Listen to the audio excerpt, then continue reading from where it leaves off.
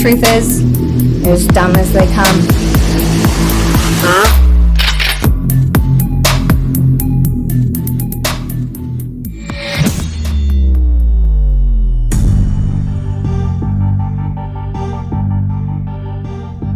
What's going on, freaks? Yeah. How's it going? Yeah, I don't even know who that Perez Hilton guy is. Yeah. Why was he on? Like, I just saw Hannity. He did an interview with him recently. What the hell was he on there? I mean, who is he? Seems like he's kind of a nut job.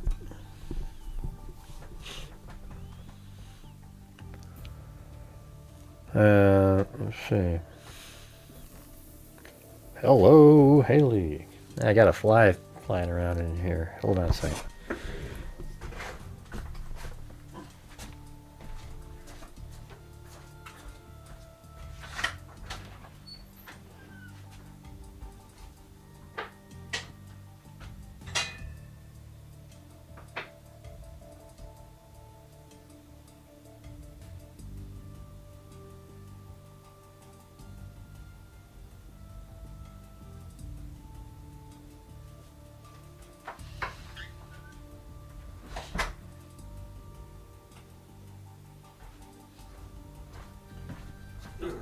Yeah. I think I got it. I don't know. You know what you do when you have a fly is you turn off all the lights in the room that you're at and then open up the other doors where there's light and the fly goes all the way out there and you don't have to try to catch it. You just send it out.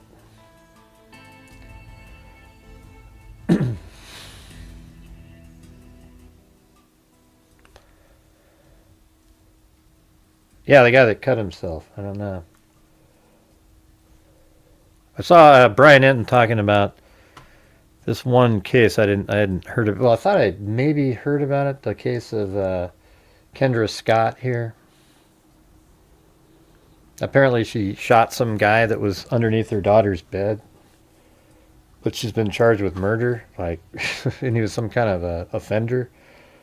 I just wanted to read this affidavit of complaint just to see what the hell they're talking about.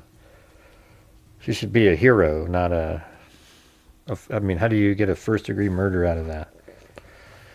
On July 16th, so I guess it's 3 weeks ago, 2026 at 1:40, I guess that'd be a.m., Memphis police officers responded to a shooting call at 30.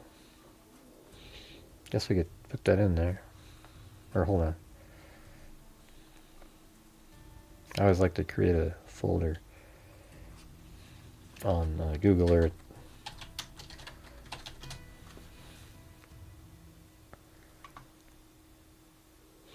And the address is 3043 Travis Road, Memphis. Yeah. I guess in Memphis, Tennessee.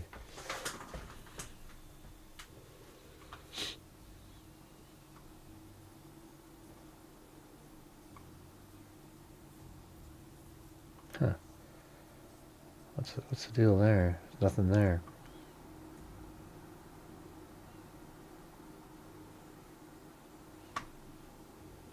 Oh wait, I had I put too many zeros in there. 3043. Yeah. Okay. Right there.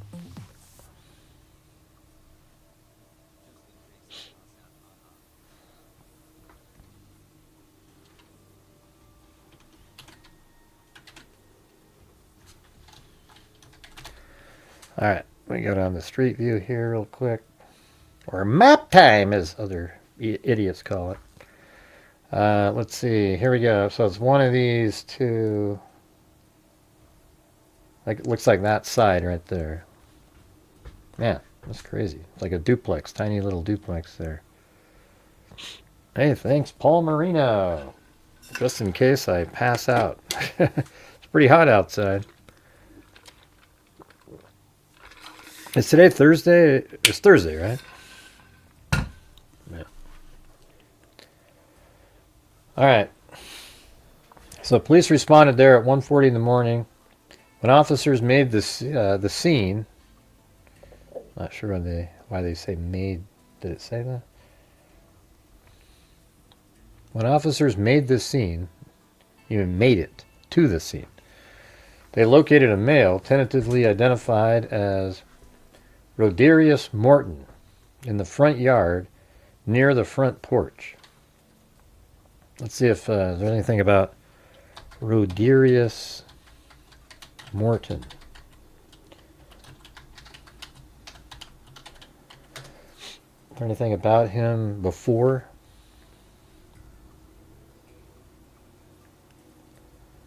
Let's see. They do like, let's just say like 2015 to 2025.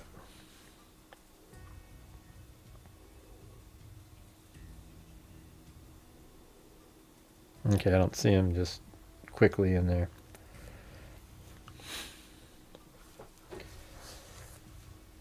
So he's identified as Rodarius Morton in the front yard near the front porch, unresponsive, suffering from a gunshot wound to the back of the head. MFD engineer 36 made the scene. Why do they keep saying made the scene? You guys sound stupid. And Lieutenant Roblewski, number 115, pronounced Rodarius Morton deceased at 1:59 a.m. The Memphis Police Department officer spoke with Kendra Scott, who told the officers that she came home and saw a nude under my kids. Saw a nude. I don't know who's writing this. It seems like they're... I mean, you know, they saw a nude under my... You mean nude man? Are you leaving out a word there? Or? Under my kid's bed. And I didn't want to do that. Officers also spoke with the next door neighbor at 3041, Travis, who advised that he had heard banging, and so the neighbor's name is Travis, who advised that he heard banging and came outside and saw Kendra Scott with a gun going into the house. He went back inside and shortly after heard one gunshot. When he came outside, he saw a male shot near the front porch of 3043 Travis and Kendra Scott standing in the front yard saying, I shot him, still holding a gun. Kendra Scott was detained and was brought to 170 North Main Homicide Office for further investigation, where she read her advice of rights and invoked her rights. A juvenile from 3043 Travis Road, who was a witness, was brought to 170 North Main Homicide Office to further investigation and gave investigators a statement that Rodarius Morton was invited by this juvenile. Okay, so it wasn't really... So it was somebody... She invited... Rodarius Morton was invited by the juvenile, and he came in through the back door of the residence at 1 a.m. So it's a little different than what people try to tell you the story is. At around 1:20 or 1:30, Kendra Scott comes home and was knocking loudly at the front door and yelling, "Who's at my house?" The juvenile stated that she was scared of Kendra Scott because she had a gun in her hand and was angry, yelling, and told the juvenile in the past, has told the juvenile in the past, Kendra Scott. What? The juvenile stated that this is hard to read because it's so shitty. The juvenile stated that she was scared of Kendra Scott because she had a gun in her hand and was angry, yelling, and has told the juvenile in the past that Kendra Scott sees a boy in my house and I will put a hole in the juvenile's room. I will put a a hole in his ass, is what it said. Okay, so that's a little different. That means that she was kind of aware that there might be somebody there and planned on it. That's where you get into that first degree mode. Once the juvenile let Kendra Scott in through the front door, Rodarius Morton was found hiding under a bed in the juvenile's room. As Rodarius Morton was leaving the residence with his belongings, that did not include a weapon, Kendra Scott repeatedly was yelling, "Get out of my house, bitch!" As Rodarius Morton spent, let's see,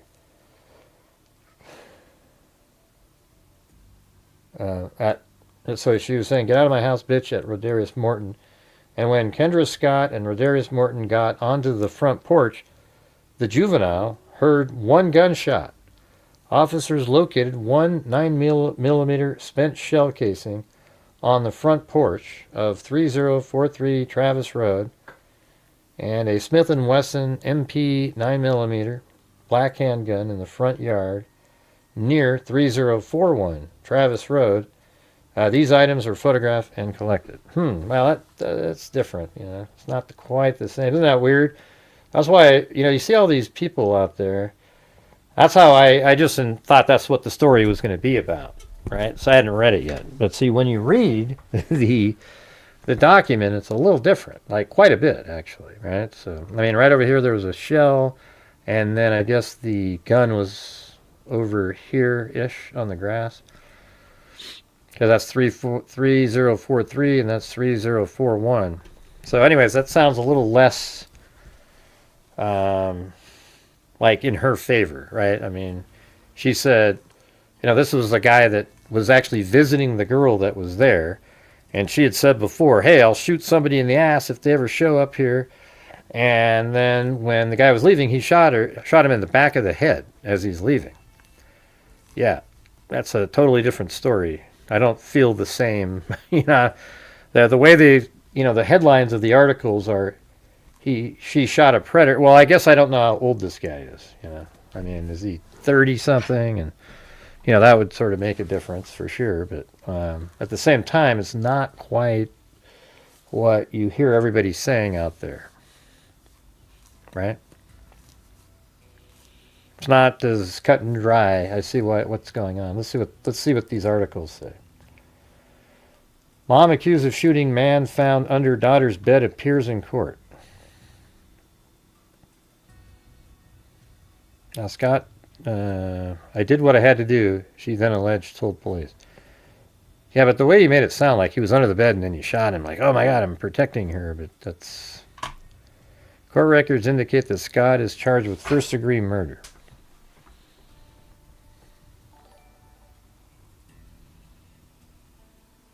Because the young man that I knew, most people based off this story, they don't know the young man. So let's see. Spoke to Robin Perkins, who identified herself as Morton's former special educator. So there's a guy named Morton. Let's see. Yeah, so it's Rodarius Morton. So how old is he?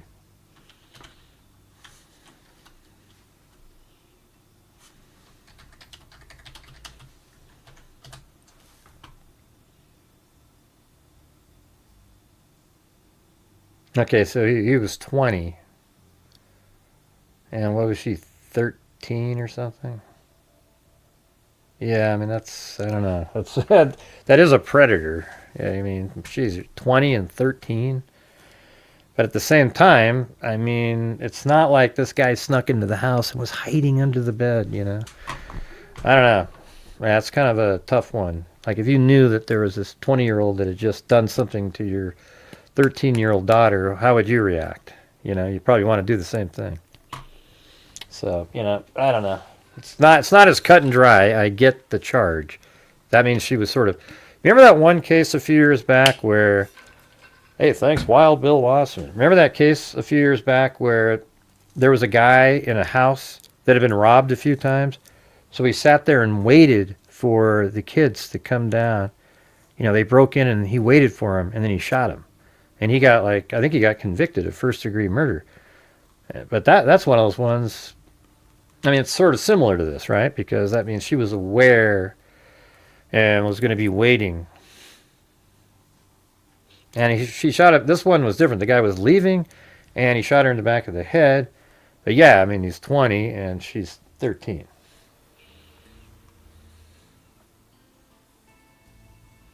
Right. Remember that? How they says they shot him when he's in the back, well, under the bed. You remember that? That isn't how it went at all. He was outside, and she shot him in the back of the head. If he was shot in the back of the head, he wouldn't have made it outside if he was under the bed. Do you guys agree with that? So the story is different. Most people don't read those little probable cause documents. That's why, like I came on, I just thought I assumed that the headlines were correct, and then I read the document, and then now I don't think anything similar to what those are saying. And unfortunately, none of those people ever read those, and that's why we're usually ahead of people in thought process, because we're looking at the actual police report document, the probable cause.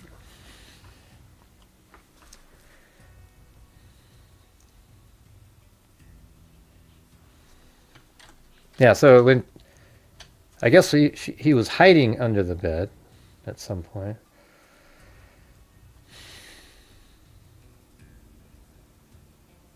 So he was invited in by the juvenile, and he came in through the back door of the residence at 1 a.m.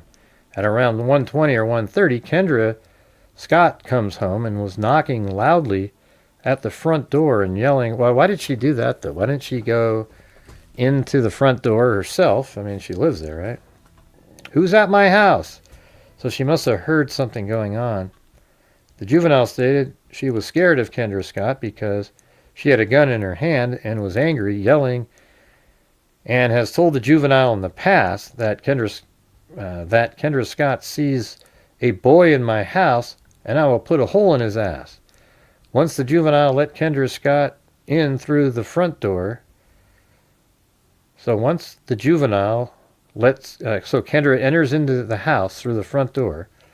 Rodarius Morton was found hiding under a bed in the juvenile's room. So she found him underneath the juvenile's bed as Rodarius Morton was leaving the residence with his belongings in his hand. Like one of those kids that, he's not a kid, but, he's carrying his clothing, whatever. He's just trying to get the hell out of there at that point.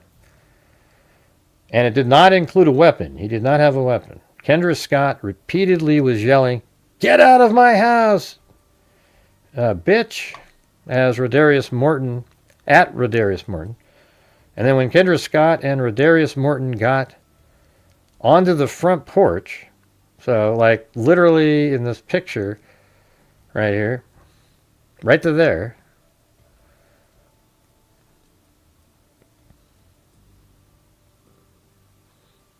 let's see. The juvenile heard one gunshot. So the daughter, the 13-year-old, heard one gunshot as they were out on the porch. And then officers located a 9mm spent shell casing on the front porch at 3043 Travis Road and a Smith & Wesson MP 9mm black handgun in the front yard near 3041. Yeah, see that? You can see that's totally different story. Totally different. I mean, this is one, I mean, it's still like you got a 20-year-old with a 13-year-old that is absolutely, it's hard to say what you would do as a parent, but it's not the same story that is being told out there. Do you guys agree with that? What do you mean she got an alert on her phone? Did it say that in the article? Or maybe she has a camera or something. I don't know.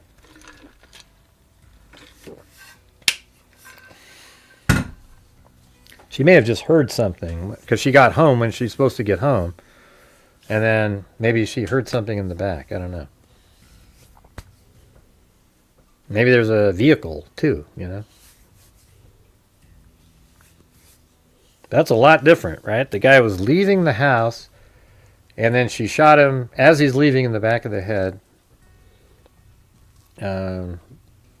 But the difference is, even though he's a predator, or they're not supposed to be together at those ages. He was invited over. I don't know. I mean, it's hard to say what the hell the story is. I mean, did she really, or how did they meet, and what's really going on there? Like, why was he over there? But at the same time, he wasn't armed, and he was exiting, and he was already kind of like outside leaving, and shot in the back of the head. And she said before that she would shoot somebody, put a hole in them. So, I can see why they went with the charge they went with. It might, like a jury might look at it differently, It's going to come down to that. But hey, guys, we're doing another show here, so if you guys could help support the channel, that'd be great. We're at 1/30th of the nightly goal. Seems like we always start off so poorly in here, so it makes it hard just to kind of focus in on the show. So if you guys have the ability, that would be great. Yeah. Well, the whole thing's wild? What do you mean? Okay, is that what it said in the article? Okay. Yeah, I didn't keep reading the article. I kind of skipped back over. Let me see. Well, it doesn't say that there.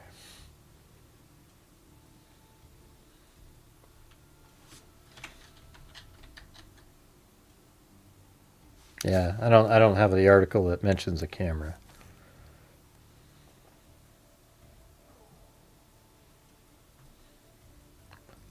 Scott Child told police that they had invited Morton into the home. Scott's Child said at 1:20. Into the home at about 1:20. No, it was at 1, and then she got home at 1:20. The juvenile told police that Scott previously said that if she sees a boy in my house, I will put a hole in his ass. Court records indicate that Scott is charged with first-degree murder. Yeah, well, I don't see that part in there, but whatever. I don't really care, to be honest with you. How she ended up being there, but it seems like she was ready to shoot, so it is kind of like planning to shoot somebody. I guess you could say, well, I don't know if she knew if that particular guy was going to be going in there. It's hard to say.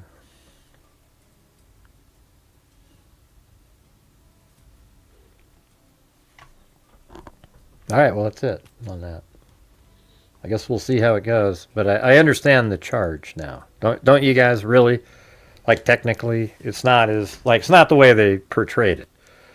Like, what you picture is there's this 45-year-old guy underneath a 13-year-old's bed that the mother finds in the middle of the night at like 3 in the morning as she goes in and checks on her daughter, and then she shoots him under the bed to keep him from doing anything, and she's charged with first-degree murder. And everybody goes, oh my God, that's horrible. That's how they worded it. I mean, everybody that's heard of that story, isn't that how they kind of worded it everywhere? I saw like 4 articles that worded it just like that. And so then it's like, okay, now you read the actual document, and it isn't even close to that. Nothing similar.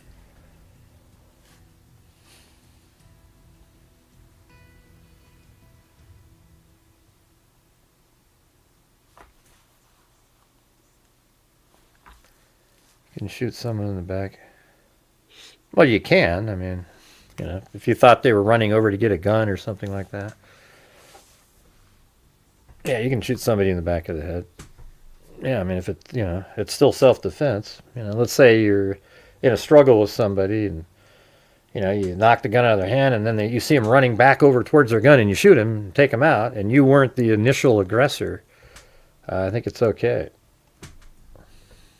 What are you supposed to do? Wait for him to turn back around again, and just forget it. Yeah, this is just a different circumstance. This is one where, he's leaving the house, and he shoots him in the back of the head. He wasn't a threat at that point. She was angry at him for what he was doing, that's the part that a jury's going to go, God, if that was my 13-year-old daughter and there was a 20-year-old nude man underneath her bed, how would I respond? there's going to be a law that they're going to have to base it on, but then at the same time, they might use, their instincts, whatever.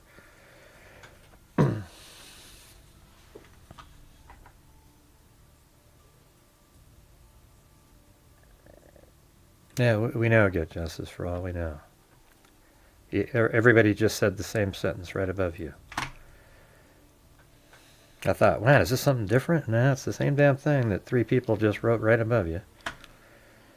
Let's see. He should have dragged him in.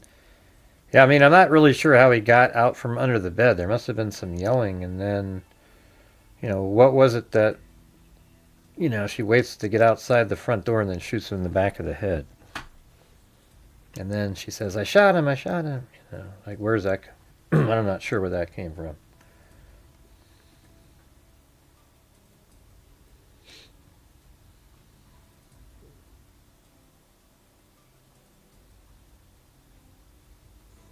All right, I've got this. I don't know if you guys want to watch this one. It's Grady Judd. Another. Not really sure what's going on here. I can't get the video. Oh, there it is. Oh, good. I can fix it.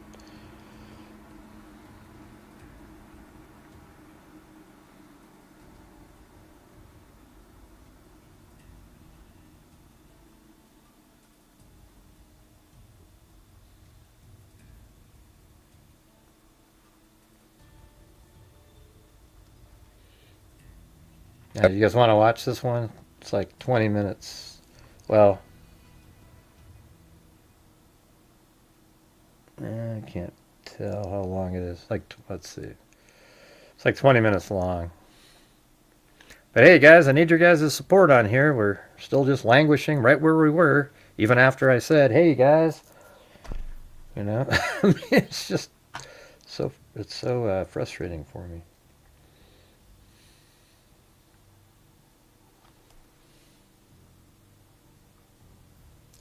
I guess it's 24 minutes long. In with me today, I am going to take just a few minutes to lay out what I think you will agree is a horrific set of circumstances. First off, let me introduce you to St. James United American Free Will Baptist Church. And you can see that the preacher is Timothy Cheneyfield. He's 42 years of age. But let me show you his picture. This is the preacher. And you go, okay. He's also a child pedophile, a predator. In addition to being a preacher at this church, he's also a chaplain for Compassionate Care Hospice. And if that's not enough, between 2012 and about 2024, he worked for the school system in Polk County.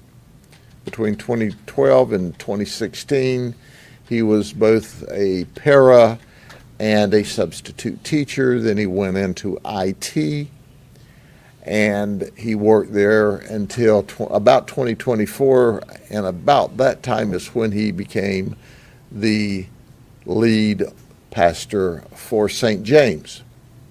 So why do I tell you all of that?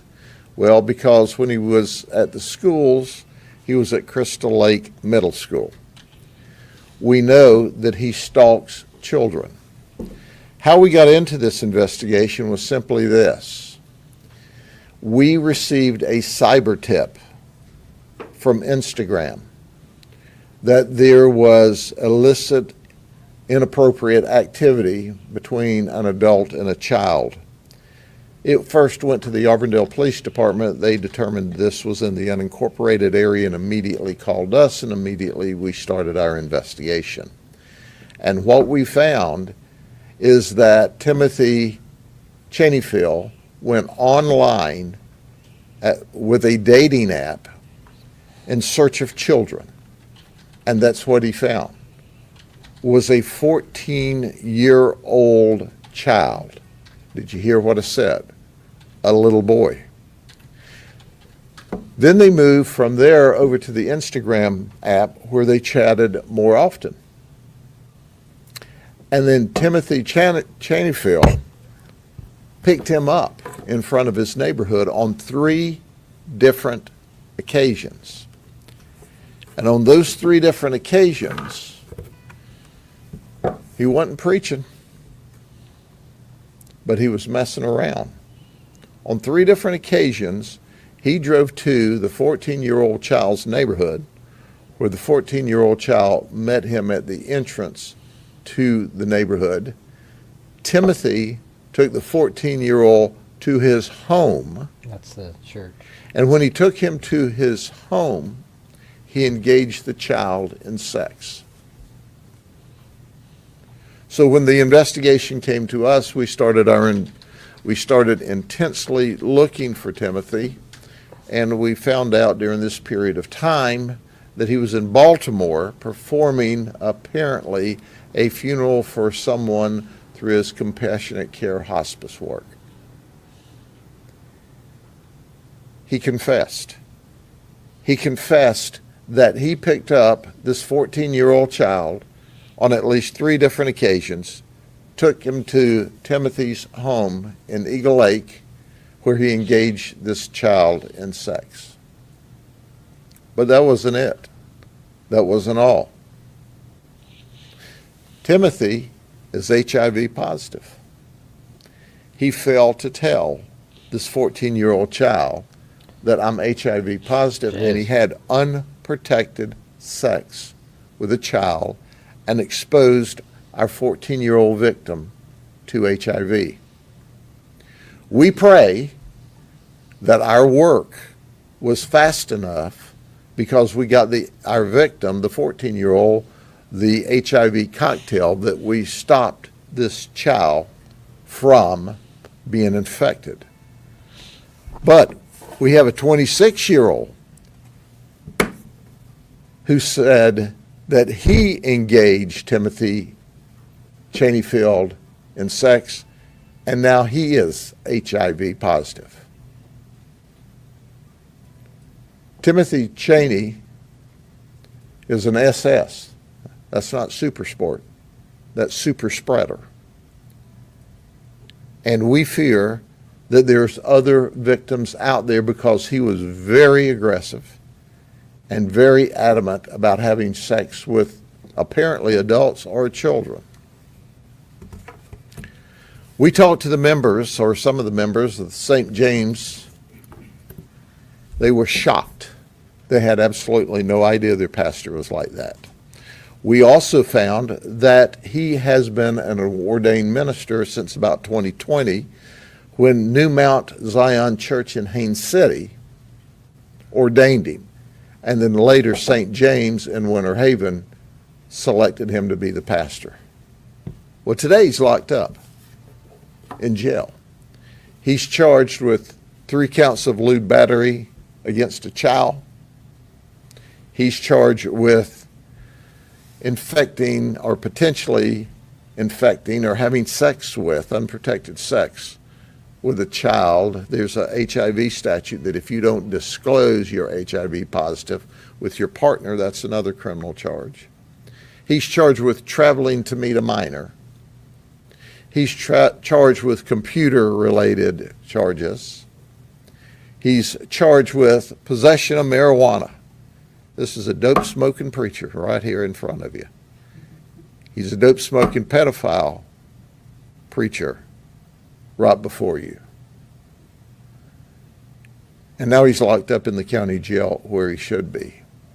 He was well respected in the community. People trusted him. They believed in him. And now, well, our plea is, if you've engaged this guy in sex, let us tell you, because he didn't. He's HIV positive. And you need to call us. But the first thing you need to do is run to an emergency room and get the HIV cocktail and pray that you're not HIV positive, because after all, he is an SS, a super spreader, and he doesn't mind that. I want that to resonate with you for a minute. He groomed a child online, drove to the child's neighborhood, picked him up, took him to his home, had sex with him, and if that's not bad enough, never disclosed to the child that he's HIV positive, so I'm going to have unprotected sex with this child and infect him as well. Jesus don't like that. And he'll have to answer for that one day to a court much higher than ours. That he hid behind the cloak. That he used the power and the persuasion of a well-recognized minister in order to groom children and apparently at least one adult. I know there's more out there, more victims we need to hear from, in order to have sex. And all the while hid from them that he himself was HIV positive. He's an evil man. An evil man. And he took advantage of the people at the church, and he took advantage of children, and he was around children up to 10 years at Crystal Lake Middle School in different jobs before he left there. So I want to hearken back to anybody that might have been in a relationship with him as a result of that. We need to talk to you because we don't want this evil man ever to be outside of prison again. Because if he is, I can assure you that pedophiles don't change their personality or their wants or their needs. So when you want to see a classic example of someone who was well respected in the community, who was well respected at their church, who was well respected by those on their deathbed, and he ruined lives the whole time. Are there any questions? Sure, but having access to so many children over the course of so many years, I mean, one of your biggest fears that there are other children out there. I would be shocked if there weren't other children victims out there. I would be shocked if there weren't other victims out there. He was very active. He was very engaged. In fact, we so worried about this, we actually tried to catch him while he was in Baltimore, because we didn't even want him wandering the streets of Baltimore. What all is he up to there? Of course, when we were able to find that he should have been in the airport, the Baltimore Police Department gave us zero assistance. The Bartow Airport Authority gave us zero assistance, but I don't guess we should expect any more from that. The place is a train wreck anyway. I saw that he was arrested by OPD. I assume he was arrested at MCO. We met him when he got off of the plane with OPD. The Orlando Police Department was perfect. They were spot on. They were game on. They were as outraged with him, and they did a remarkable job. The Orlando Police Department was fantastic. Our detectives in Orlando Police met him. He first went to the Orange County Jail, and then we transferred him to the Polk County Jail. And he confessed to us. Are there any other questions? Sure, do you seem to have any remorse about? No remorse. No remorse. This is what he does. This is what he does. He sexually batters children, at least a child that we know of, and we suspect more, and we know an adult, and the adult says, I'm now HIV positive.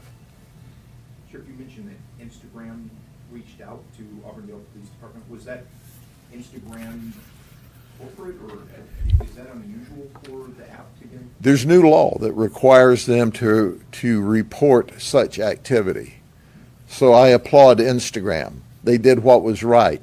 And what Instagram did by reporting this to the police immediately was it allowed us to do a complete and thorough investigation. Instagram was a principal in stopping a child pedophile from sexually battering children while being HIV positive. Are you hoping that will be a deterrent to others in the future? If all other social media online did exactly what Instagram did, we could stop this.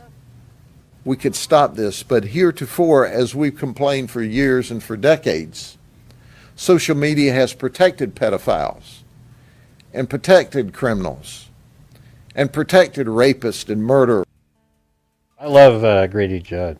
I think he's like, I would have loved him to be like the Attorney General, or not the Attorney General, but yeah, I guess something like that. But yeah, it'd be great if he was like the head of all law enforcement. Like, he's the best. I mean, imagine if he was the head of the FBI or something. I mean, we get to know the pertinent information, and he'd just be saying it. He lays out the whole damn thing right in front of your face, you know. And he's just common sense. I feel like he's like a kindred spirit, you know, or that's why I like him. You just listen to him and you go, yeah, absolutely, yep. There's never a time when Grady Judd talks where I go, yeah, I don't agree, man, I don't agree. And the reason is because it's always common sense, logic, and reason. There's nothing you can go, well, you know, the only people who disagree are somebody that wants to nuance a criminal, you know. And protected child pornographers. That's what Thank they've you, done. Snow Chris and 6 Kids UK. And they should all be ashamed Haley. of themselves.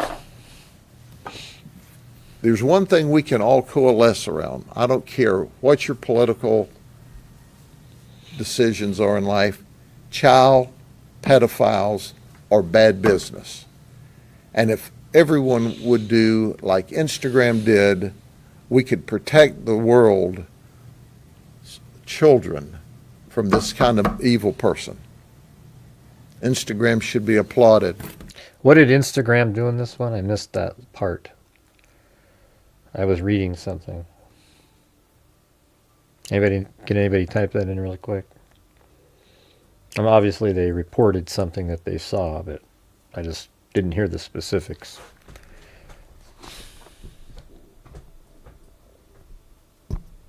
Anybody? Man, we have such a long delay. Hey, thanks Haley for the gifted membership.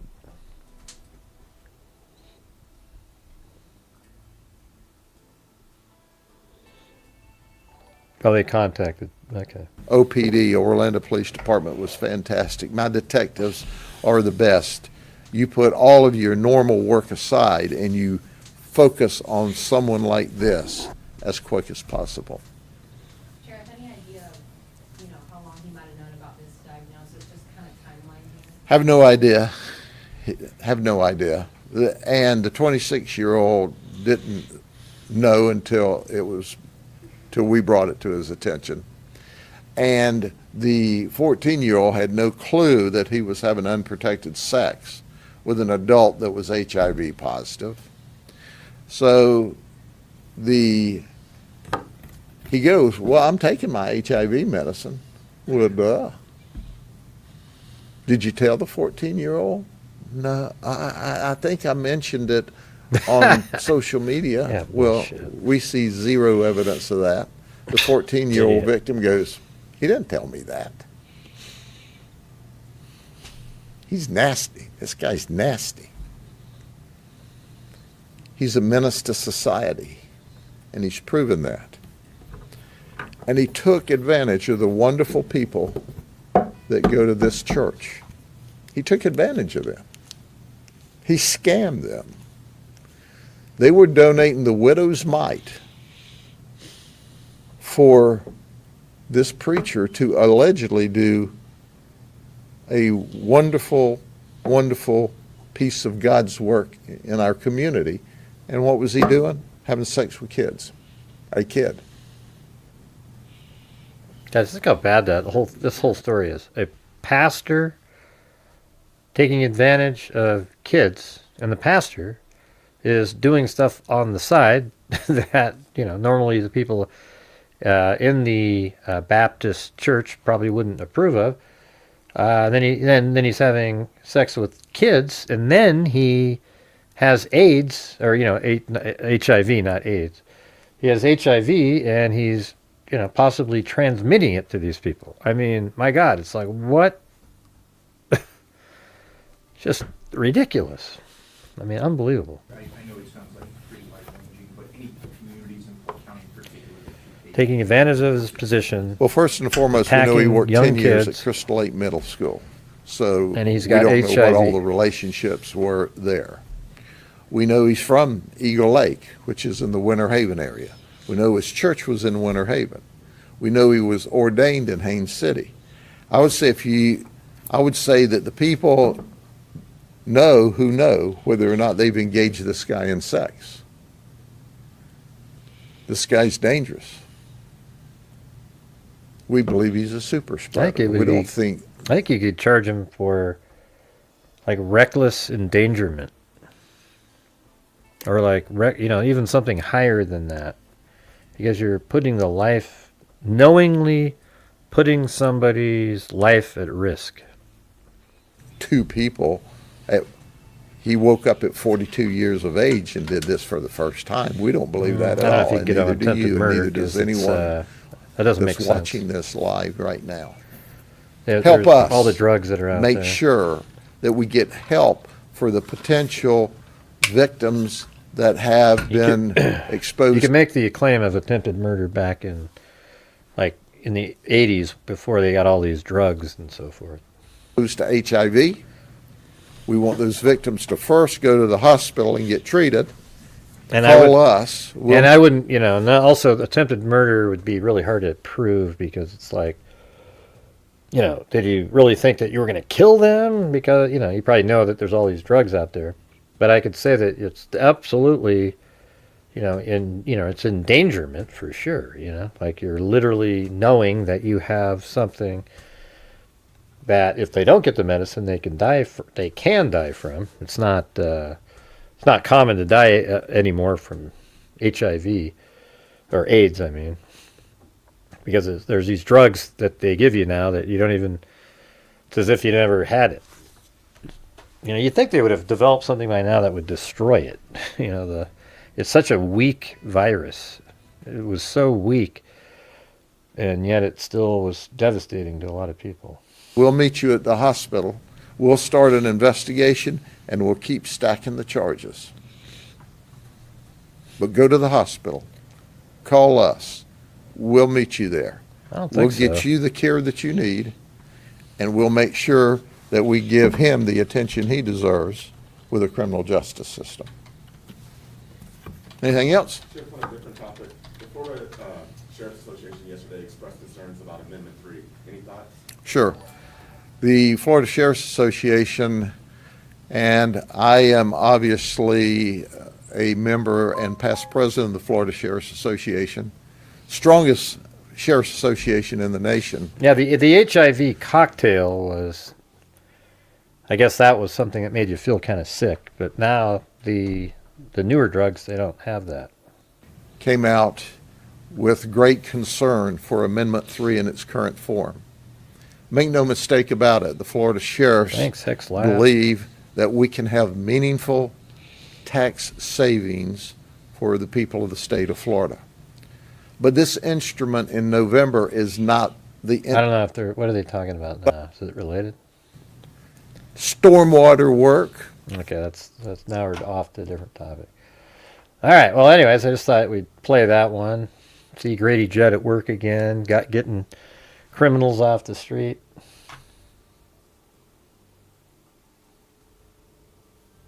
And let's see. I guess the next one I want to do is so Joshua Ritter had Paul Mauro on. He's like one of my favorite people out there, and he had him on regarding Nancy Guthrie. Then he talked about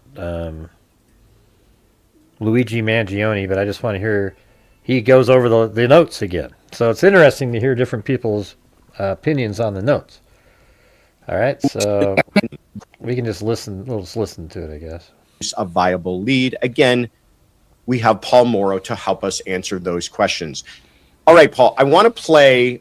I know you've got some thoughts on the notes that we've finally seen for this first time. We've known essentially what was the content of them, but we actually got to lay our eyes on them, which was interesting, to say the least. Oh, by the way, I put a link to Joshua Ritter's channel in the description, so you can go watch the video with their faces on it.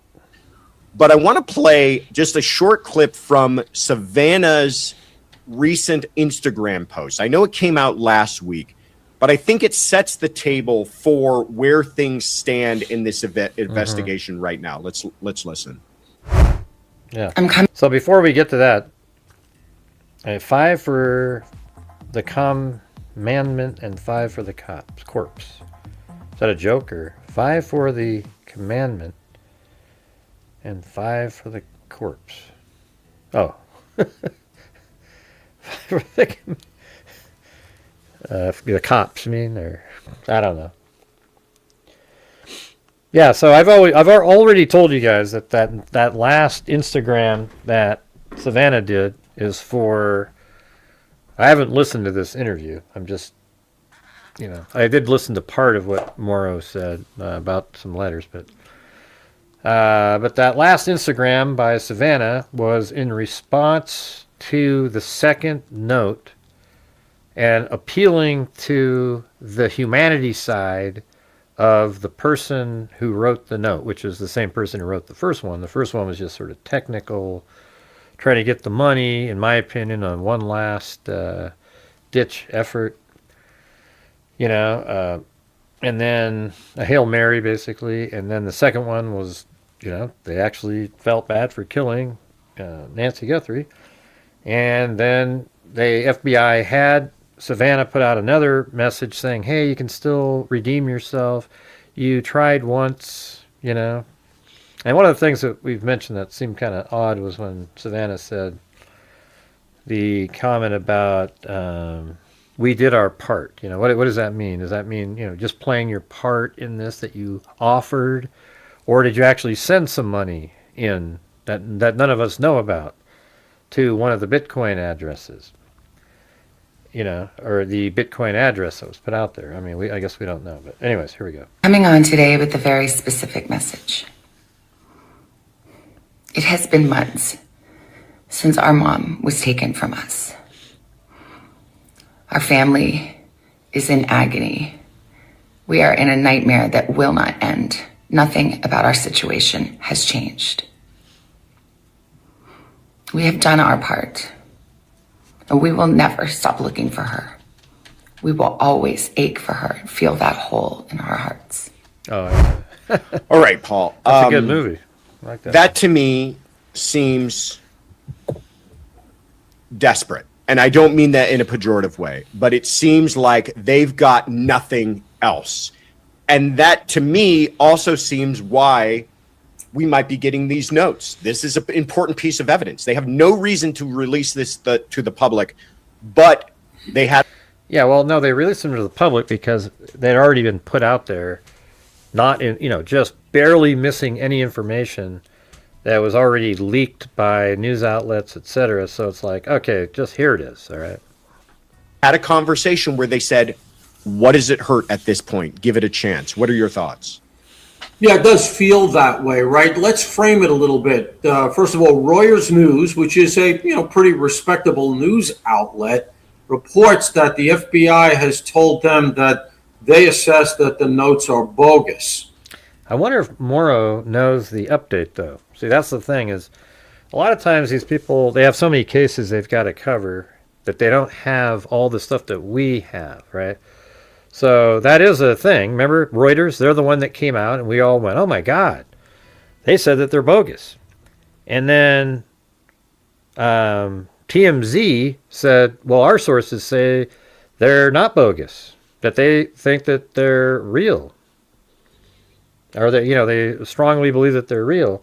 And then the next day, the FBI Phoenix came out and said that they're investigating the case as a kidnapping for ransom gone wrong, basically. They don't put that in there, but kidnapping for ransom. So the Pima County Sheriff's Office is who released these notes, hoping that somebody... You see how, like, he doesn't know that there's an update. See, that's the thing. It's a little, I mean, Paul Mauro's thoughts are always really great, but, like, if you don't have all the information, see, because he's talking about Piece of evidence. They have no reason to release this. The FBI has told them that they assessed Reuters. that the notes are bogus.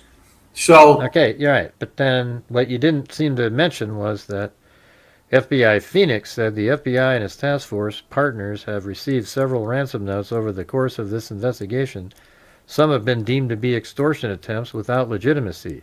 Other ransom demands may potentially be legitimate and are still being investigated as such. This case continues to be investigated as a kidnapping for ransom case, meaning that they believe that those are real. You know why? Because you'd only call it a ransom case if you got ransom notes. And the only notes that they believe are real are 1 and 2. You get what I'm saying? the Pima County Sheriff's Office is who released these notes, hoping that somebody. But hey, guys, we're almost an hour in, and we're not even at a quarter. Well, let's see, what are we at? We're at 1/6 of a nightly goal. So if you guys have the ability to help support the channel, that would be great. Notices something in the notes recognizes some use of language, some version of the syntax that they say to themselves, oh, I know who might have done this. And the classic example of this is the Unabomber. Unabomber was sending mail bombs to various CEOs and other sort of industry figures for years. And ultimately, when they put out his manifesto, which had been published in the New York Times, he demanded it. It was because the notes were released by the FBI, and his own brother gave them up. And it was among thousands of tips, but in there, his own brother said, I think this could be my brother, Ted Kaczynski, and it was. So the fact that they released the notes, I frankly agree with at this point, because I think you're right. I think that it demonstrates that they kind of hit, at least relative to the... I think Mauro would think a little differently if he knew that the FBI Phoenix cleared it up. What do you guys think about that? See, he's only going off of that Reuters report that turned out to be not correct. Notes, the end of the line. But if they're still sitting on thousands of notes, the Ted Kaczynski tip could be, thousands of tips. They could be in there. Tip number 4,642, maybe somebody saying, I recognize the way this is written. I think it's my brother, who, by the way, I think is capable of such a thing. But it's going to take a long time to run all of that down. So I agree with the release of the notes, and I also agree with your assessment that it does argue that the case is starting to go cold, and that's probably why Savannah Guthrie came to the decision that it's time for me to release another video where I just say, look, we've done our best here. Yeah. Except I don't think Savannah is the one who did that. I think the FBI instructed her. See, he's not saying Savannah. He's saying Savannah came forward on her own because he believes that the FBI has already said they're not real to Reuters. Okay? But that's not reality here. At the end of our rope, please help us out. It has an air of desperation. I mean, it's a plea to the better. Yeah, that's great, Lee. How do you know what the Bitcoin account is? How do you know what his Bitcoin address is? See, you're the same person that came in the other day. Better angels of the people who took her mother, Ridiculous. essentially. It's saying, hey,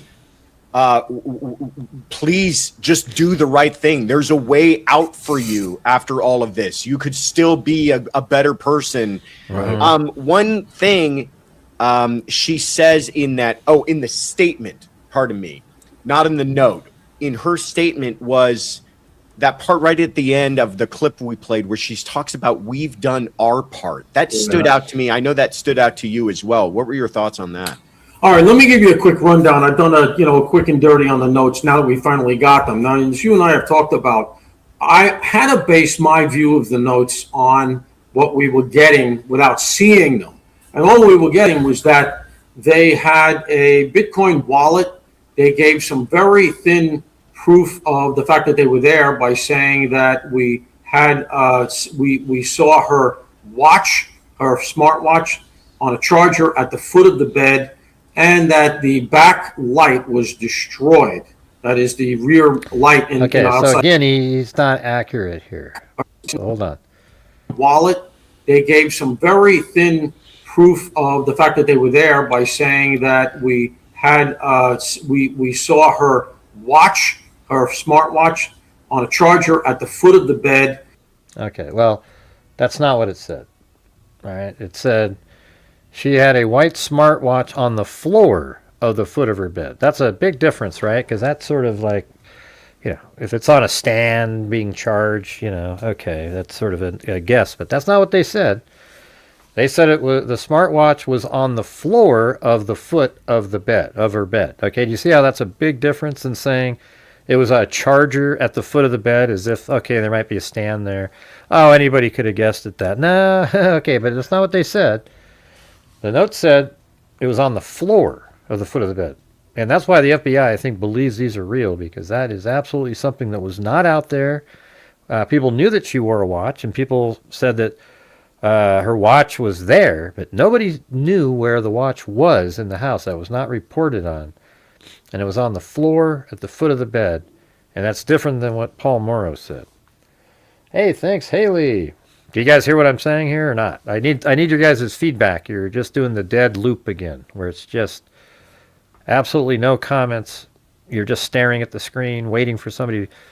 Just, what did you guys hear there? He just said something that wasn't accurate, and it makes a big difference. Because his way he worded it was that, oh, it's just sitting, you know, being charged at the foot of the bed. When it was actually on the floor at the foot of the bed, and it was a white smartwatch. And that the back light was destroyed. That is the rear light in outside the house, the floodlight. And so that was supposedly proof of life. And if you think of it in the sort of contrapositive, to use the legal term, why would you use those two things as opposed to the myriad other things that you... Hello, is anybody here? Hello? Are we frozen here? It looks like the chat's frozen up. We had a comment about 5 minutes ago, and it just, other than that, is nothing happening. Even after I've explained to you guys 100,000 times that if you're not commenting, YouTube just throws you into a bucket of trash. Okay, so if you could please comment about what we're talking about, I'd appreciate it.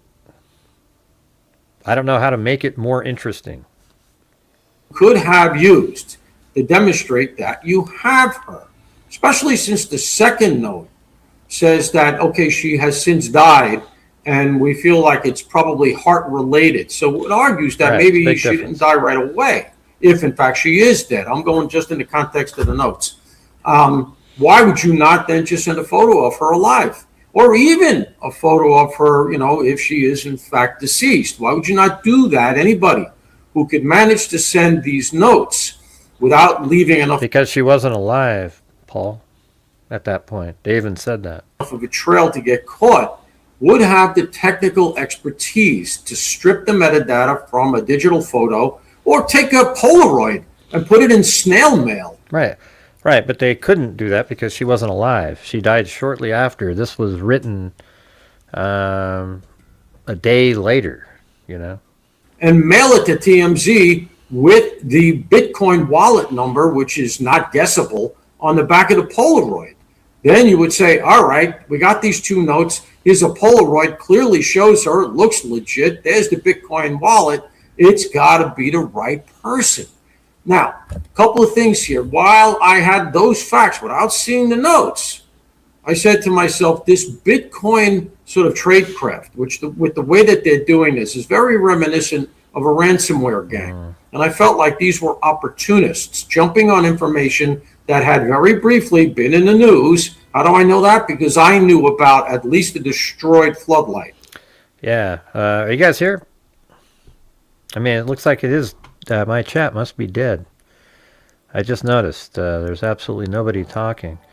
Hey, Danny, yeah, just go ahead and keep one. If you're going to send 2 joules in, I would just keep it. I mean, that's only a penny. If it's like a penny is worth something to you, you might want to keep it. You know what I mean? So just go ahead and keep it next time. Yeah, but I mean, I just, there's these little details that actually matter in here. If you watch that show, Reacher, they always say details matter, you know? Yeah, I don't like people, if you can't afford it, just keep your, So I know that stuff was out. I knew about that before the. You know what's weird is your name isn't green with the jewel. Yeah, I don't know what somebody told me they're worth 1 penny per jewel, right? So if you send in 2 jewels, that's worth 1 penny. The notes were ever communicated to me in terms of what was in them. So that told me, okay, these are opportunists. And I want to be clear, I still adhere to that. But my feeling that these people are overseas, I got to back off of that now that I see the notes. And here's why. And if you'll indulge me, I'll do this real quick. Please. Well, first of all, a lot of people have made a lot of. Yeah.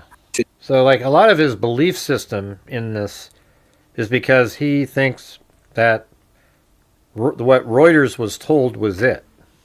Know that stuff was out. I knew about that before the notes were ever communicated to me in terms of what was in them. So that told me, okay, these are opportunists. And I want to be clear, I still adhere to that. But my feeling that these people are overseas, I got to back off of that now that I see the notes. And here's why. And if you'll indulge me, I'll do this real quick. Please. Well, first of all, a lot of people have made a lot of hay about the fact that it asks for the Bitcoin in USD. Well, that doesn't make a whole lot of sense because Bitcoin is a currency. You have to convert it. So you wouldn't ask for it in USD. You just ask for the Bitcoin. And then it's up to you to convert it. So that argues that these people are not that sophisticated in terms of cryptocurrencies and Bitcoin and crypto wallets. Russian or Eastern European ransomware crews, they are sophisticated. So that dials this thing down for me a little bit in terms of sophistication. See, what I think is interesting is this, is like, well, eventually he gives a little bit of credit to, well, I guess we'll just have to listen. They use the term drop-off. It's not hyphenated. Drop-off. Should be hyphenated in the context that it's in the note. That's not done. Received, the word received, is correctly spelled. Okay, Danny. I get it. All right. Have a good one.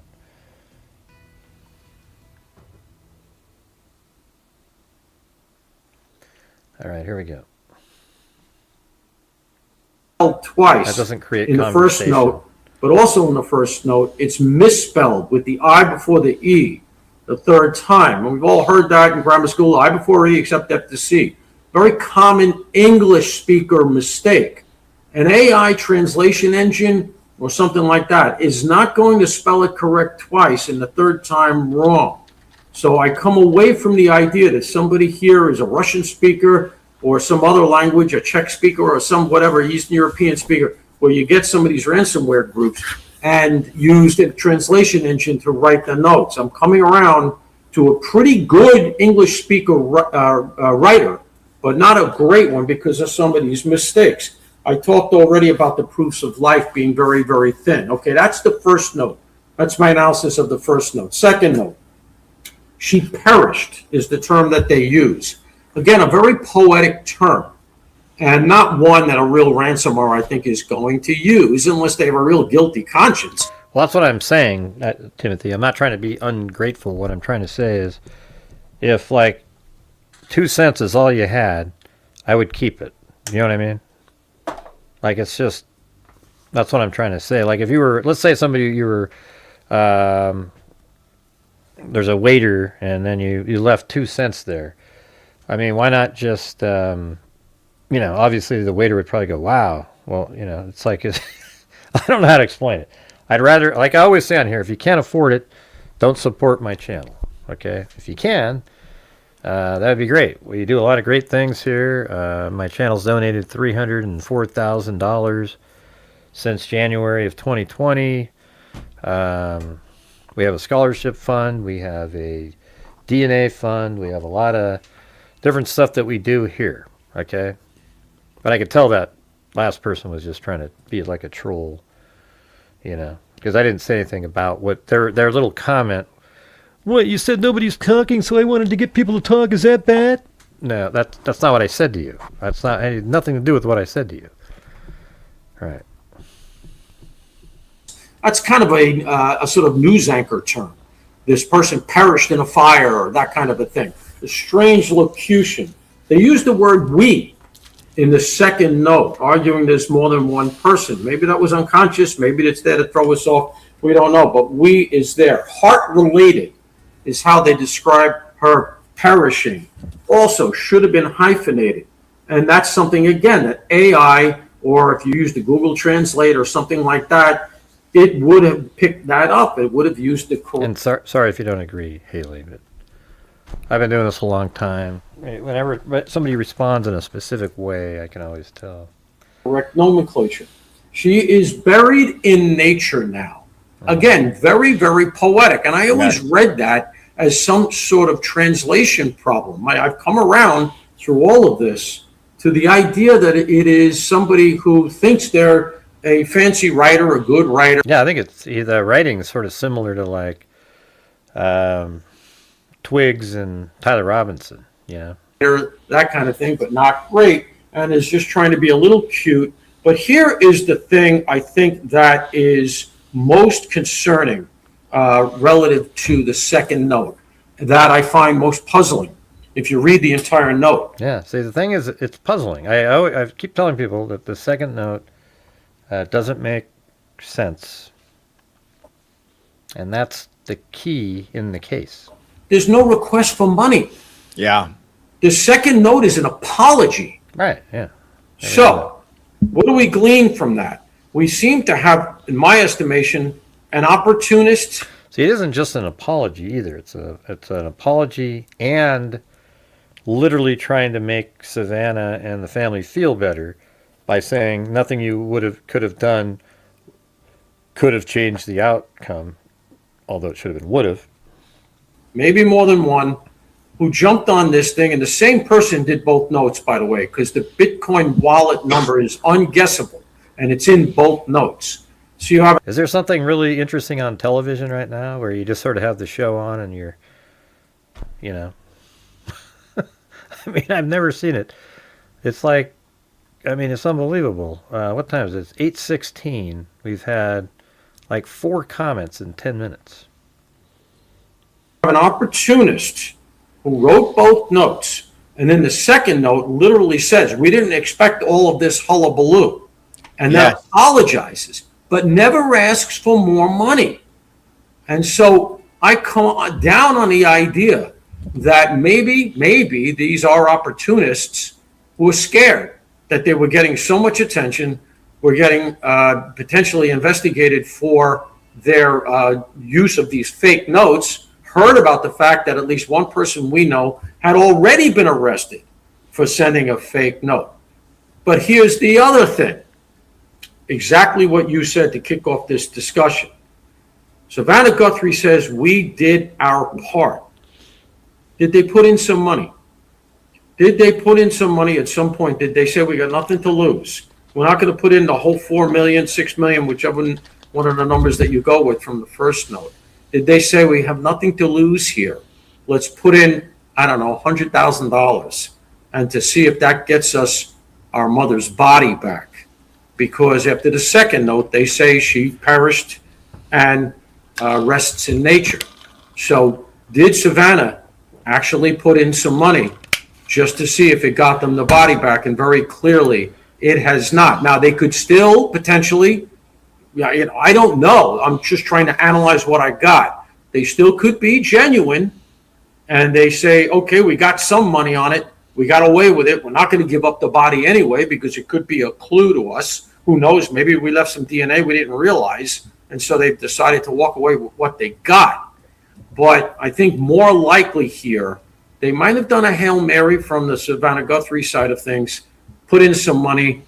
These 2 notes, I think, are fake, written by an English speaker. So he says, I think they're fake, written by an English speaker. And the reason he thinks they're fake is because he believes that Reuters when we're told by the FBI that they're not real. That's why he thinks that. Likely domestic who thought they could get away with it got a little bit scared. And I don't think that they're bogus. I don't think they're real, right? I think they're bogus. See, but he thinks that there was people domestic, more than one person, and they were a little bit scared. So it's similar to like the two-person theory. You know, the Bonnie and Clyde. It could be two guys, whatever. It's just the two-person theory without the mastermind. Because I think the FBI's assessment is correct, and if somebody does recognize, See, he talks about that FBI, but he's referring to that one. Fake, written by an English speaker, likely domestic, who thought they could get away with it, got a little bit scared. And I don't think that they're bogus. I don't think they're real, right? I think they're bogus. I think the FBI's assessment is correct. And if somebody does recognize something here, what I think we're going to end up with is an arrest of a fraudster, but not necessarily the kidnapper. That was an Well, his next comment was one of those ones where had nothing to do with what I was saying. He said, just to let you know, Haley, he said, no, I was talking to, no one was talking, it says no one was talking, so I sent a star hoping to get something going, but that was wrong? I don't know. I don't know what that was about. Maybe I'm just misreading shit. I got so many trolls in here. If I misread what you did there, Danny, I apologize. I just don't know. I get so frustrated in here. an excellent analysis. Yes, let's go back a little bit. Let me listen to that last part again. I don't know, $100,000, and to see if that gets us our mother's body back. Because after the second note, they say she perished and rests in nature. So did Savannah actually put in some money just to see if it got them the body back? And very clearly, it has not. Now, they could still potentially, I don't know. I'm just trying to analyze what I got. They still could be genuine, and they say, okay, we got some money on it. We got away with it. We're not going to give up the body anyway because it could be a clue. Yeah, but there wasn't any money. I mean, we've never heard that more money was sent out. To us. Who knows? Maybe we left some DNA we didn't realize, and so they've decided to walk away with what they got. But I think more likely here, they might have done a Hail Mary from the Savannah Guthrie side of things, put in some. See, he's saying Savannah Guthrie was doing a Hail. I think she was. I mean, that Instagram message is kind of a Hail Mary, hoping they respond to it. Some money. These two notes, I think, are fake. So he thinks they're fake. And listen. Written by an English speaker, likely domestic, who thought they could get away with it, got a little bit scared. And I don't think that they're bogus. I don't think they're real, right? I think they're. See, the scared part doesn't make sense. That doesn't make sense to me why they would write the second one being scared. They're bogus. I think the FBI's assessment is correct. And see, the FBI's assessment is correct. What do you guys think he's referring to when he says that? When he says, I think they're bogus, I think the FBI's assessment is correct. What do you think he's talking about? You don't think she... Yeah. What do you guys think he's talking about when he says, I think the FBI's assessment was correct? What is he referring to? Anybody? Man, we have such long delays. It's crazy.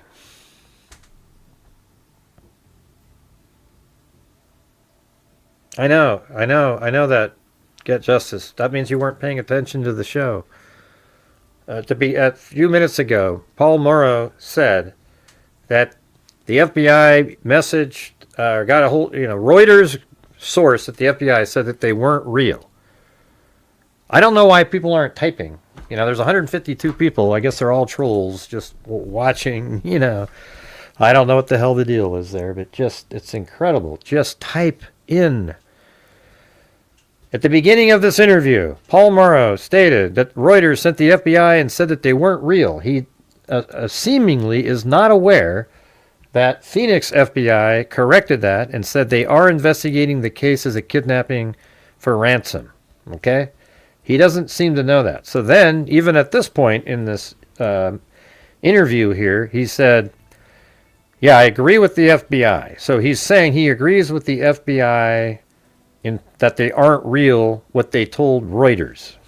And if somebody does recognize something here, what I think we're going to end up with is an arrest of a fraudster, but not necessarily the kid. What do you mean, Lisa? We know what the FBI said.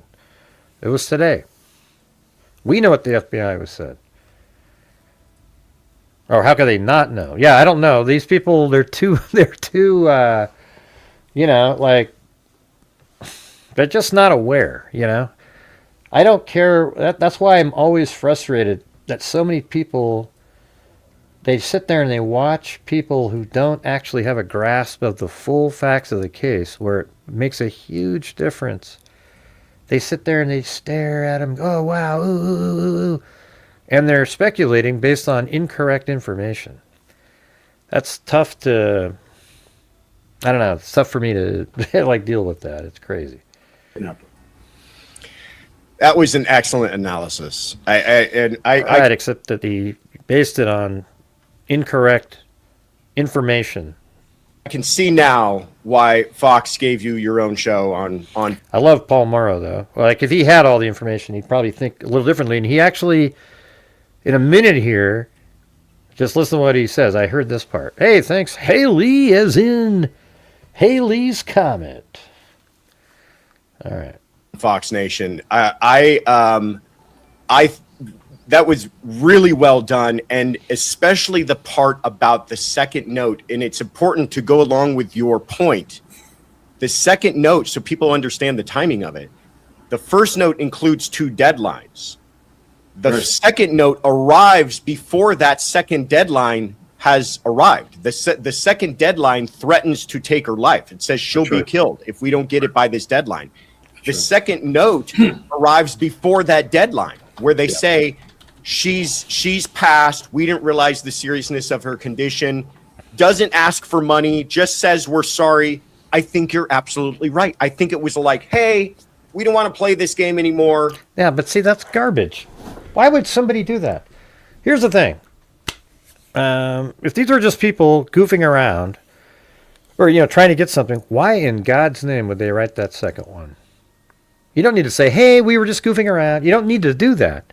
You just disappear off the face of the earth. Please ignore us. We, go on to bigger and better things. I don't know, man. It seems like people are just so void of common sense. We're saying sorry, and you're never going to hear from us again. It does appear as though they didn't realize the incredible attention this would all get. Right. So why bring more attention to it with another note? And then once it did, they started to feel the heat and started to panic and said, I don't want to play this game anymore. But why would they do that? Does that make sense to any of you guys? Oh my God, look how much attention this gets. We didn't want that. Let's send another note and get more attention. Why not just disappear and never contact them again? That's what you would do if that's really what you were doing. If you had this is the thing, everybody. If you had no connection, you never met Nancy, you weren't the abductor, but you were just trying to get money, and then you sent it out there, and it's like, whoa, okay, we didn't get anything, you would just disappear. You have nothing, there's nothing to gain, there's no body, there's nothing connected to you at all. So there'd be absolutely zero reason to ever send the second note. However, if you were the abductor, and you really didn't want her to die, and you were trying to get money, and you actually felt bad, you might have apologized and tried to give some relief to the family as one sort of last, gesture or whatever the hell you want to call it, and then get out of Dodge right then. See, this is what I'm saying. This doesn't make sense to me how they're going here. Does feel that way. Now they did look, you could have just disappeared into the ether. Yeah, so there's Paul Mauro with the common sense. Not sent the second note, right? Right. But they did put, and here's the thing that's so strange. The second note's an apology. It doesn't ask for money, but it does have the Bitcoin wallet. So why did they put the Bitcoin wallet? I think they put the Bitcoin wallet in there to prove that they were the ones that sent the first one. Wallet in the second note. And maybe like a signature? I think just to demonstrate that they are the people Well, there that you go. wrote the first note. See how Paul Mauro is like. That's why I like him. But here's the problem in here is he's basing his overall theory of the notes off of incorrect information. And they're trying to say, okay, that was us. Forget us. Forget it. It's over now. We didn't mean to do what we did, and that's it. But I will admit something. It opens for me slightly larger an aperture that I had been pretty unwilling to entertain, which is that there could be something to them. Do I think they are? No. See, here's what I find interesting is he's saying there might be something to these notes. Even though he believes the FBI told Reuters they weren't true. So for him to actually, to say, I think they could be real, that is a huge jump if you know that the FBI, if you believe the FBI doesn't believe that they're real. So, I wonder what he would say if you showed him, hey, Paul, they actually, FBI Phoenix actually reversed what Reuters said that they were told. He might have a totally different thought process here. As I said, I agree with the reporting relative to the FBI. And who knows more than we do? Obviously, they've done some other analysis, and reportedly there might be a third note. You hear about a third note. I'm never clear if it ties directly to these There's no third note. two. But I will say that I would be less stunned if it turns out that the writer of the note does end up being the kidnapper. See that? There you go. I think that's huge. That he, his logic stream, just based on that second note, made him go, it wouldn't shock me at all if the writers of the notes are real. Okay? And I think he says he puts it at 80-20. What do you think his percentage would be if he knew that the FBI Phoenix completely shattered what Reuters was told? What do you guys think it would be? Because of the fact that they seem to have apologized in the second note without asking for money. Yeah. I just can't get past that. If you were gonna, I would say if you can't get past it, that's where you got to give more weight to it. Apologize in the second note and just hope it all goes away. Why put that Bitcoin wallet there? That's contradictory. So it's very hard. And one thing I've learned down through the years is that, look, when you're trying to understand the psychology of the bad guys, don't try to think too much like them, right? Because very often they're very disorganized. So anybody answer the question that I gave you? The hell knows. I still come down about 80-20 that the notes are bogus. 80-20 notes are bogus, but he says he just can't get over. But again, if he's 80-20, what do you think he would have been if he had been informed that the FBI the people investigating the case don't believe that they're bogus? Not the FBI that talked to Reuters. So what do you think he would be instead of 80-20?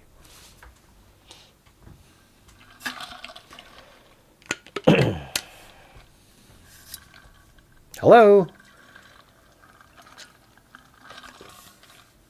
Man, I'm just going to start freezing the show until I get answers. It's just...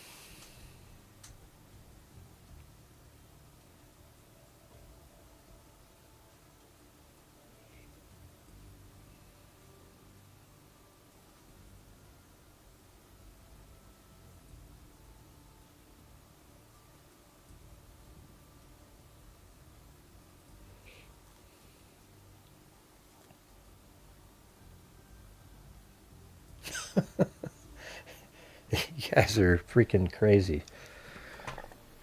Yeah, you think it'd be 50-50? I think it'd be more the other way around, because he said he just couldn't get over it. There isn't an answer. I just wanted to know what your opinion was. You know, if it's 80-20, and now, I mean, that's amazing to have even 20% if you believe the FBI said that they were bogus. Because I remember when the FBI said they were bogus, I had to go, wow, okay, but we hadn't got the letters yet. I was like, whoa, this sucks. And then we see Harvey Levin. He comes out and he talks about how, well, that's not what our sources say. And then the next day, FBI Phoenix said, hey, no, we think that these could be real. You know, we've been investigating the case since the beginning as a kidnapping for ransom. And if you just use logic, reason, and common sense, you guys, why would somebody investigate a case? What would be the one thing you'd have to investigate a case as a kidnapping for ransom?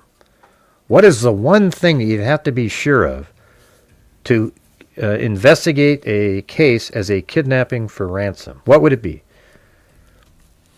All right, let's go, you guys. Come on, let's get some answers. What would be the one thing investigators would have to for them to believe it was a kidnapping for ransom? And there it is. Lisa Valenzuela came forward with the ransom note. That's the answer. So that means they believe that the ransom notes that they got are real for them to have investigated the case since the beginning as a kidnapping for ransom. Don't you agree with that?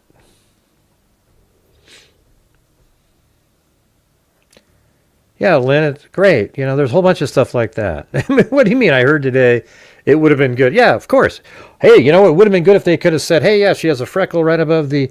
Hey, it would have been good, too, if they'd asked her, you know, while she's still alive, certain questions. Oh, it would have been great if they asked... I've brought up, why didn't they ask what she was wearing? Why didn't they ask, say, hey, we also opened up the back doors? Nobody knew about those back doors being open until, like, weeks into it. Remember? That was like breaking news by Ashley Banfield.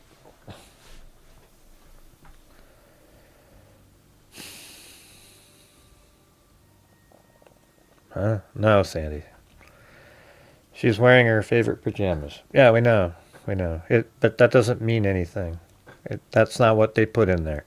Why do you read stuff like that, Lynn? I heard today it would be good if they identified what she was wearing. I mean, it's like, of course. There's a whole bunch of different things they could have said. But they did say that her white smartwatch was on the floor at the foot of the bed. All right, guys, we're having one of those big struggles again. So if you're out there, if you could please help support the channel, that would be awesome. We're currently at about, let's see, I don't know, 29%. Yeah, I know, in the letter. I get it, Lynn. But they didn't. So what's the point of saying that? We could spend all day saying, wouldn't it have been great if they'd put in the letter, hey, what shoes was she wearing shoes? No, she was barefoot. Yeah, it would have been great if they put the pajamas. They probably didn't think of that, you know. They thought of what was in the house. No, they wanted them to know that they were in the house. So they said, you know, they broke the light, and there was the watch at the foot of the bed on the floor.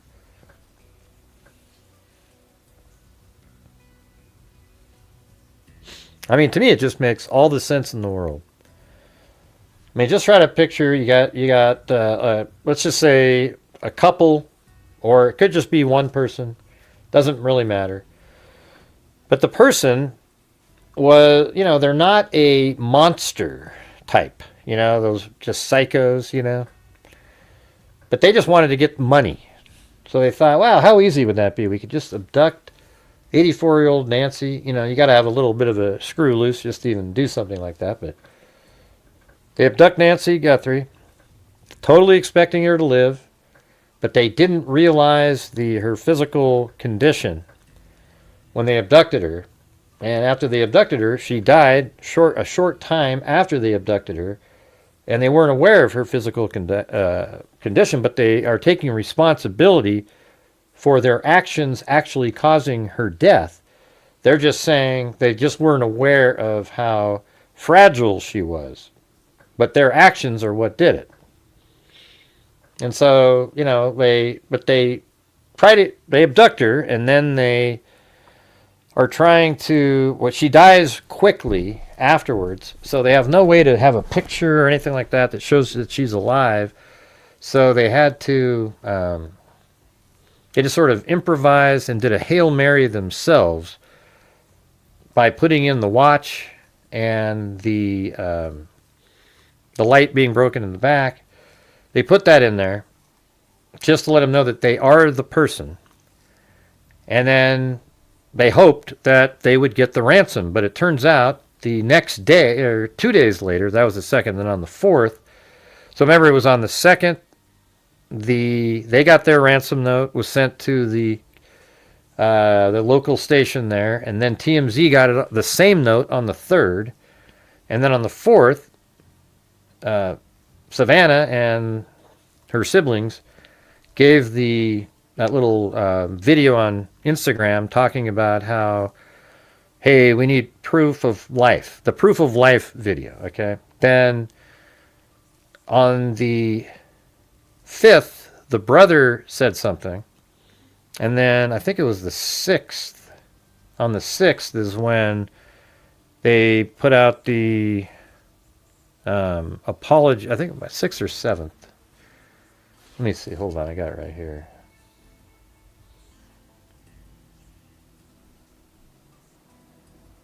I'm not sure why it's not on there. I don't know. I thought it was the 6th, though. So it was the 2nd and the 6th, I believe. But anyways, the 6th, the kidnappers, after seeing these pleas, they probably felt bad because they didn't mean for her to die. So they actually sent out one last letter that literally said, and, you know, we're sorry. She's buried in nature. We didn't realize how sick she was. I think she died from, you know, it was heart related. And, you know, we're truly sorry. Nothing you could have done would have helped. And they just left. They disappeared. You haven't heard from them since. That makes sense to me. You know, why did they just disappear forever after doing that? That means you tried to give a little bit of comfort, but you're sure as hell not going to tell anybody where she is because of the forensic information. But you wanted to apologize, and you also wanted to make Savannah and them feel better that they couldn't, even if they'd send in the ransom, it wouldn't have made any difference. You know, not that that would make you feel tremendously better, but it might alleviate some guilt of not sending out the ransom right away. You know, because on the 2nd it was sent, right? So we only hear on the 4th that they need proof. So there was the time between the 2nd, 3rd, and then the 4th when Instagram came out.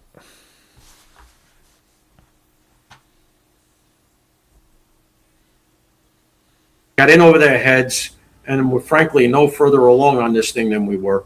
Yeah, that's the sad part about it. Is I think that's something we are definitely sure of.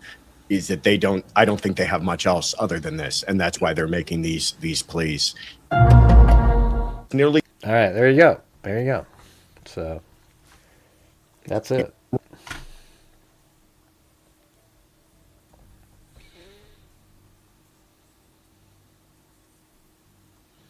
Do you guys have any other thoughts on that?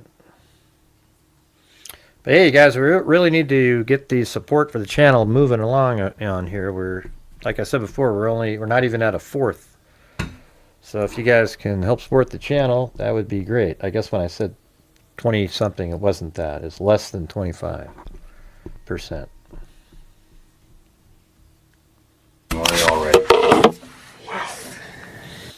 All right. Well, anyways, we also have this interview with, what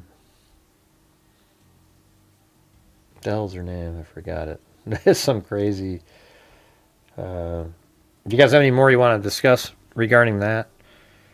I just think I think if Paul Mauro knew that the FBI changed their opinion and said that, oh no, well, they're investigating the case that way. Maybe I'll figure out a way to send him an email. Because I think that would make him go, oh, okay, shit, okay, well, how does that make me think now that they believe that they're real? I think he would think differently about that second. I think he does. He even added 20%. He believes that that second note is from the kidnapper, and the first one. How come my little thing is black in the corners? I got to make that where it's. I'm looking at my little GHI in the corner. It's got a little black square on there. I think that was, there's no transparency in there. Got to fix that. So is anybody hearing me, you guys? We've only got 10 gifted memberships and 29 on the super chat. So we're at 89.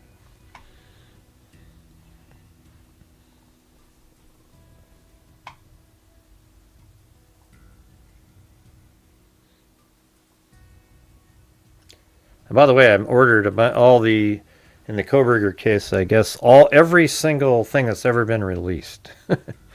I should be getting that from, I haven't been keeping up with anything that was released in the last, I don't know, 6, 7, 8 months, but she said that people are still ordering stuff.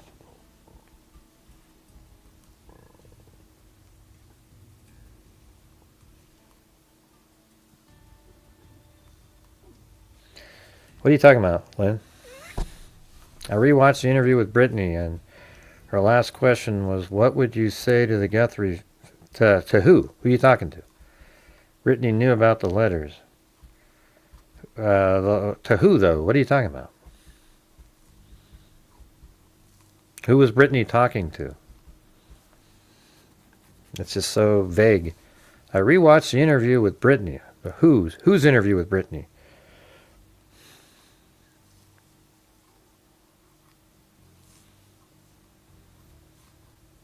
Oh, well, you didn't say Luke or anything. I don't know. Why does that make that interesting to you?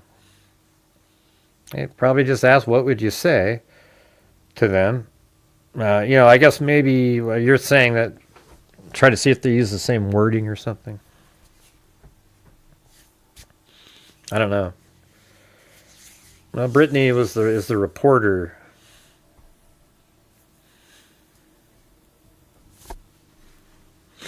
Anyways, this is from this was one of Kohberger's professor at WSU.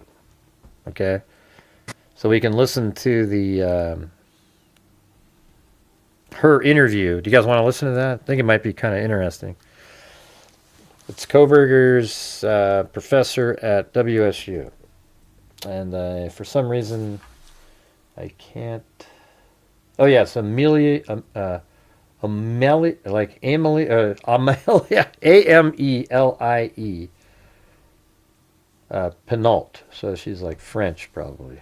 Amelia, or like Amelie, like Penault. Pedneault. Right?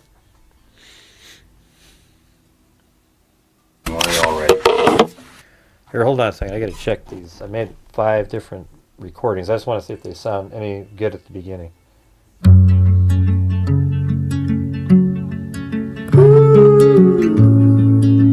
Hey, all right. That one starts pretty good.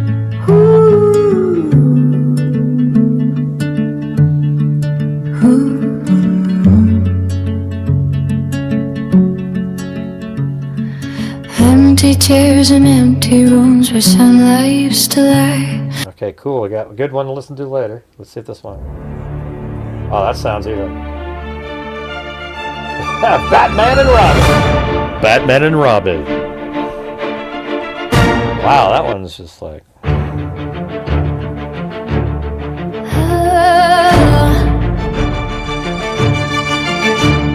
Empty chairs and Wow, that one gets crazy. What about this one?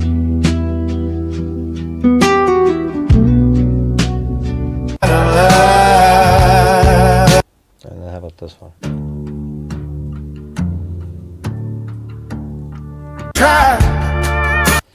All right. Anyways, that first one sounded pretty good. I have to try that one out later.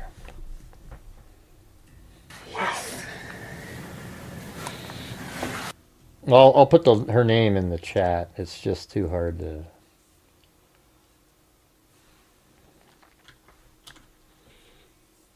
There she is right there. So as I said, I'm Detective O'Hara. I'm here with Detective Jake Schwecke. And would you state your name and spell it for us? Are you going to cut that part out? Why put her name on the... Okay, and what is your position here with the university? I'm an assistant professor in the Department of...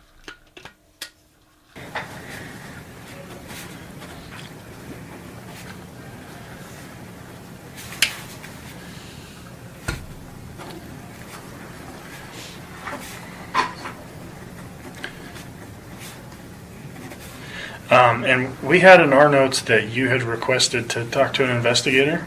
Yes. Okay. Well, before we get into that, how long have you been working with the university?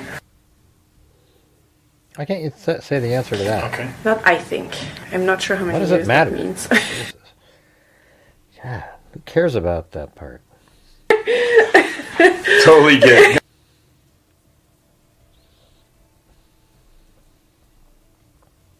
Okay. Awesome. Have you been in this position the whole time? Yes. Okay. In this position, I've never taken any criminal justice classes or any criminology, so you have to bear with me on some of this stuff. Yes. How much face-to-face contact do you have with the students? Now that we're back, like we have, especially grad students, like we see them for 3 hours every week in class. Okay. And then there's office hours that they can drop by and talk to us if they want. Okay. And what classes are you professor for? Like, what do you teach? So I teach a lot of the boring stuff, so like methods and stats. Okay. But my area of specialty is sexual violence, and I do teach a sexual violence class at the undergraduate level, though. Okay. You said at the undergraduate level as well? Yes. Okay. In the grad program, mostly just methods and stats.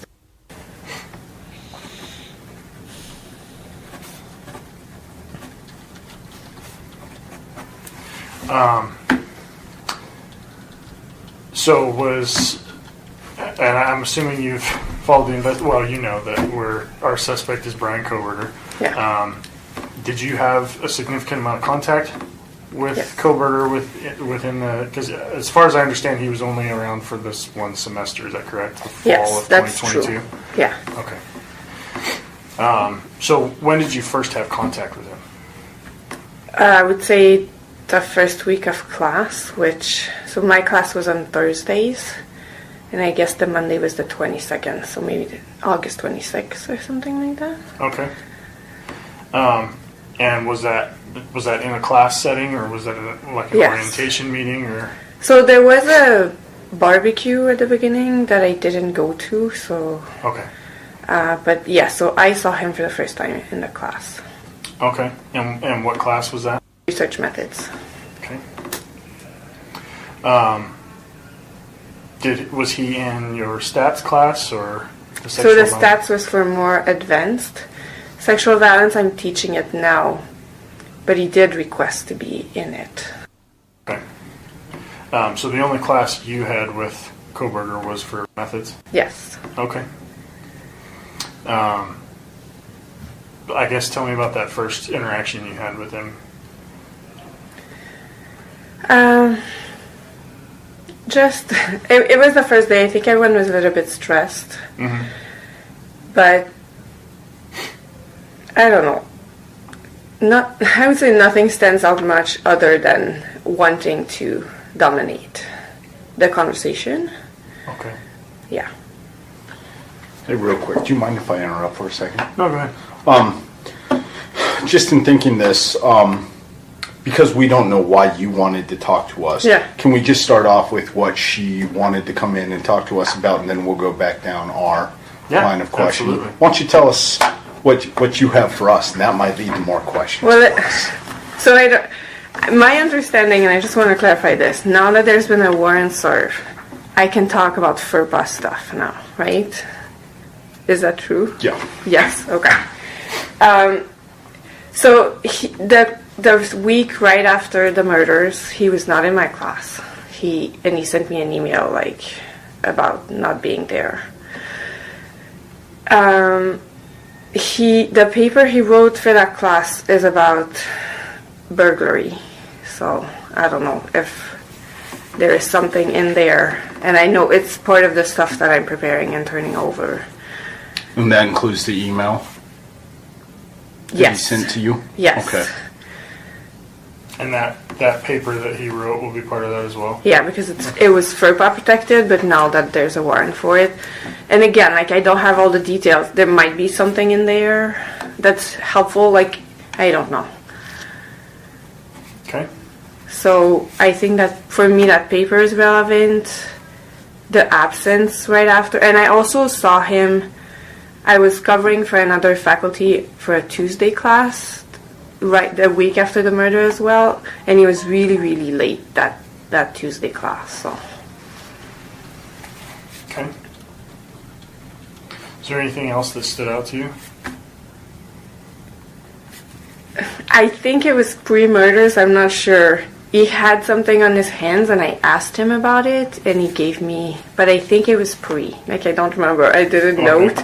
But he saw me looking at his hand, and he said, "Oh, you're probably wondering what this is." And he gave me. It was a silly accident, and then completely flushed what he explained. That's so weird. Why would he even say, "I bet you're wondering what this is"? He must have thought, you're a professor in criminology area. You must be looking at that. I know what it came from. I'll let you know. Jeez. Happened to his hand.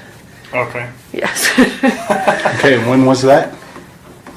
Again, I remember kind of late semester, but that could have been beginning of November. Okay. But I remember like he was a big double, the two middle, and he had big band-aids, and he said something, and I don't remember what he said, but it was something about it happened indoors, and I remember thinking that didn't happen indoors because it looked like, you know, when you scrape on asphalt, like, and it was, anyways. But that's probably nothing. Right hand, left hand, you remember? Yes. So on right hand, and when you were saying the two middle fingers, which ones are you pointing at? These two. Okay. Like the longest. So right next to your pinky. Yes. And then Yeah. your middle index finger. And for Okay. 2 weeks he had Not band-aids. index. Okay. Okay. That's it. The other things is I can talk to you about how he was in classes, and Yeah, I he mean, didn't like very much strong females, if you want my opinion. okay. Yeah, I mean, what was his interaction like in the class? So how did he interact with other students? How did he interact with you? So it was he wanted to dominate the conversation. He would systematically be late to my class, like every week. To the point where 1 week he wasn't, and I just looked at him and was like, "Hey, you're not late today." And he just did the awkward laughing type of thing. He cornered me after the very first week. He cornered me because I had not given him 100% on participation for that week in the hall. And many people heard that. Okay. So, but it was just, and I do think though that he learned that I was not reacting to this very well. And my feeling was by the end of class, like I would deliberately not call on him because he would always be like, and even Thanks, thinking Haley. that he should be the professor and assigning who should talk instead of me doing that. So, but he kind of learned and was more like contained, I would say, by the end of class. Okay.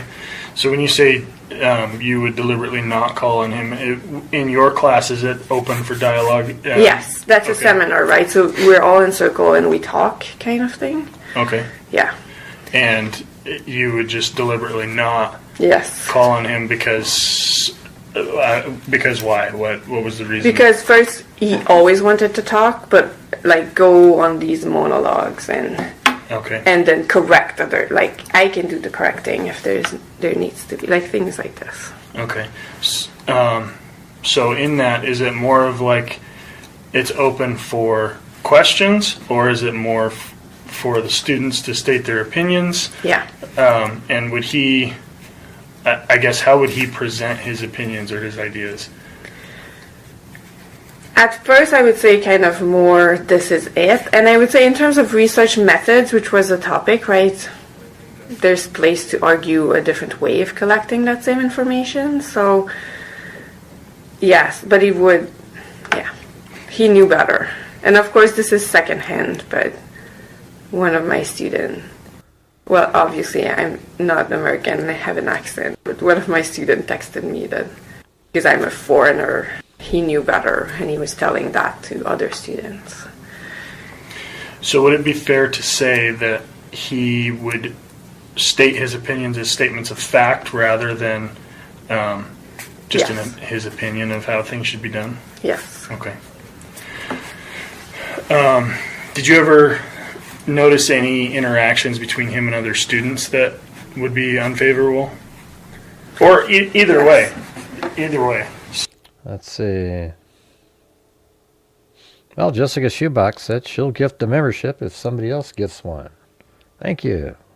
So, and I think I need to protect FERPA for the other students. I won't name names, but Absolutely. I'm aware of, because I was in my, I'm not the only faculty that has an office downstairs, but I'm the only one that was there this fall that has an office. So Bryan's office was there and all the new students.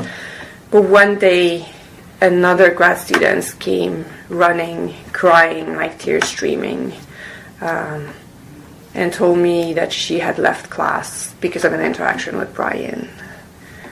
Okay. Did she describe that interaction to you? Yes, but I'm going to be heavily paraphrasing. Okay. Like something like he said something that was very sexist, I guess, and she called him out on mansplaining. Okay. And then he dug his heels and kept, Okay. to the point where she felt she needed to stand up and leave the room. Okay. Was he aggressive toward her then with that interaction?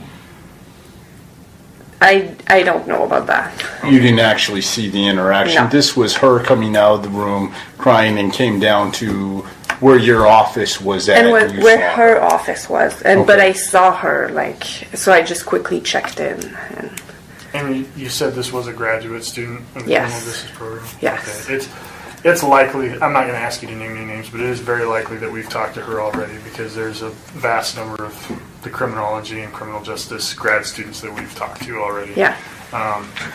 So, If we're not getting the name, would you mind reaching out to this student and verifying she has been interviewed? And if she Yes. hasn't, we would definitely be interested in contacting her or having her contact us. Okay. And directly getting that information. Yes. and you're welcome to, I mean, the cell number that I texted you on, that's my work phone. You're welcome to give her that number Okay. and my information if she hasn't been contacted and she would like to Okay. have an interview with us. I will do that. Is there any other interactions with students that you can recollect? Positive or negative? That I guess, because I was the only one downstairs, I will say that I got a lot of stories. Okay. But you need me to have witnessed it, right?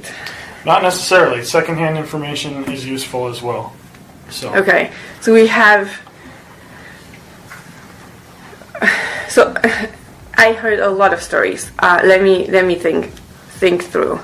So one of them, we have a student, and I'm not going to name them, but I think giving the characteristics might identify them. But they're both.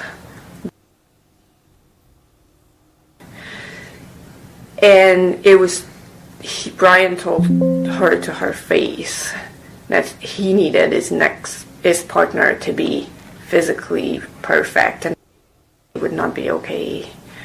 Like things like this. I have lots of stories like this, but not a lot of them were said like in front of me. Okay. Yeah, and that's fine. But I was kind of the point of contact where a student would come in my office, call that, recall the story, and I would go and talk to me about it and what we could do. Okay. Yeah, and like I said, anything that you can remember, even if it is secondhand, you just heard it. Okay. That all helps us because it kind of helps corroborate other stories that we've already heard or potentially new leads that we need to follow up on. So, whatever you can remember, and again, like I said, positive or negative, if there's anything either way that really stood out to you, that's all helpful information for us. One of my students had a positive interaction, and and he said something to her, "Oh, I could never understand like what your experience is like." That's literally the one positive story I heard. Okay. So out of all of the stories that you recollect, there's only one positive that you remember. Were there any positive interactions that you had with him personally?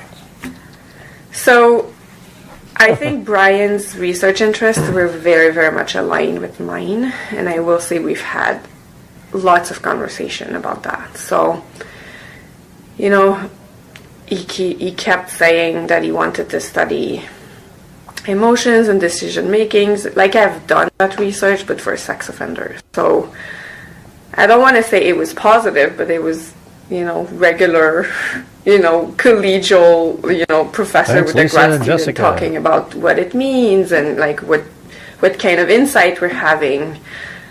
So I had a lot of it, and he read like a lot of my research. I know when he had to do a paper on another class about a faculty, he picked one of my papers. Like, my feeling is that he wanted to work with me, but he never formally asked. Okay.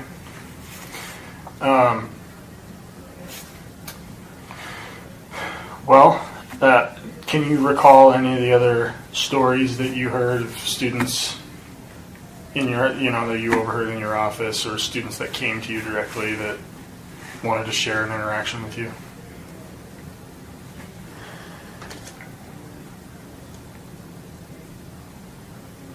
I'm trying to. So there was this.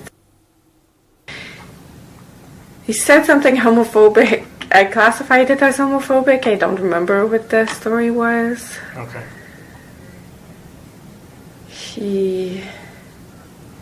Oh, and I was asked that again. I was asked by staff because I'm at long hours at the office kind of thing, like mostly 8 to 5 every day, and I'm one of the only professors that does this. But I was asked to check in on the work study because Bryan was like harassing her, so if maybe some nights I could help walk her out or something like this. Okay. Yeah.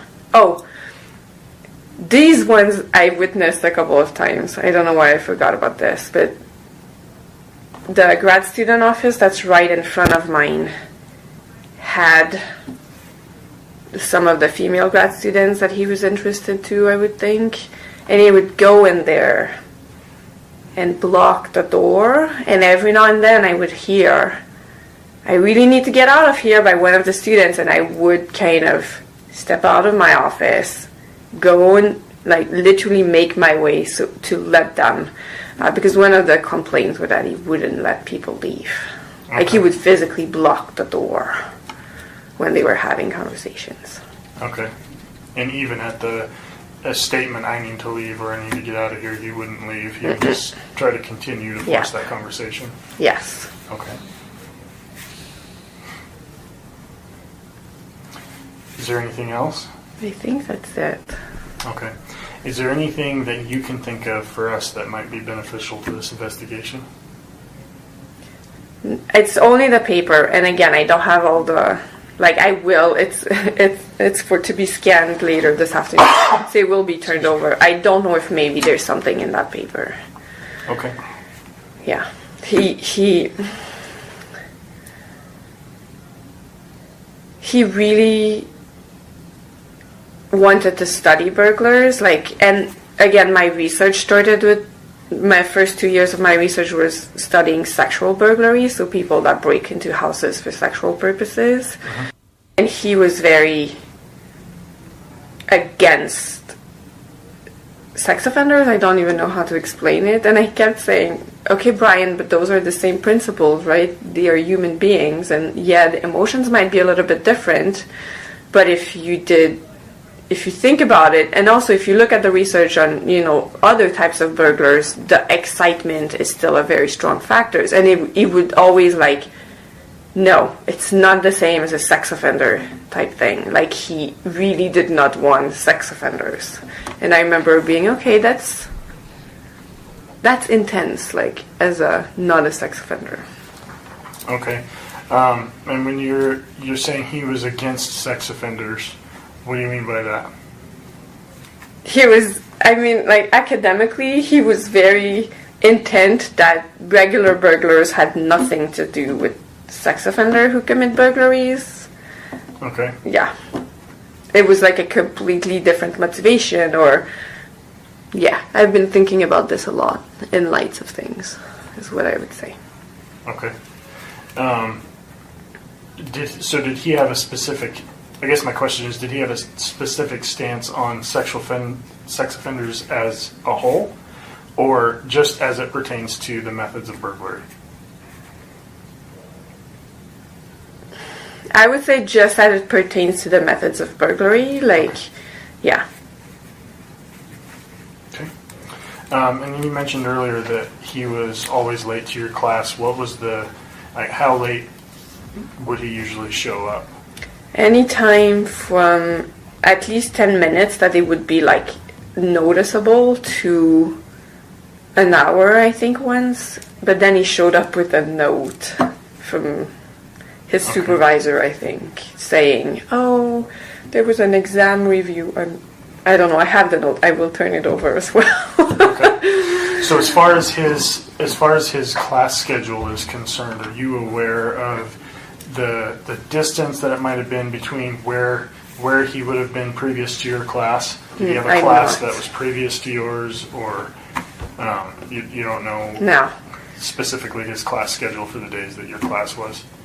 No, and it would have been, so all the grad classes, so the class for his PhD are always in the afternoon, 2 to 5, and we only have one a day. So it would have been the classes that he was TAing for. That he would have potentially been at before your class? Yes, but been at to support, not to teach, because he was not teaching yet, but yeah, to grade or... So in that capacity, he would have been excused to leave that class to be on time for your class? Oh yeah, and I checked in with his supervisor for that class, and he said, yeah, I've told him to just leave and be on time, and he kept not being on time. So in your conversations with that other professor that he was TAing for, did he leave the class early enough to be on time, or did he continue to stay at that class? He continued to stay in that class. And Yeah, for all those freaks out there that haven't supported the channel tonight, you saw Timothy Cecil put in a wave attempt. He's saying, let's try a Kohberger wave. And as he pointed out, no one does the wave. Awesome. Come on, you guys.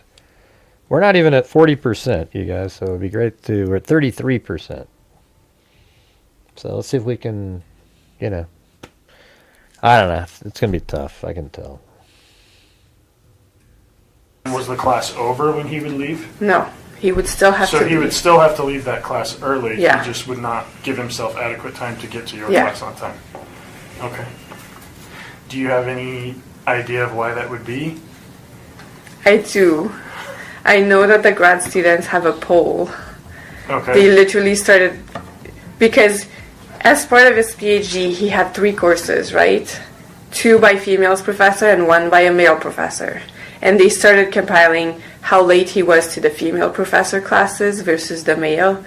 And we compare note in the last meetings of the year, and literally late for every single class for the female professor, and not even late once for the class with the male professor. Okay. Yeah, no, he was really in there just, he was even following some of the teachers around, hanging out in their office, even though they didn't want him there. He was creepy. Yeah, and that aligns with what we've heard a lot of already. So Again,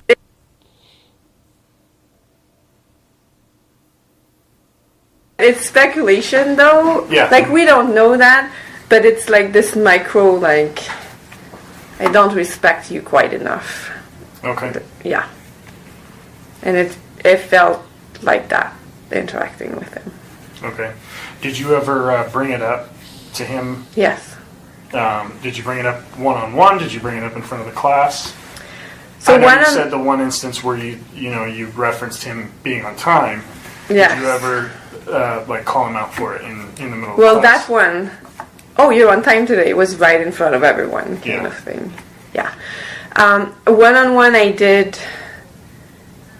when you like would just argue Thanks, and argue and Haley argue. Jessica. And I said, there's, what did I say? There is something to be said about a white male telling a grown female professor that he knows better. And then he gave me I have a gay friend, but I have worked with women before. Yeah, what does it matter though if he said that you're a white female professor? What difference is it? I mean, that's the kind of thing. It's like, who cares? It doesn't. That part doesn't really matter. And that's not what's happening. So no kind of insight into his behavior, I would say. Okay. And in the Obsessed with serial killers. He would talk about it in class. Yeah, you wanted to be one. A lot. Annie Rolling. Talked about working with, I don't know, it's been in the media, but whomever the woman was that taught him and that had published, I don't know how many books on serial killers. I talked about this in class, yes. Okay, you said, so there's somebody specifically that taught him about serial killers and books that he read? I think in his prior university, so I forgot the name. Yeah, we're aware. Okay. And I'm sorry, I know I asked the question, I may have missed it. Did you bring up him being late to him one-on-one? Did you guys you didn't have a conversation about that? Okay, so you did, other than the comment about him being on time, you never confronted him about being late to your classes? No. Okay. Because at some level, I'm going to be honest, class was just easier when he was not in there. Okay. That's my But you know, theory. the week after. That's my theory, Timothy. Glad you were listening. All the videos I made, I did a whole video on Bundy and Danny Rolling. And, he just kind of was trying to be, I think he wanted to be like this really cool, what he would consider a great serial killer that his professors would be proud of, And that's why maybe it's just me alone, believe that he left the knife sheath as a calling card on purpose. It wasn't that it was left there accidentally in a battle. That's why it was so pristine, other than the DNA on the underside of the button snap. He cleaned it. He missed the spot. And he got caught because of his own hubris, I guess you could say. I mean, it's like, I think that's how everybody should wish happened. That his own, hey, I'm going to leave a calling card so I can be one of the cool ones. The murders, the week that he missed, at the end of class, I think 3 female grad students came to me and said, oh my God, class was so much better today, just easier to navigate kind of thing. So it was like a palpable, and physically in the class, we would, circle around the table. So they would all circle and they would leave this empty space and Bryan would sit next to me every time.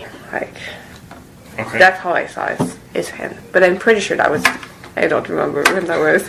Now I'm going to note every time a student has an injury. But at the time, yeah. It's understandable.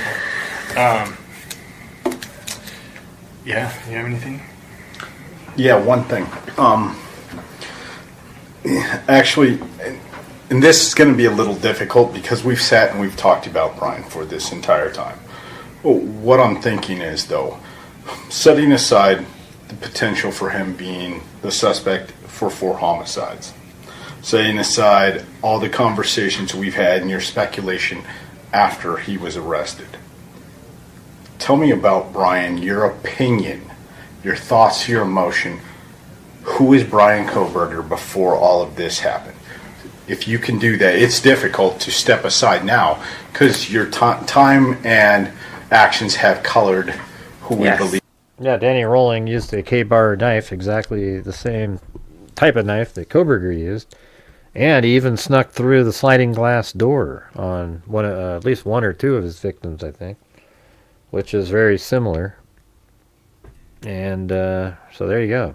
I think he was doing Danny Rolling, then he did the old Bundy sorority girls situation and moved from Pennsylvania to the state of Washington, just like Bundy did. This kid is. Who was Bryan before? Was he an asshole? Was he a nice person who was misunderstood? Was he a mess?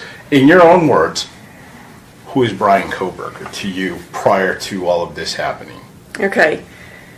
This is a good question, and I will tell you why. Because we had a faculty meeting right before the Christmas break, at which time we did not know any of this.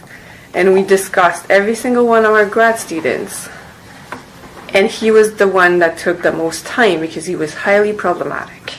And here's what I told my colleagues. I told them, he is smart enough that in 4 years we will have to give him a PhD. Like, he was not failing. He was not doing great, but he was like academically where you would expect a first-year PhD student to be. But I said, mark my word, I work with predators. If we give him a PhD, that's the guy that in that many years when he's a professor, we will hear is harassing, stalking, and sexually abusing of his, I thought would be his students at wherever university he ended. Because there was a performance issue in terms of TAing, a couple of us made the argument that was the time to cut his funding and get him out, because otherwise he was smart. I think. Yeah. So how do the nut job Kohberger just dumbass people? How do you explain that? But that's how they felt. Like they literally didn't want to give him the funding because they thought he'd be a predator later. It makes the the civil suit probably a little bit more like, hey, wow, these guys knew that he was some shitty person. You guys probably should have done a little bit more there. I think that's probably the closest I can say to what my appraisal was of him as a person before we knew any of this. No. I thought he was a different type of creep. I really kind of missed it in that lens, but he was stalking people. My thing was like, if we give him a PhD and he gets to be a professor, can you imagine what being a student of him would look like? Professors hold a lot of power over their students because you're controlling their future, the future outcome of where they can and cannot go. Yeah. Some people abuse power. Some people treat it like it's supposed to be treated. Very interesting. Okay. I know that's not a lot long term. That's exactly what I wanted to know. What if you had the view ahead of time and what your view was separated out from this incident? Yeah. So I mistakenly, and I did say in that meeting, because I was the logical choice for him to work with me because, again, of the closeness and research interest, and I said that I would not chair his dissertation. And if that meant, and we talked about this as a backup solution for kicking him out, because we were cutting his funding, right? And what that meant were he would not be paid for it anymore, but he could pay out of pocket to stay. But then our backup was, if he cannot form a committee, as in no one will chair your dissertation, which I would have been, we can kick him out this way as well. And I said to my colleagues, I will not chair his dissertation. I work with predators, I don't put my name next to them, kind of thing. And actually, I made the joke about the predator thing, which in retrospective is not great. Hindsight is 20/20. And when was this meeting that you had December. These discussions? This was your December staff meeting, though, when you guys were discussing your grad students. Yes, it was the last one. I can find the exact date. Before he was arrested, though. all of our faculty meetings are on Wednesdays. I can find the date if Oh, whoa, I closed my eyes and opened up and thanks, Haley. That was very kind of you there. that would be useful. And during that, though, it sounds like, and correct me if I'm wrong here, but it sounds like you guys were already looking at either trying to remove him from the program or get him to move on to another school, or... Okay, the room was more divided than that. Okay. So a core of us really felt strongly that we needed to just, again, act now. Not everyone was so, like, that's rash to be cutting someone's funding after just 4 months. Some people thought the stalking behavior was not quite enough. They wanted more. So, another colleague say, oh, but poor Bryan, he seems to have a self-esteem issue, which really pissed me off because, so what? Like, okay, you have a self-esteem issue. That's on you to fix. But, yeah. How common is that to be discussing pulling funding for... That has never happened before. Okay, so this was unique. Yep. You've been there, what? But that has never occurred during your time here at the school. I have seen someone else get their, their funding pulled, but that's literally because they stopped showing up to class. So, and it was much later. Like, it was not 4 months in. So it's never been an active discussion to pull someone's funding or talk about if they cannot get their committee for their dissertation, they'll have to do something else. Yeah. Okay. Oh, and again, a very random detail. The night before, because we had a potluck for Christmas, and I was late picking up my gift, so I was to Safeway late the night before that party, and I saw Bryan there in the parking lot, and he was so lost in thought that I had to wave at him for literally 2 minutes, and then I was like, okay, I don't think it's him, and at some point he saw me and just and the next day he came and apologized, but he was very, very much deep in thought. He was like, was that you, the day after? And I was like, yes, that was me. And it got to the point of awkwardness because I was like, okay, I think I have the wrong guy. Yeah, but anyways, it was at Safeway very late that night. And I know that was past the murders and stuff. Okay. Solid. Yeah, if you don't have anything else for us, I think that pretty well answers our questions. So. Okay. Well, thank you so much for your time. Really appreciate and all of these have been insightful for this. I think she thought of something else. Definitely been a unique case for this. She went, area. I don't see this around this area often, thank goodness. However, we might want just to verify. Is that the FERPA? Did they come to you in a professional? Yeah, boy.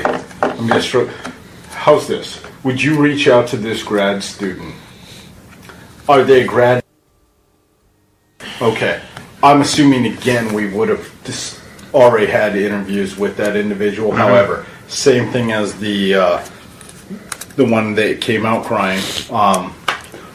If you could reach out to that individual and ask them, have they interviewed, and especially in the context, was that relayed to them that someone had broken into her house? She has interviewed. Just ask her the question, if someone did you relay that during the interview? Okay. We would be interested, extremely interested. And I remember telling her, I think you need to report this because it was so weird what was stolen that it seemed like to me. Right. And again, might be pure speculation. I have no indication that he did. And I don't want to stereotype and stuff. We're on college campus. There's a lot of people that come to college campuses specifically for criminal activities like such, or they find an opportunity and they jump. I know. Yes. There's a million reasons. However, we don't know those reasons for certain, and everything needs to be looked into. Okay. That would be of interest. Okay.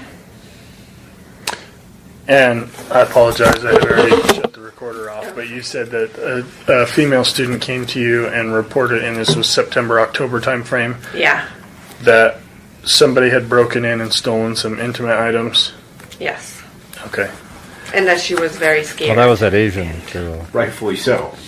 Yeah. And are you? That's that Asian girl that actually liked Kohberger, and she was pretty, and but she just wasn't Kohberger's type. See, that's why it's so similar to Elliot Rodger. You know, it's like Elliot Rodger. He only wanted to be with the hot blonde girl. He deserves to be with them. And I think Kohberger thought similarly. And I think Madison Mogen was his only target that night. And he ended up killing 4 people because it got out of control, and they were just collateral damage. You know, it's like, again, Kaylee was in the bed that Madison was in, so he ends up killing both of them. But then during that, Xana comes up and he sees her, and then he chases her downstairs, and that leads into the room where Ethan is, and he kills him too. So he kills them all. And then he gets the hell out of there. But I think it was just going to be sneak into the house, kill Madison Mogen, leave the knife sheath as the K-Bar killer, and then he'd leave. And he probably picked K-Bar because his name is Kohberger. You know, it's like Kohberger the K-Bar killer. You know, even though they wouldn't know his name, it's just the K-Bar killer is what he wanted to be called. And he did order another set, or looked into buying another knife and everything. So I don't know. That's my opinion. Are you aware? Did she report this? I did not. I remember telling her, I really think it needs to be at least on the police radar, because there's a theory with escalation, specifically with fetish burglaries, right? But yeah, I don't know that she did. Okay. Did she share with you what was taken? I remember.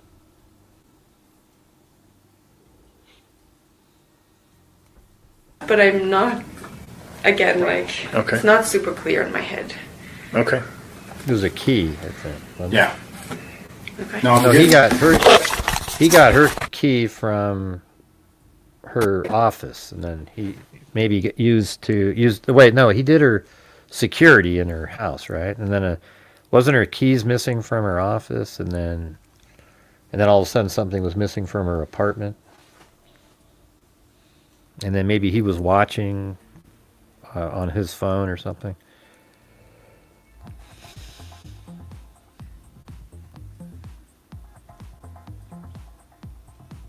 Oh, yeah? So he ate bowls of cereal because he's a serial killer. That's funny.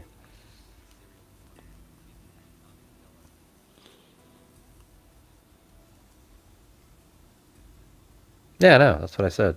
My box. I just said that. That's my theory that I've had the entire time. See, my thing is, my channel is logic, reason, and common sense, and that's why we're right all the time. If you want to watch the other people who have all these other crazy theories, then, you go right ahead. But that's the theory that I've had basically the entire time.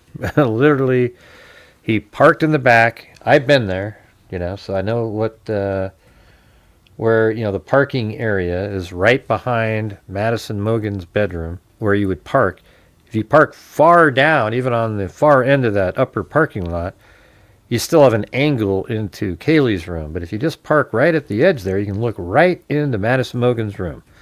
I think that on many nights, he'd get there at like 10 o'clock at night, maybe 11, park there, and he'd watch her, try to get a view of her changing or something in her room because the window's right there.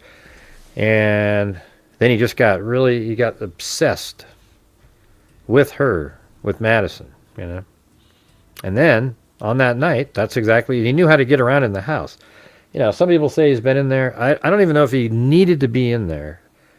Because from where he was, you can see there's a kitchen. And then you can see there's a window on this. When you're going up the stairs, it goes outside. So you can see that there's a set of stairs there. So right when you walk in, you would just know that you turn to the right and then go up some set of stairs just after you leave the kitchen. He could have been in there too, though, on another night, because, he's watching the house. So let's say it's 10 or 11 at night. They leave the sliders unlocked. And there, everybody else is at a party. So he goes inside there for a few minutes. So he could pretend, oh, I thought there was a party here if somebody came in. Nobody did. So maybe he was able to walk around. I wonder if Madison was ever missing any items that just didn't notice. But like, maybe missing a pair of underwear or something like that on one of Kohberger's trips when nobody was there. So he might have known the room. But, then he goes into on that night, he goes into the house. He started going into the house, I think, right around like 4:13 or so.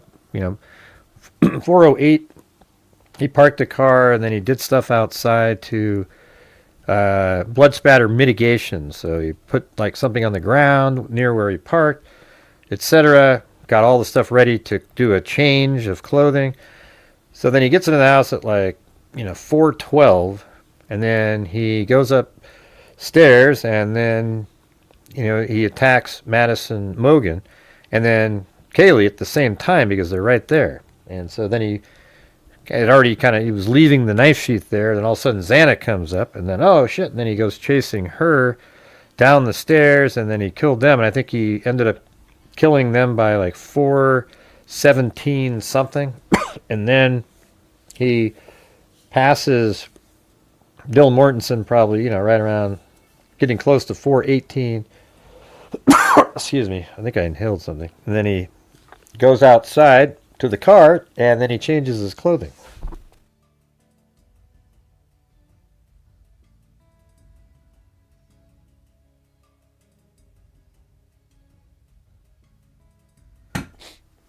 Yeah, so he takes the bloody clothing off, and he puts it in the bag. He does it in a certain way, like nurses do, where it really lessens the amount of blood exposure to anything that was underneath the Dickie suit. And he puts that in the bag, and then he puts it in the car with the K-bar knife, etc. And then he takes off at 4:20 and 47 seconds. He's driving away. So he was outside for about 2.5 minutes, and then he was inside the house for maybe 6 or less. All right, there you go. Thanks, Timothy Cecil. Yeah. All right, guys, if you guys can help support the channel, that'd be great. We're still, trying to get to the goal tonight. We're not at 50% yet. And we're 2 hours and 33 minutes in, so not looking good.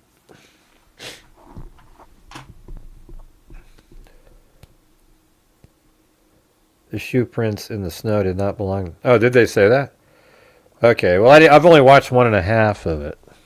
I thought they said there were size 13 shoes in the snow. So whose footprints were those then?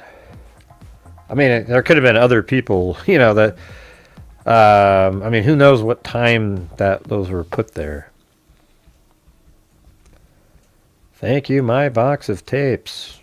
So what do you guys think of that overall, just that general theory right there? I'm more interested in, I wish I trusted Cy Ray at all, I'd really love to know the route that they think Kohberger took to get to Moscow that night. They seem to think he drove by Floyd's cannabis shop, but was that him? I don't know. Was that his vehicle? Somehow he got there.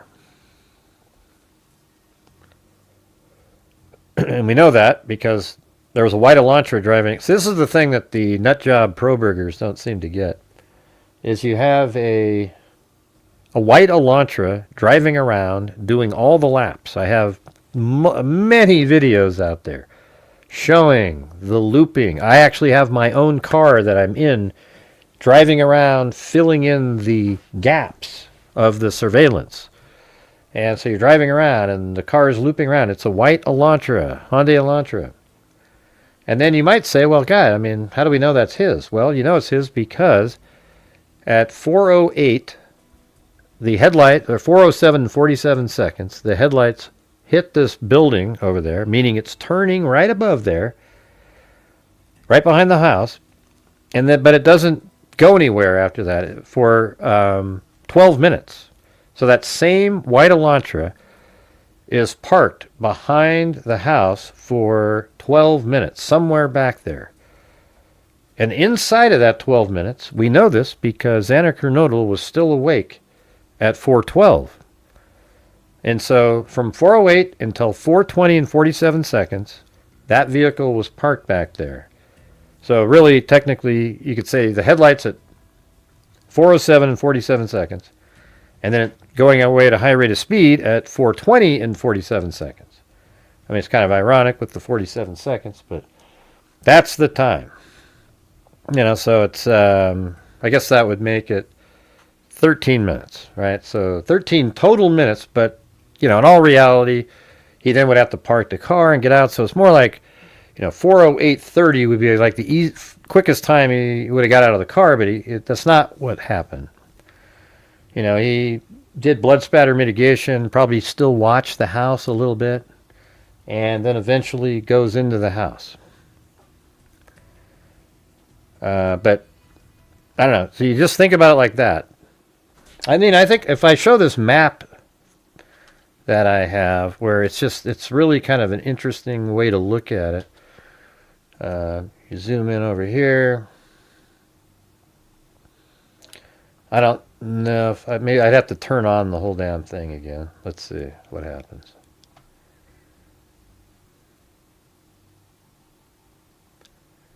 Yeah, I'm not sure if I want to. Yeah, I mean, I guess that was a pretty good one. That one.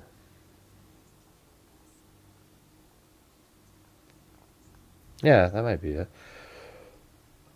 Yeah, so look at this. This portion right here. See this little. I wish it was a different color, but this drawing right there. That's the only place that white Elantra could have been. It could have been parked right there, here, and to right there, because eventually this house right there films the car drive by 13 minutes later. And then as it turns up here, the headlights hit the top of this building right there, this house. All right? So that means for 13 minutes, it would have had to have been, let me get to a time frame where there's, the house is there. So right there.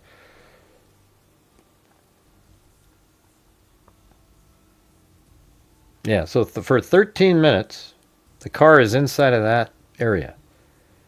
And then we know that inside the house, right there, he made it up into the person inside the vehicle.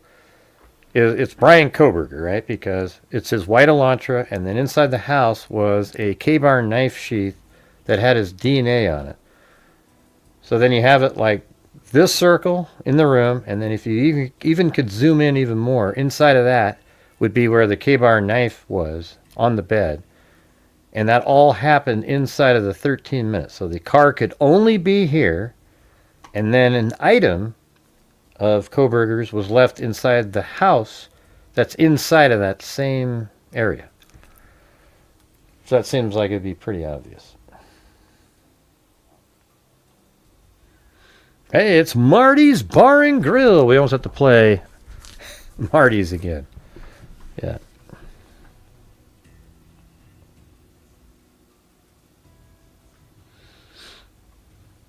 Yeah. I think this circle here was where his phone was in that area 100 yards from the house many times, like 20-something times inside of that circle. So, of course, he's right there.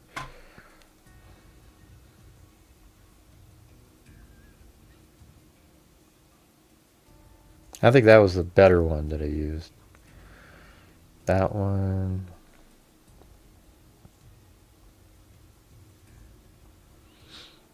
Yeah. All right. Any thoughts? Any questions you guys want me to answer about that one?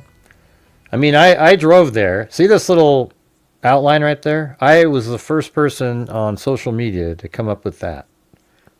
But not by like months. Okay. And then people started going, oh, okay. Yeah. And they copied it and whatnot. And the thing is, we had him, the vehicle coming in, and moving a little differently. It's the same loop, but it turns out it's different.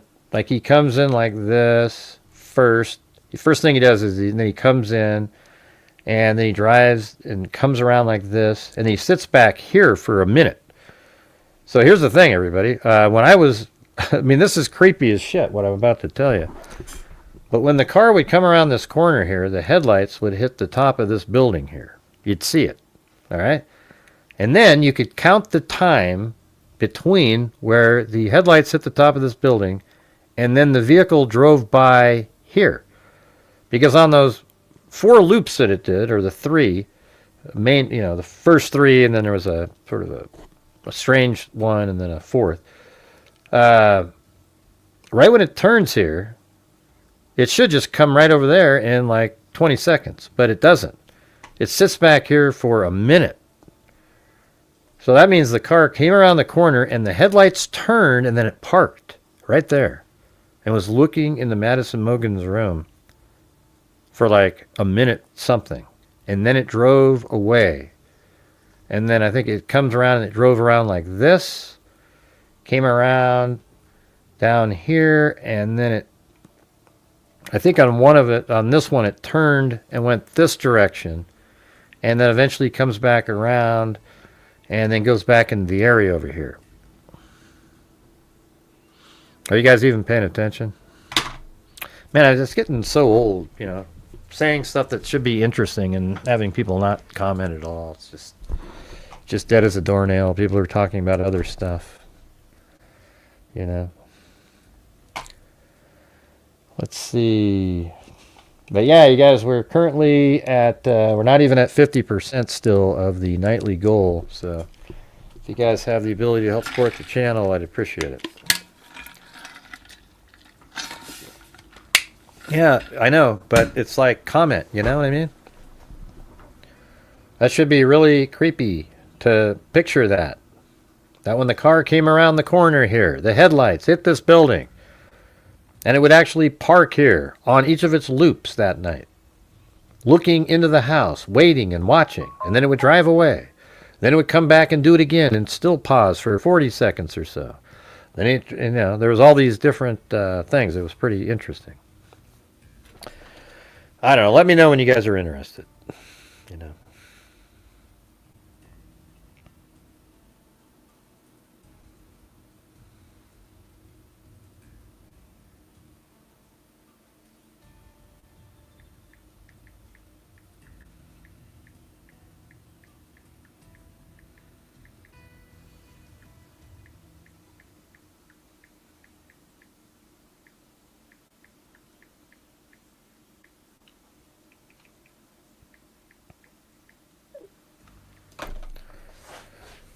Okay, great. Hey, somebody responded. Cool. I don't know what the delay, maybe we have like a minute delay or something. I don't know. But, that's the kind of stuff when we were watching, it was so crazy. I mean, I have all the surveillance footage, every bit of it, and I've put it together in many, many, many videos out there where I'm driving around.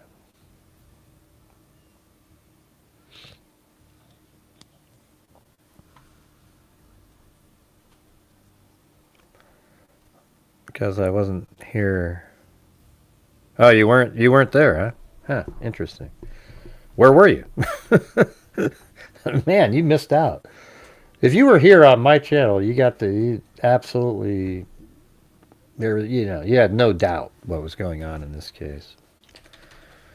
If you're watching any of the other people, they try to create doubt so that's more interesting. Like, ooh, hey, what about this and what about that? You know what I'm saying?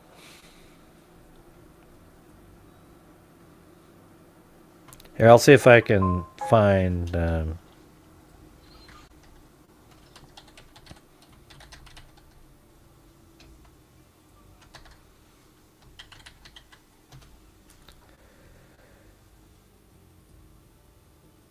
Is that one of them?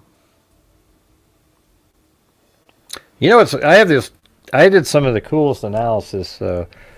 Like when the car would drive by 1112 King Road, you could see in the reflection of the window that it drove all the way up and took from its perspective, would have taken a left when you're looking at the window. It was so crazy. I mean, you know, on the house in the distance, you could see the car going up the hill. And I was the first one to point that out, too. Nobody watches it, though. It's weird.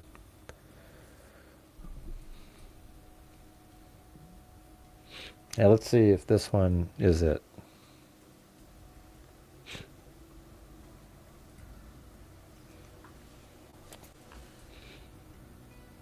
This is one of the videos. Let's see what we got. This one only has 8,000 views. Should have about 50. If that little. So this is me. I mean, I'm there. This is the house right here.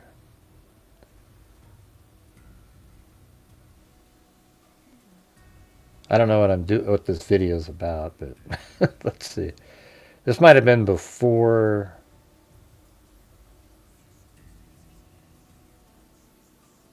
Oh no, I think this is the new information. Yeah. See, I'm speeding it up. That's right. Let's go back. I think I have the whole damn thing on here.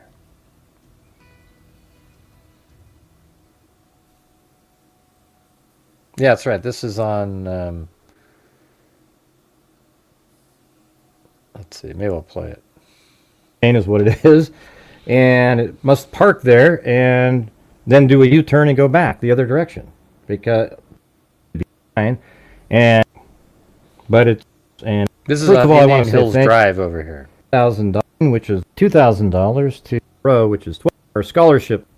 All right, passes 787 Indian Hills Drive at 326.10, 326.35, 765, and then 755. The little flash on there. Those are the camera locations. At 326.43. Yeah, this is money here. Next time it passes, it's the A&W at 328. I have it 328.46 because 56, it makes it so the vehicle would have to be driving way too fast to get to Ridge Road. So I think that camera was off anyways. They said by like a minute 43, but I think it's like 46 there. There's more. There's a whole bunch of footage that's out by now. 1125 Ridge Road. You know. And then it passes the Linda Lane camera. I got a version where I play it slow. You can see the times in the upper right. I think this is the updated initially goes right in version. And drives by 500. And this footage in the car is King my Road. Car. I think it's Queen Road, 500 Queen Road.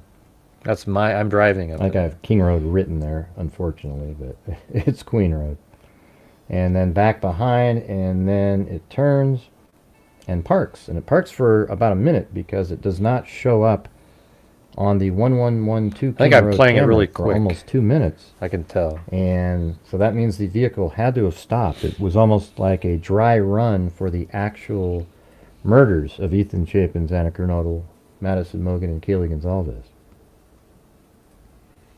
And the vehicle takes off, passes the 1112 King Road camera, and then goes on Walanta Drive. Now keep in mind, the video is 4 times the speed, so even the actual video that I use is 4 times faster. I didn't actually drive that fast. I don't know why. I did get like right here, I mean, I think I have an updated version that's like way better than this.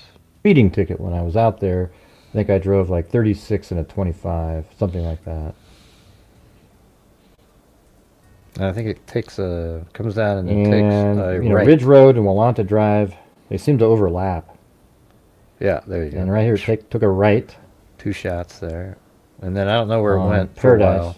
And 451 Paradise filmed it. Now, I just have the car pull over somewhere around here because it doesn't show up on the camera behind 1119 King Road for a bit here. So the vehicle had to have gone somewhere else that's off camera, and we don't know where that is.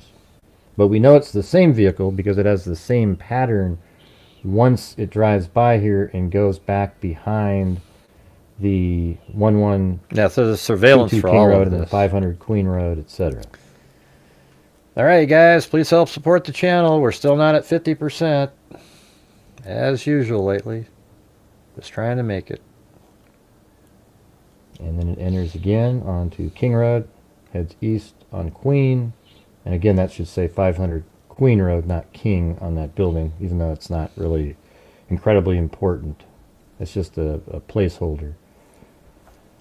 And right here the light flashes on 1127 King Road, and then the vehicle parks. Alright, let's start the pass number 3, and we'll just pick it up where it sort of ended the last time. It parks right next to the building.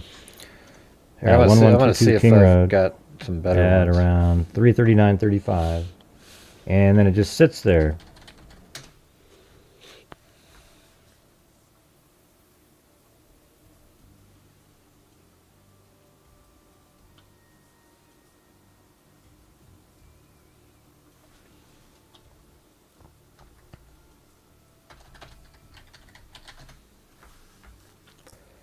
April 2025. See, this was, I think, anything after, like, Kohberger would be, I'd say after, like, yeah, more like in,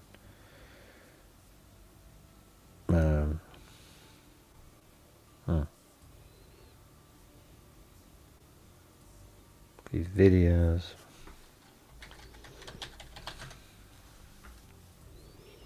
Yeah, I've got that whole the vehicle track better than anybody out there.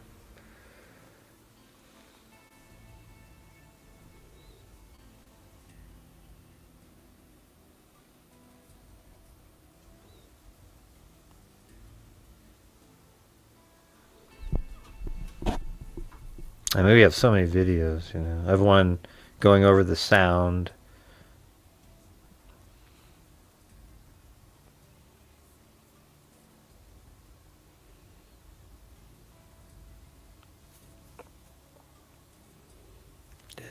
What is this one? I'm just looking at all these. Look at all these. There's so many of them. It's crazy. Just goes on and on and on.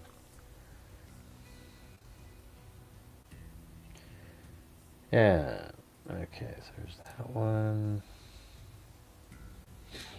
Hey, thanks, Phyllis Watson.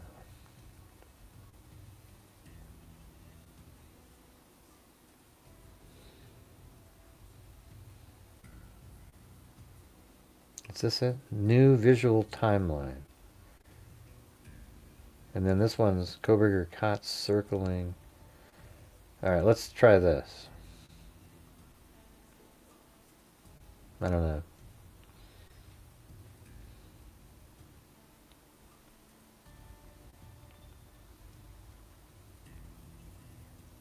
Around 3:30 and 22 seconds, the house in a 3D. Okay, there you go. Hello, this is Grady Hughes of Grady Hughes Investigates on YouTube. Please Where's hit my that animation? like button, Look at that. share the Look at video, that. and subscribe. He goes up the stairs. This video will show the entire 4 passes and what likely happened, or some variants of what happened in the house in a 3D animation. And there's more video Now, right than there, you see the vehicle driving by the 1320 Linda Lane I didn't have camera. the Indian As Hills it Drive passes video yet. Band Field right now. That's where the vehicle stopped that I'm driving in, or where I stopped. Hey, we just hit And then to the 50% right with is Phyllis Sigma Watson. Chi. And that is a place that Xander Kernodle, Ethan Chapin, and Bethany Funk were at earlier in the evening for a party. See, this is when I had to use their. I mean, man, I have to have my own version of this. Do you know where one of those? Can you find me that, Lisa? You know, the one where I'm using all the new surveillance and everything. I think that'd be the one to look at. This is the one after the special came out. I just can't find them for some reason. Do you think you could find that and send it to me? Where it's like the new, all the surveillance footage put together. I wonder if I could.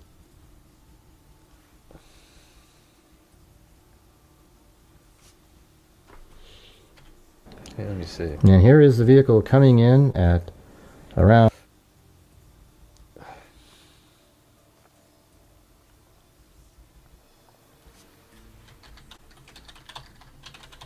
I would have called it something like that. No?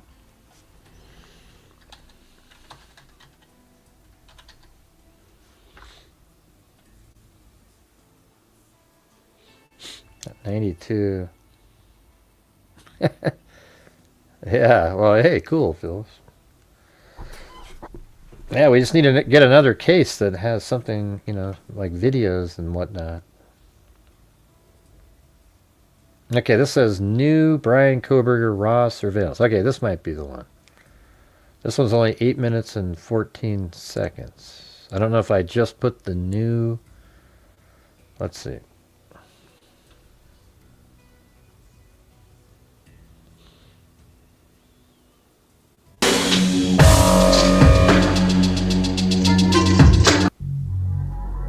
There it is on Indian Hills Drive. The Nest camera. Here it comes. You see it in the background there. The white Elantra.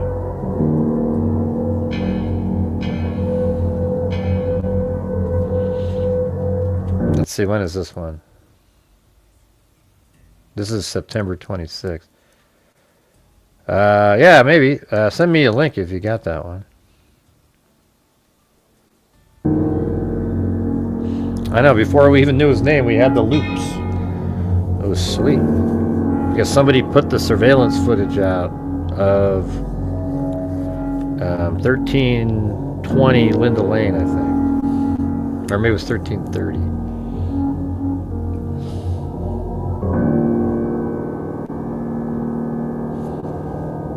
This might just be new footage that we got.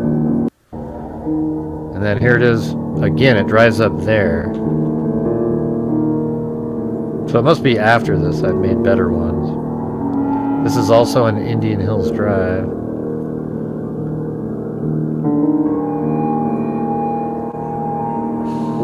Like the spooky music.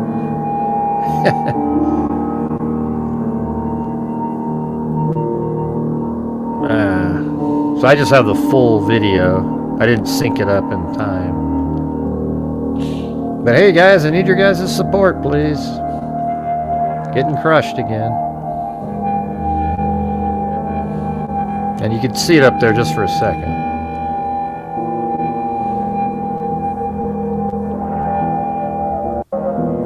This one was weird, right up here. Right up in there. There was a perfect shot of it when you zoom in on it. It's crazy.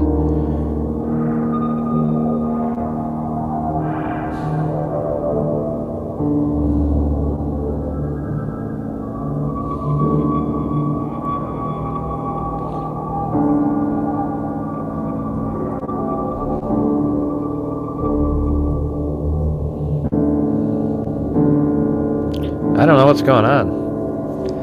Again, you know, it's just every night now. It's an absolute struggle.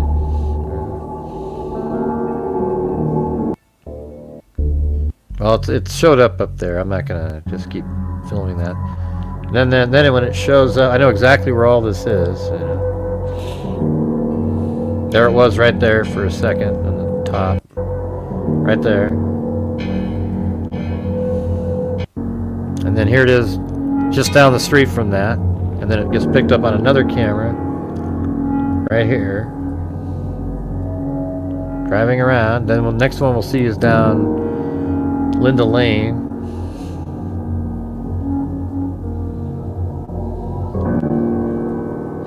And then you'll see it right over here, drive by.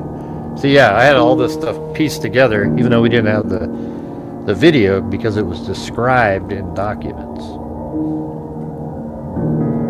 That one Elantra timeline document was really cool.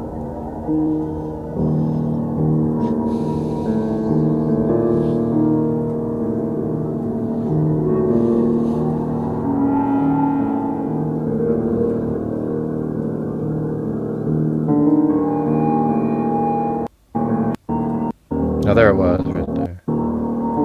See, it drives by right there. And then right after that, it turns in. Oh, yeah. So I didn't show the video we already have, but here it is, driving around the neighborhood. And there it is again, right there. So we have a ton of this stuff. Anyways, and then here's where, that's like that famous picture of it, where it's the one, it's loop number 4, where it changed what it was doing because of the DoorDash driver.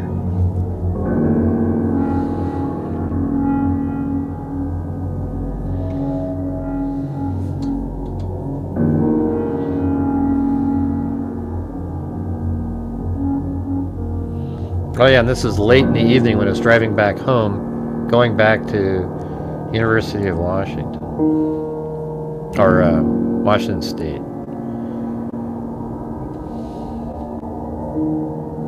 And then just after that, see the light way down there?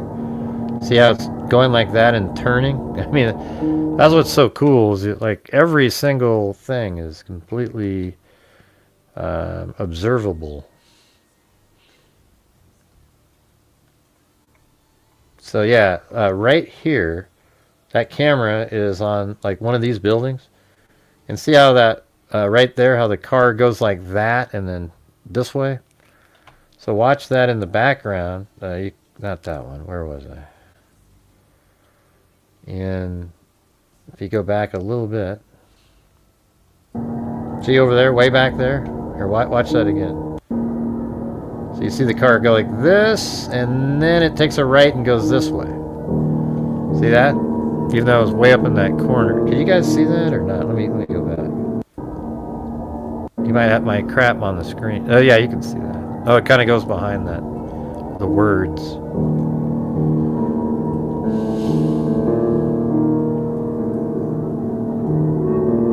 And then here it goes. Boom. You see that? And then it zips by the camera there, and then it goes on the campus. Now I have all that footage too. Did you send me that, Haley? The one on the second? I'll go look.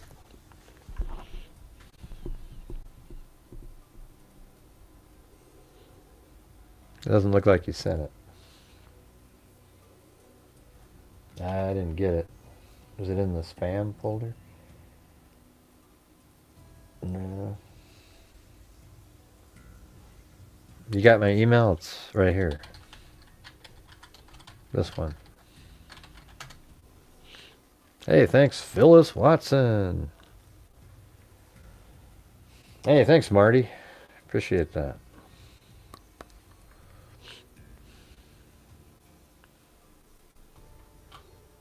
But you're saying in December. Oh, God dang it.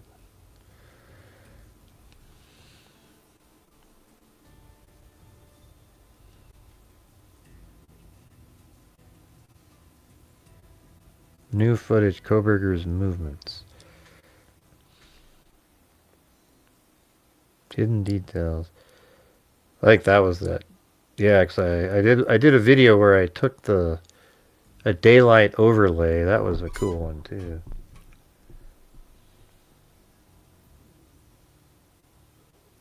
Breaking new surveillance and Xana. Man.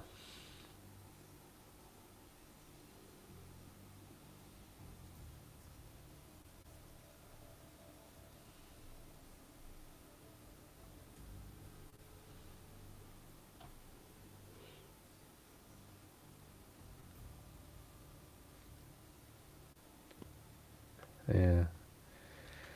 I don't know. I mean, I see some videos, but I did one on the fog lights. Hardly anybody watched that one. 2000. New surveillance and I don't know, let's see if it's on that one.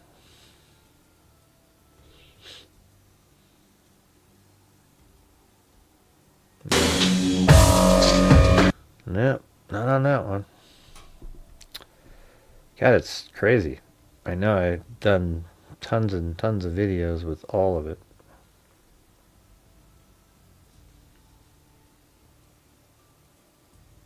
Fog lights don't matter.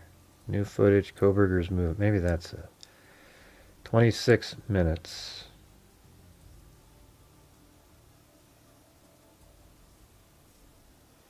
Let's see.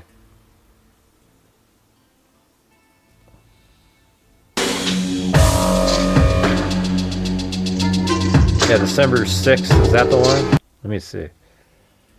I don't know if that's the one, but December 6th. Exits out another sort of back roadway out onto Main Street, and then 2022. Oh yeah, so these are the ones that it turns out aren't his Elantra, though. Bryan Kohberger, I think. Here it shows all the new surveillance footage, and I have all the surveillance footage of the Elantra except for Floyd's Cannabis Shop, which I do have that on order. I think you'll find it really interesting, so make sure to watch the whole thing. All right, here we go. So the night starts off with Bryan Kohberger here. This is the murder case, an Idaho 4 murder case that took place in Moscow, Idaho on November 13th, 2022. How many views does this one have? Yeah, 14,000. What a And the joke. murders happened Should have about between, 100. I would say, 4:10 and 4:18. All right? Now, he leaves his residence, but he initially shows up on Nevada Street. So he kind of came So that's in not- sort of a apparently weird that's back not his road. car I'll have right to show there. you on another video. I'll probably put it out where I discuss and show you on a map the same information. But he's on Nevada Street, and then he exits out another sort of back roadway out onto Main Street, and then heads to Moscow, Idaho, passing Floyd's Cannabis Shop. Now, this right there is Indian Hills Drive. When he finally that gets was a to live stream. Moscow, he shows up on Indian Hills Trying to Drive do the videos. on 3 different cameras in basically 3 homes in a row. This one's down below the street, and you can kind of see the lights up above where that van is. And I almost think like when it passes the van, you see the reflection. It's hard to say, but right here you get a pretty good look of the Elantra itself. Even though it's going quick, when you play it slow, you can actually make out the shape of the Elantra right there. Boom. And then right here is the Elantra showing up at the A&W on Steiner Avenue. And then here comes the vehicle that just after that, just down the street, passes a Ridge Road camera. If I remember right, I think it might be 1125 Ridge Road. The address. Yes. And then right here is 1320 Linda We got a Lane challenge camera. by Marty Picks it up up, there? driving All right. down Taylor Avenue. I need 3 more now.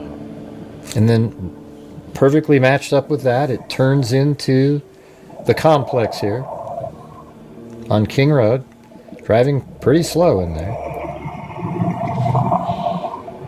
Turns left onto Queen. See, there you go. Look at that. And we'll be heading back behind 500 Queen Road. And you can see the headlights in the upper left-hand corner moving.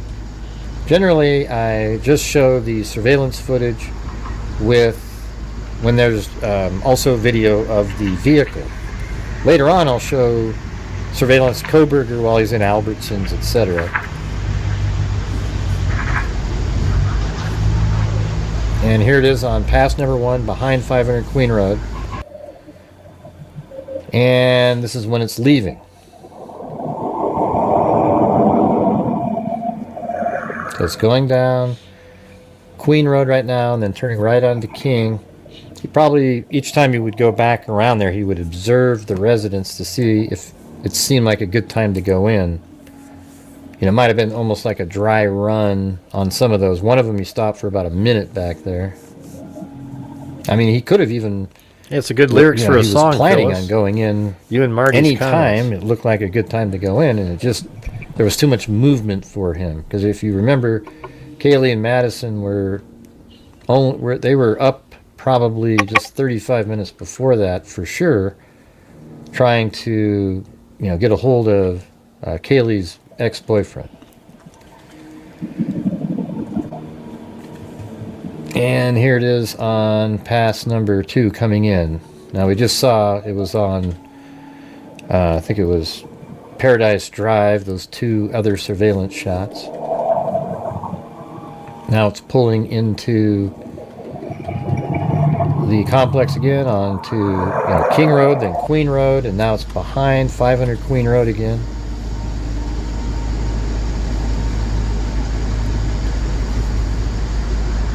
And here it comes in the upper left-hand corner.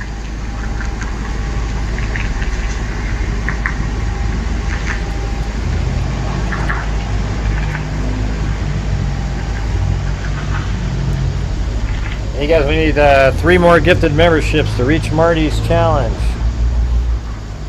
Still hear the vehicle.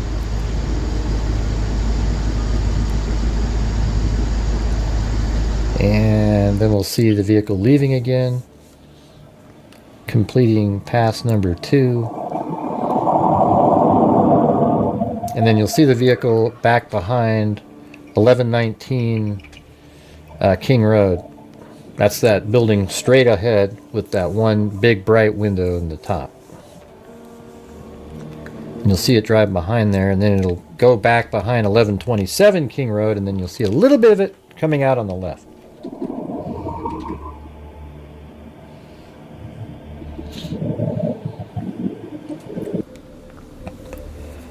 And here it is again on Paradise Drive, but it does a U-turn this time. You can see the reflection on top of that pickup truck as it heads back up. Yeah, does a U-turn. And after heading back up, it comes back around. You see the headlights flashing back there. And then it went somewhere and it came back that way again. See, I have a better version. It did not enter the complex somewhere, as I call it. I call the complex that whole area inside Queen and King, back behind 500. And here it does a U-turn again.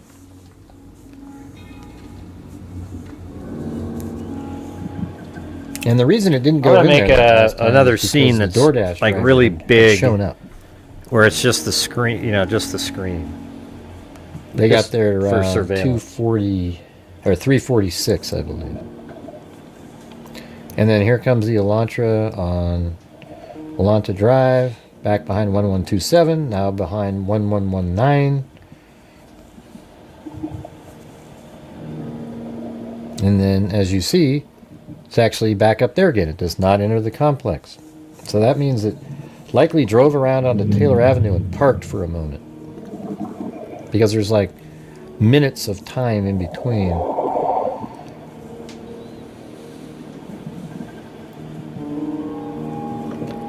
And it didn't go to Paradise Drive this time either. So it drove back and did something else. They don't know where it went. And then it drove back behind 1119. And as you can, I'm skipping the long time in between when the car drives by. I'm just showing you the times where you see the vehicle. So here it comes back in at 356. And there was like 3 minutes where it sat out on Taylor Avenue somewhere. And this is past. Yeah, see, law enforcement thought the car parked. Let me see. They thought the car parked right over here somewhere. They even stopped and they drove around. That's not accurate at all. It parked over here somewhere. Absolutely provable. It didn't go, didn't drive over here. But then it went over here because you see the headlights. See, what I did was I looked at the headlights from this house and then could see that it went around, and then it did not come into here. And then the direction of the headlights came from this direction, because when on the first time it comes in, the headlights hit these trees and go this way as it's turning. And that matched what it did after it came back in on, I think, pass number 3 there. Did the same thing. So we were able to determine that it actually came back in from this direction on that. So that means it came over here and parked, because it did not make it back over here. I guess the thing is, it didn't show up on this camera footage either at Linda Lane. So that means it had to have been like in this area. And there's even a parking spot right here, that if you're parked there, you can look straight up this alley right at the house. So he could have been parked right there. Yeah, let me see what this one is. 1122 King Road. Oh man, look at that. It comes in the upper right-hand corner. That's That is Floyd's the light cannabis coming around shop. that corner. And in this video right here, you can also see Ray, at the the what Ray's saying is that's very not end that his. it's the upper left before. Different. I've been going to, regarding that. Sure, this might be for Google. You thought it was on the 3rd floor, but Yeah, I was just kind of looking around really quick. that's number 3. It just came in on King, down Queen. Now it's behind 500 Queen Road right here.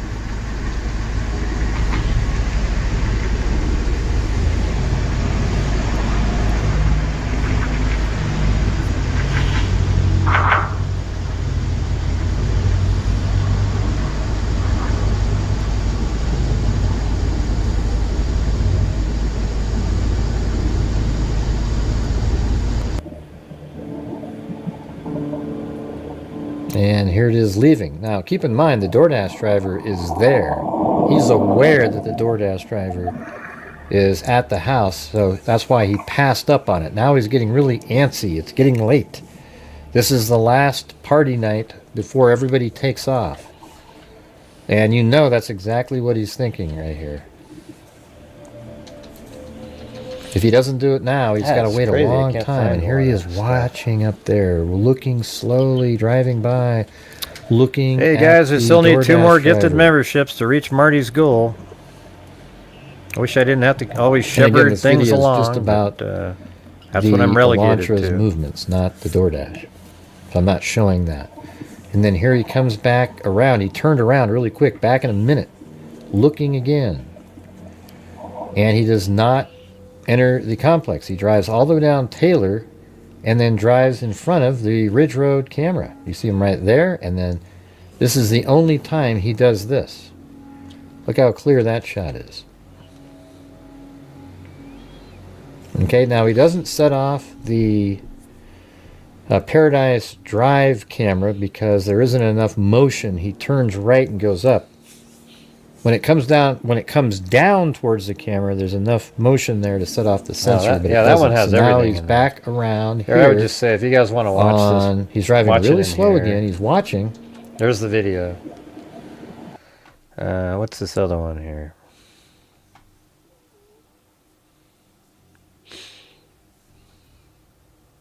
Any chance we could reach Marty's challenge in there, you guys? We're just currently at, I don't know, 55% of a normal nightly goal in here. All right, so I'm going to play. See, look how video. cool This is. What I did on this one was something I did in the Kylie Rodney case. Was not sure what all this crap is over here, but I took a daylight image and I overlaid it on top of the night, so you can actually 119 King Road. Look what you time can it is see right the here, headlights see driving back there, and hey, look how cool this is. See how it was dark when you saw the Elantra a minute ago? And so right now the vehicle is traveling behind 500. All right, well here we are. We are starting the video at 1112 King Road, 1112. Yeah, and so I have a daylight shot over the nighttime, and then you can see really clearly now. Here's the vehicle coming in, and it's crazy because all these cars they were still there. I used the earliest morning hour shot, and every car is in exactly the same position. But there's the Elantra, and now you can see like the relative, everything else in the scene related to it.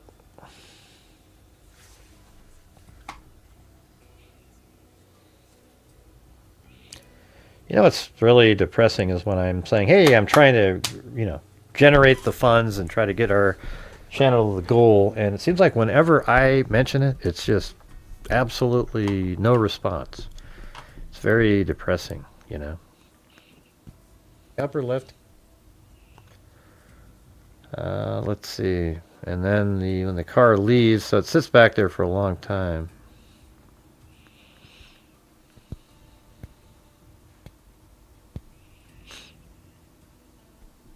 Yeah, the dog barking, and then it kept barking for a long time too. Now see, right now the car is parked and it's looking at Madison Mogan's bedroom. That's what it's doing right now. And then it's taking off. Now this is when it took off. So it sat back there for a long time, and so there it goes. And then, it doesn't come back, and this is just the time in between, but it's pretty interesting because I do the whole time frame. Like, this is all of it. So let me go back a little bit.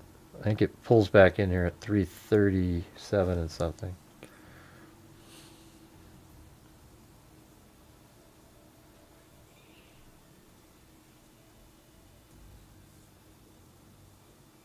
Yeah, I've got them all, Lee. I've got every one of them. I've already done it all.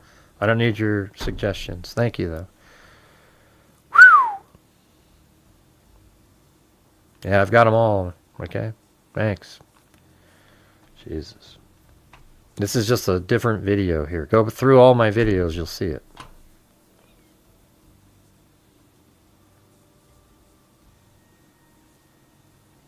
Oh, I guess it's up there. There it is. And you can't see it anywhere behind there. And then it comes around.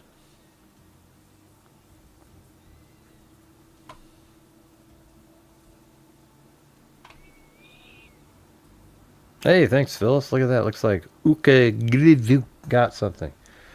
So here's the car coming around at 3:38:40, right? And you can see it better. The cool part is later on, though. So I'm just going to move it forward. And so this is when the DoorDash driver comes in. That's, I think, the DoorDash driver at 3:46. And what's cool is you see her walk over here, but now you can see exactly where she was standing.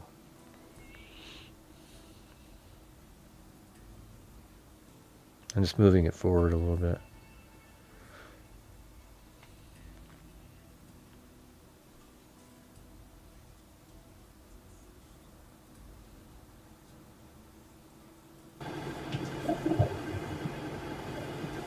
And then at 3:50 and 27 seconds, we'll see the headlights of the Elantra back again behind 1119 King Road, up there. Because one of the vehicles up there is not the Elantra because of the timing. So it gets to about like 4:08. I figured out which one it was. I won't speak, and I'll just let the audio play where you can listen and maybe determine what you think you hear. No, I've just ordered all of the files again. I've already got them. I've been getting the files the whole time.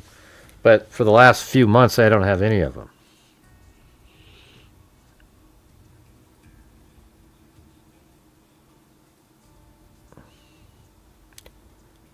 We now have... what are you talking about regarding the MPD supplemental report number 35?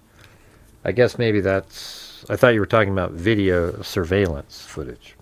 Is this like CAS data or something? On inside the house. Lee? I thought you were talking about surveillance. I have all the known surveillance footage already.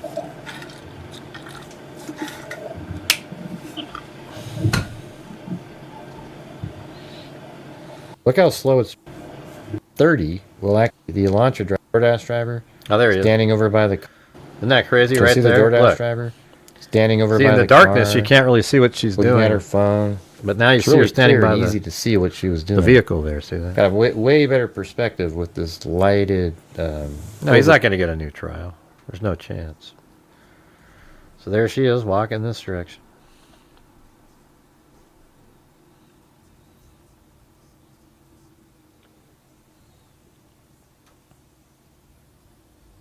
And there it is. Look at that up there. See, isn't that really interesting? So this is one of the little stalker crazy behavior. So Kohberger drove. Look how slow he's up there, because he could see that the DoorDash driver see him, and then he goes right over there, really slow, because he could see that the DoorDash driver was there, interrupting what he was going to be doing. So now he's sort of surveilling it. And then look at, there's a light up here on that building. See that? And I think that's the DoorDash Well, I'm not really sure. I think it's that other car that she saw. That's right. This is just some random vehicle here.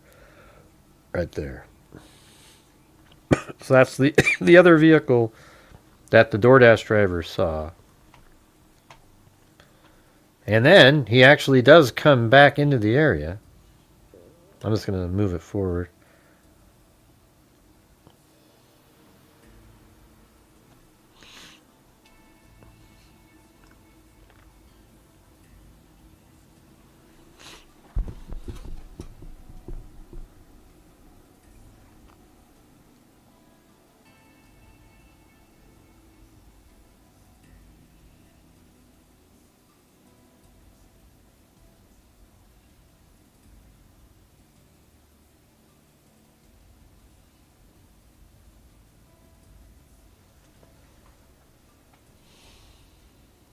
Oh, is it not even playing?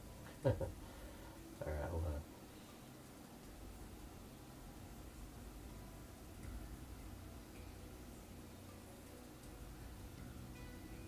Oh yeah. So that's let's see. That's I think. Yeah, hold on, I gotta remind this.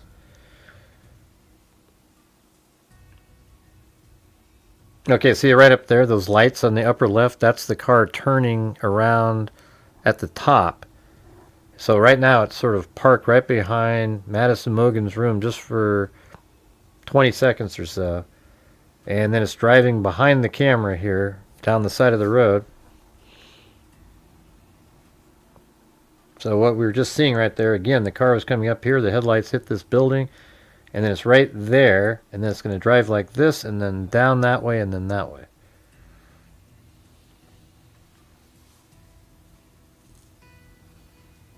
Okay, well, send it to me then, if you got it, Lee. I mean, why just talk about it? Just send it.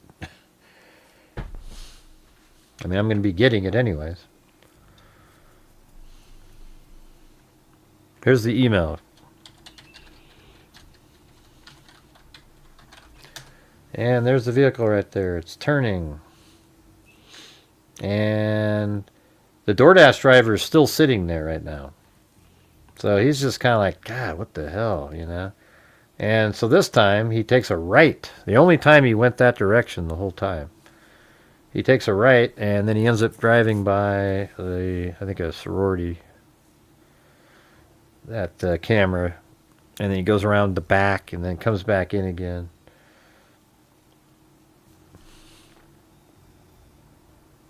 And I have it all. I might have to do a new one or something. See, there he is up there, coming back around at 4 o'clock. And then, hold on, let me see something. Let me go back a little bit.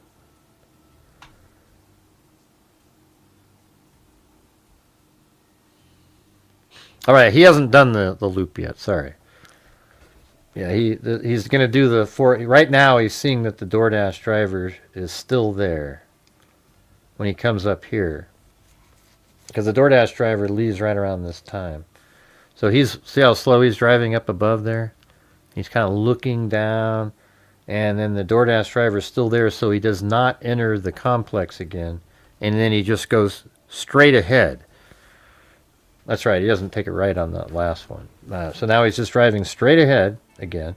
What he did on the third one is he came out, he went up there, and he did a U-turn right up there and came right back. It was a very quick turnaround because he was like, what the hell's going on?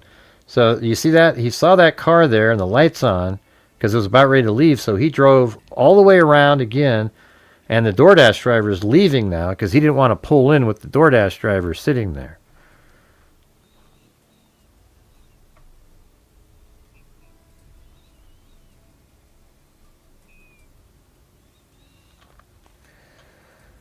All right, and then you'll see him up here at like 4:03. So I'm going to move it forward. There's no other movement. So it's coming.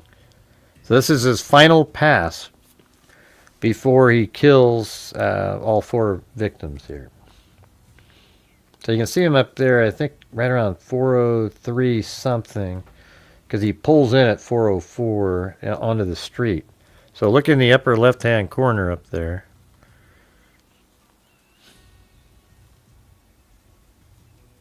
You probably should see him relatively soon.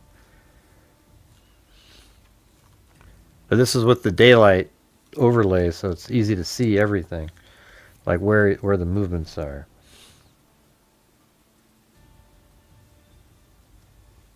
Okay, there's a light up there. See that headlight up there? And then it's going to be right there. And look how slow he's going again. He's not going really quick because he's still checking to see if that DoorDash driver is still there. But you'd think you could have seen it behind him when he was driving on Taylor. And notice how you can't see any lights moving over there at all because it's too thick. And then he turns around. Now notice how there's no lights. See over there?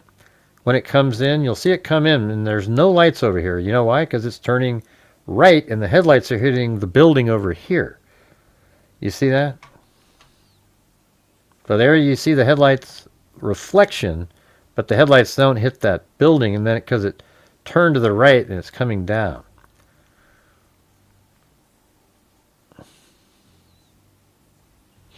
Now let me go back to the first one. I'll move it back over there in a second. But watch on the very first time it enters in.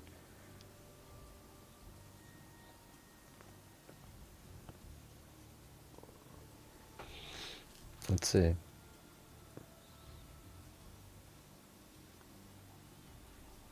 Yeah, see that? See how it lit up that whole building there? Because it came from the right and then turned left, right? So that's what's kind of interesting about some of these other times, like 3:30, I think 9 or something. Yeah, I don't know. I'm not going to waste your time. But anyways, let's go back up to the 4:04. Here it comes in. And then it turns. And then what it does is it goes back behind.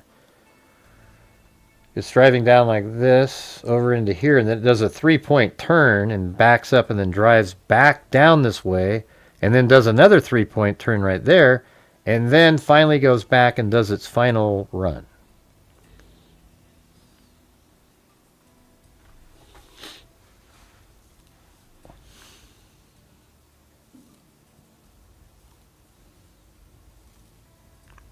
You know, we never even reached Marty's challenge up there. I mean, my God, you guys. Jesus.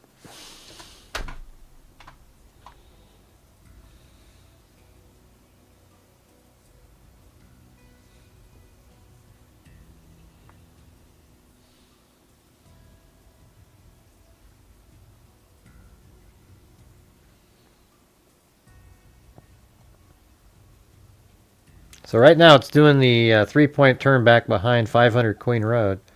And then now see the headlights up here? That's the headlights coming down the hill, and the headlights are going down with the ramp.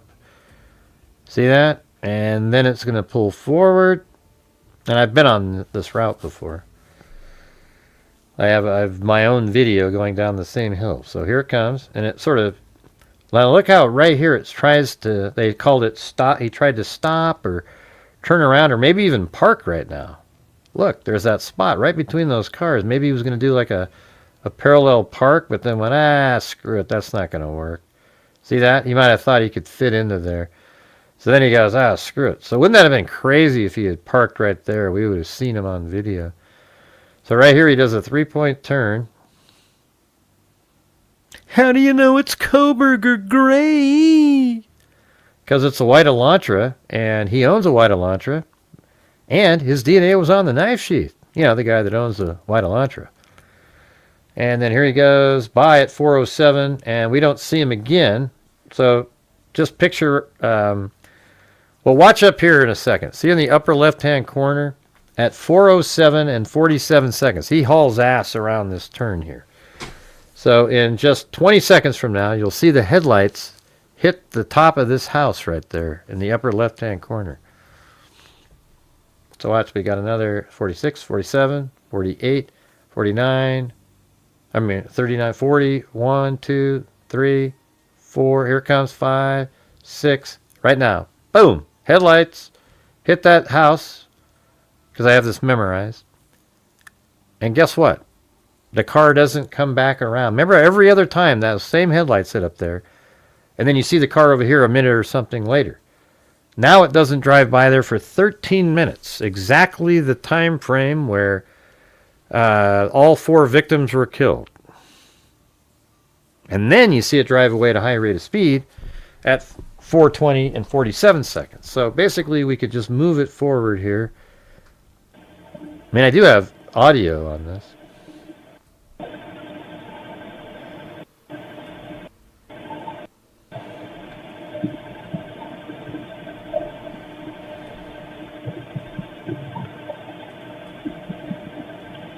But I think he's just getting into the house right around now.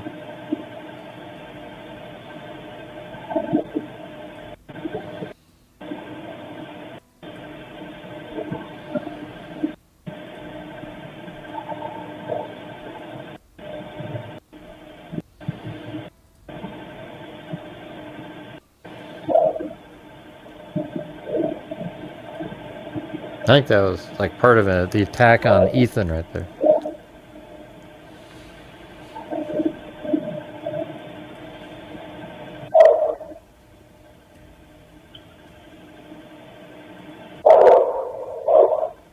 See, 417.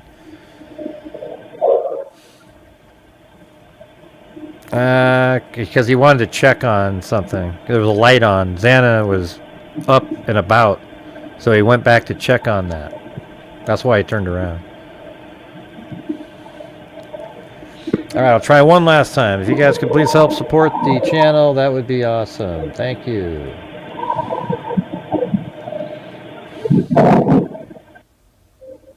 I mean, that's when she got thrown into that table in her room.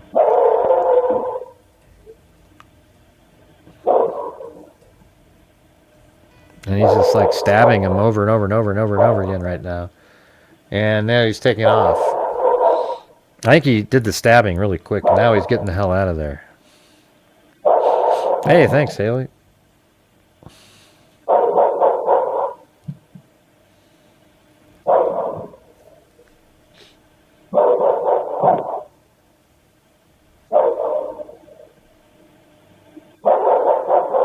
So you got to figure he's already like exiting the home already. He's already out. He's out of there.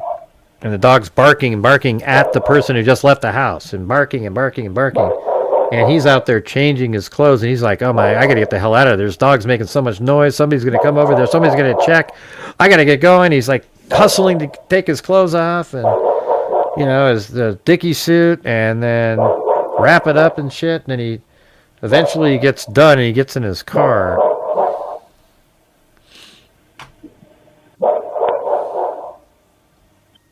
And I'll just move it forward. It's just barking and barking. There's a certain point where I hear something like a door, like a door shut. I think it was right there.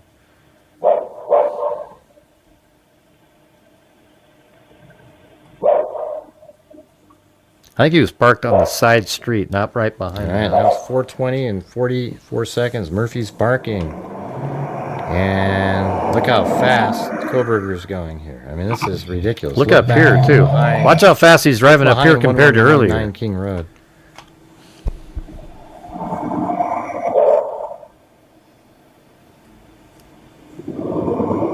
I mean, my God, he likes double the speed. Triple.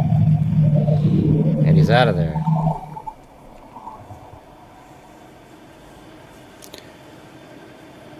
All right, so Kohberger's out of there, and there really isn't much more that goes on. There is a vehicle that heads.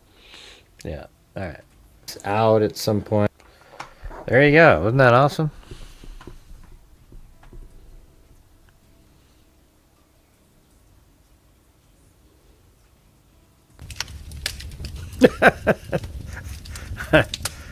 Oh man, you guys.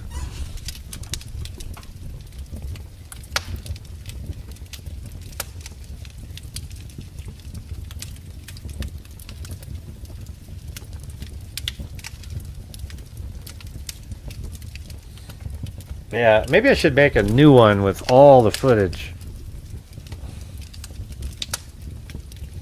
Yeah, everybody talks about, oh, great, you see this one time, and they don't send it. You know, just ridiculous. I guess we'll just have to wait and see when it comes in. You know which one they're talking about? The number 35? Isn't that one of the, is that in the, oh, those are the ones in the court, those are court documents, right? I think I have that one. Yeah. Those aren't the, they're not like something you have to order.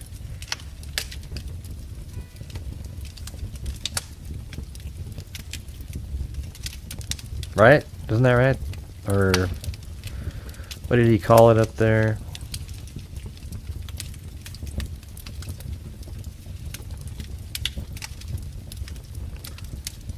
Oh, the Moscow Police Department supplemental report. Yeah, that would be a document. Have you seen that one out there, Lisa?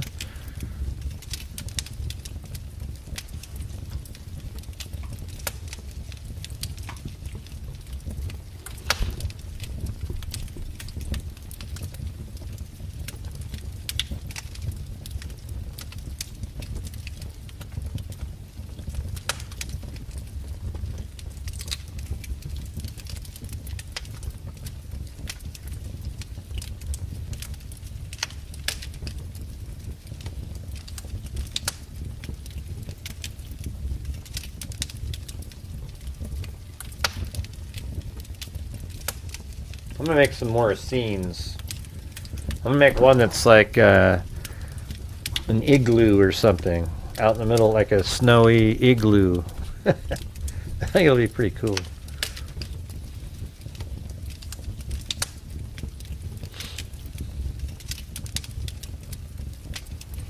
Yeah, well, I ordered them, so I'm paying for every single thing that they've ever released up until now. Even though I've already got all those other things already. They have a new system over there.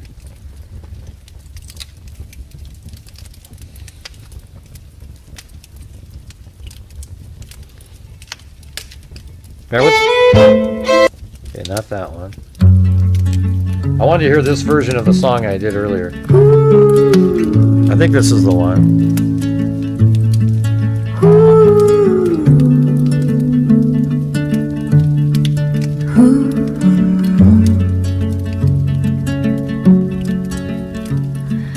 Empty chairs and empty rooms where sunlight used to lie.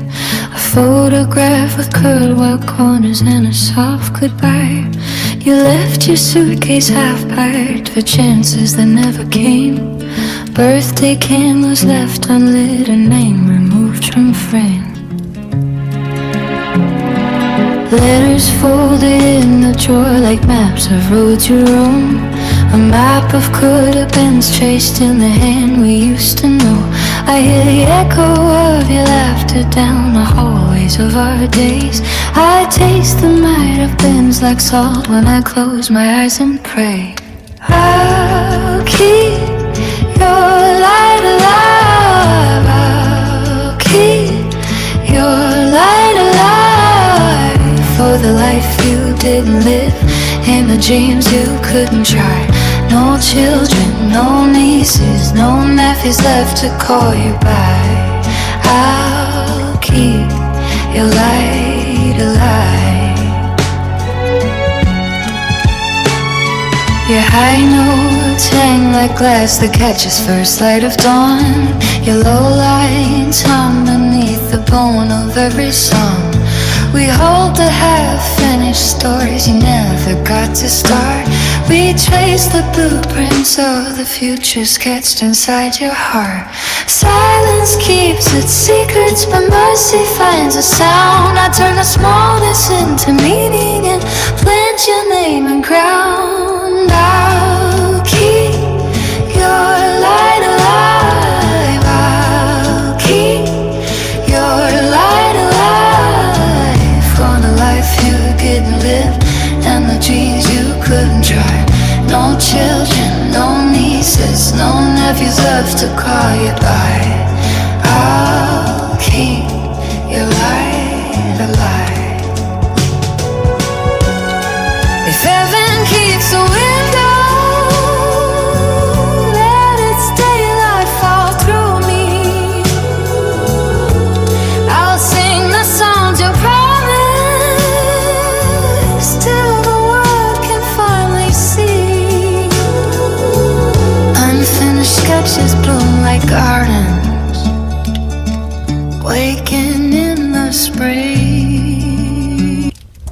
Hey, thanks, Haley. Dude, that was really nice of you.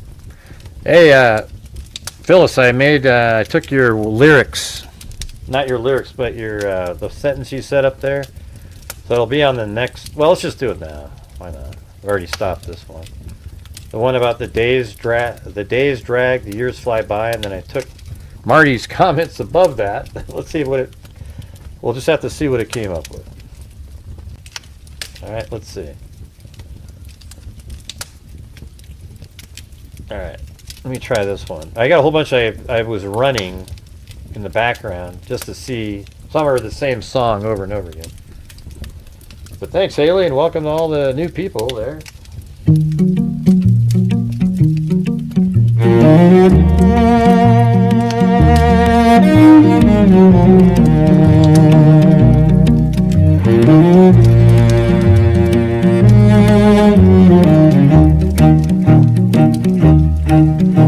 The sun runs like a rumor down the avenue.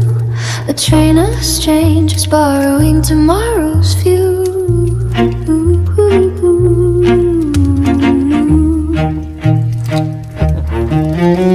Streets stack moments like coins in a jar. Lovers count minutes between bar to bar.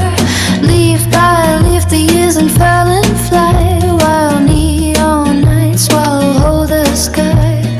Hands of the clock are thieves in plain sight.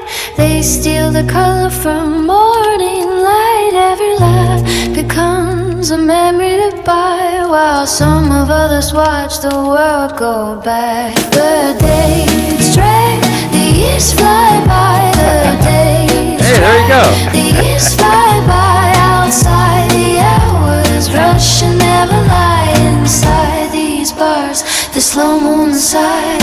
I press my face to a slit of day. Count the cracks where the sun can play. Shadows grow tall on a concrete bed. The calendar's a weight that sits on my head. Faces change like seasons on parade. My reflection wears an older shade. A distant life slips past the sky, and I learn to watch the world go by. The days drag, the years fly by. The days drag, the years fly by. Outside the hours rush and never lie. Inside these bars, the slow move side. If time is a river, I'm stranded on stone. The world keeps flowing while I hold my own. Memory is a ticket I can't redeem for all the lost summers and broken dreams. I map the sun through the iron bars, trace the orbit of stolen stars. The days drag, the years fly by. The days drag, the years fly by. Outside the hours rush and never lie. Inside these walls, the slow moon side. One day the gate will creak and the air will rise. Till then I watch the world with a thief's wise eyes.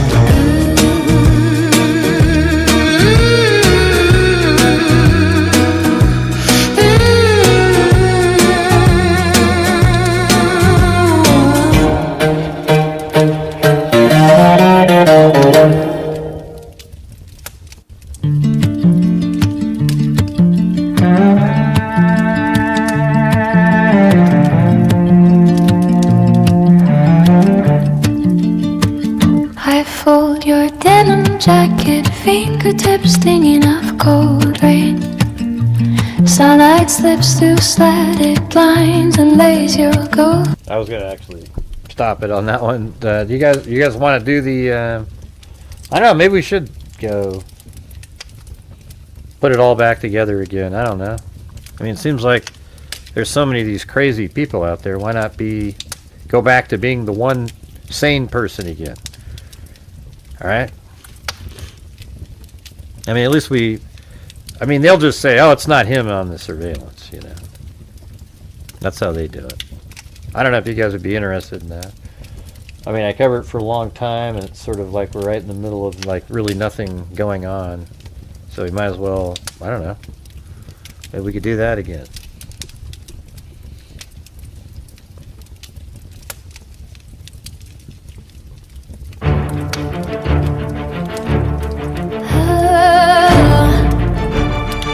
The dramatic. Empty chairs in empty rooms where sunlight used to light.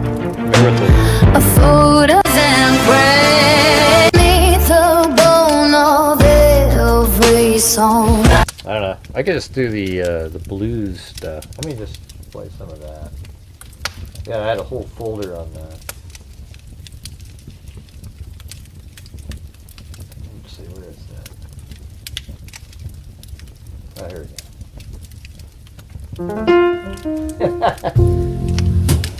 There we go.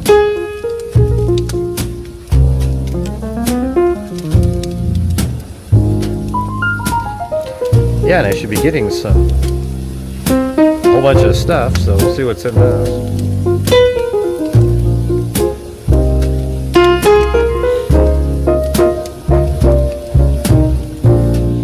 Maybe we can do a show where we put all the surveillance back together.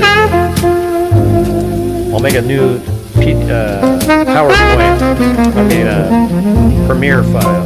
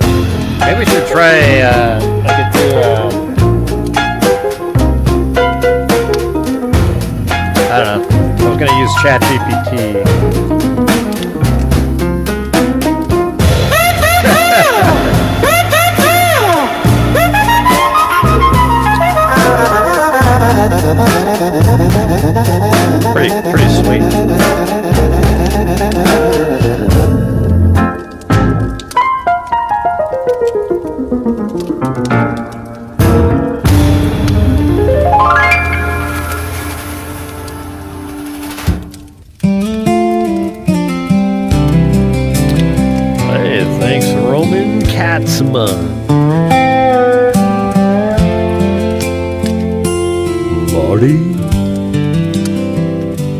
Parked my ride outside of Marty's bar and grill. Here we go.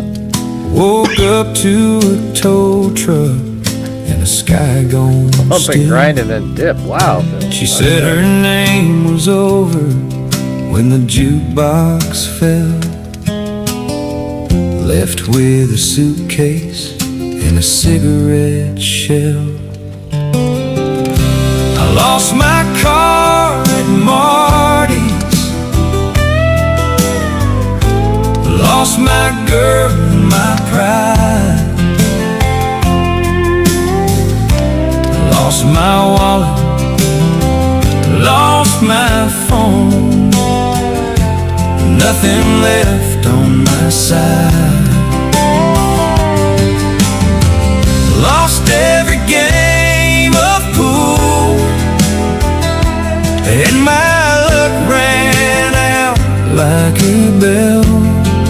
Lost more than I wanted, but I found Jesus in that Wisconsin jail cell. Tried to catch a memory at the corner of the bar. Missed every crooked shot, left my heart on the felt scar. Friends were half smiling, the night fell thin as a thread. Stumbled into trouble with a head full of lead. I lost my car at Marty's. Lost my girl, my pride. Lost my wallet. Lost my phone. Nothing left on my side. Lost every game of pool, and my luck rang like a bell. Lost more than I wanted, but I found Jesus in that Wisconsin jail cell. Fluorescent light and a Bible on the sink. Cold metal bench held more answers than I think. Prayed with a laugh and a cigarette smell. Redemption came quiet in a county hotel. I lost my car at Marty's. Lost my girl and my pride. Lost my wallet. Lost my phone. Nothing left on my side. Lost every game of pool, and my luck tolls like a bell. Lost more than I wanted. I'm gonna see you there, Roman Katzman. But I found Jesus in that Wisconsin jail cell. I know. I hear a lot of these songs all the time in my head. Mistakes by Marty's neon swell. Lost a lot on the way, but I found something to tell. Lost every game of pool, but I found grace where sinners dwell. Lost my way in the cold and found Jesus in that Wisconsin jail cell.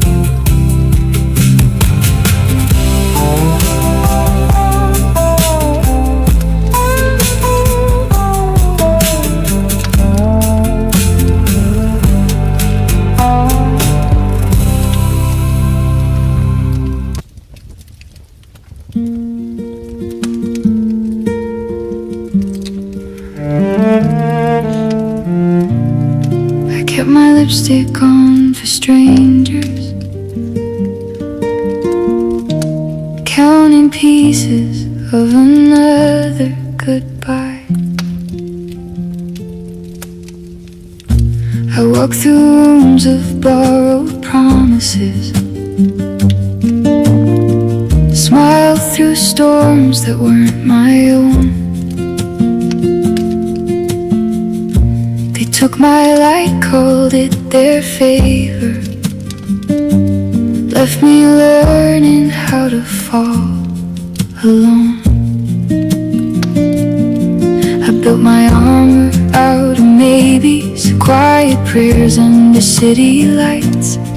Then you came like a steady sunrise, woke the colors I had locked inside. You lift me up like an eagle, wings of gold. You carry me higher. You show me skies I forgot existed. You lift me up like an eagle.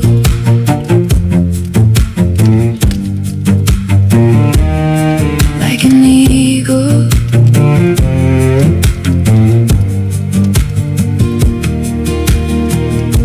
I used to measure love in footprints, trying to fit where I didn't belong. You said my name without a question, made the broken parts feel strong. No more dodging all the thunders, no more hiding from my truth. Your hands taught me to trust the weather and trust the rhythm of my youth. You lift me up like an eagle, wings of gold. You carry me higher. You show me skies I forgot existed. You lift me up like an eagle. Absolutely. I'd lean melancholy but hopeful, using the kaleidoscope as a metaphor for how the same broken pieces can keep rearranging into something beautiful. Sorry about that. A whisper in a crowded silence. You were the chorus that pulled me through. Now every doubt dissolves in daylight when your breath says I'm enough. I knew higher, higher on your wings I learned to fly. Higher, higher, leaving every broken night. You lift me up, like an eagle, wings of gold. You carry me higher. Here's a tad.ai prompt built. Show me skies I forgot existed. You lift me up like an eagle, like an eagle. No more heavy anchors holding, only open blue and truth to find. You lift me up, and I am fearless. You lift me up, built around. and you are mine. All right. This is the one we found yesterday, Haley.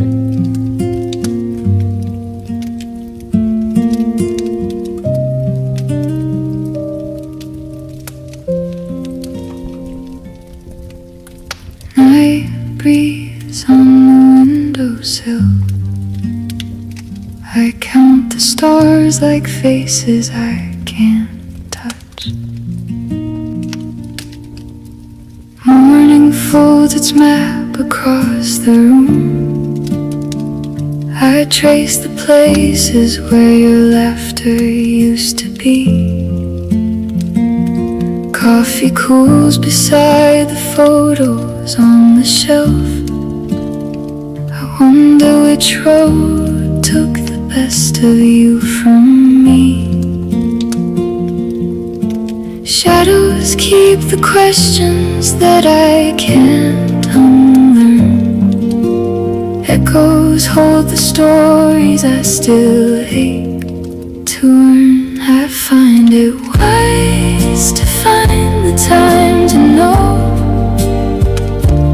and to feel their love and to glow. I find it wise to find the time to know and to feel their love and to glow. Letters in the corner smell like distant rain. Names in my pocket are maps I never read. I talk to empty chairs and wait for answers back, wishing on the corners of a life I can't retrieve. If memory's a river, I keep diving in to catch the little truths you left inside my skin. I find it wise to find the time to know and to feel their love and to glow. I find it wise to find the time to know and to feel their love and to glow. Is that one of our songs? Maybe they're under all the quiet. We just play our original songs. We can't play other people's songs. Maybe they're humming in the songs I still hear. I close my eyes and reach through the distance and the years to hold a piece of all the people I held dear. Softly I call their names into the night. Fingers on the map, trying to bring them into light. I find it wise to find the time to know and to feel their love and to glow. I find it wise to find the time to know and to feel their love and to glow.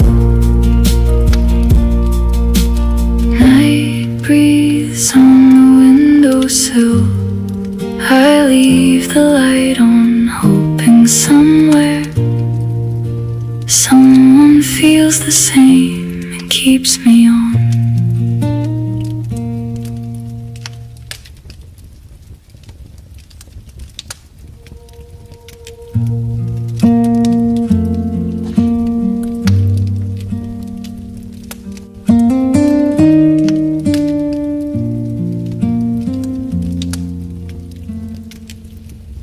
The street still smells like rain and rust. Your jacket on the chair, your name and dust. I trace the hour where the light fell thin, and the man with empty eyes took the shape of him. My nights fold under the weight of the white. I wake with your breath and the echo of lies. There's a knot in my throat I can't untie. I never learned to let you go. I never learned to let you go. I never learned to let you go. I never learned to let you go. I never learned to let you go. I never learned to let you go. I never learned to let you go. The neighbors say the sirens left too soon. They whisper of a price beneath the cold moon. I keep your pictures in the drawer like sin, folded pages of the love that should have been. Days move around me like a room without doors. Every smile is glass that shatters on the floor. How do I breathe when my heart keeps score? I never learned to let you go. I never learned to let you go. I never learned to let you go. I never learned to let you go. I never learned to let you go.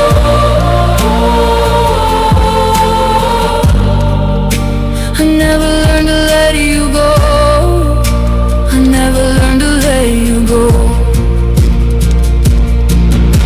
I pray sometimes and my hands feel thin. I ask the sky why evil took him. If mercy is a river, why does it run dry? I stand here asking God if he hears my cry.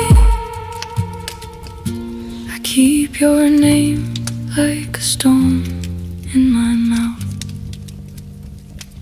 I keep your name like a stone in my mouth. I keep your name like a stone in my mouth. I keep your name like a stone in my mouth. I keep your name like a stone in my mouth. I keep your name like a stone in my mouth. I can send you just the music, Phyllis. You can try to sing it. I never learned to let you go. I never learned to let you go. I never learned to let you go. I never learned to let you go. I never learned to let you go. I never learned to let you go. Maybe I'll learn to carry you softer with time. Maybe faith will stitch the wound that's mine. Till then I walk with the shadow you left on my soul, praying to God to teach my hands to hold.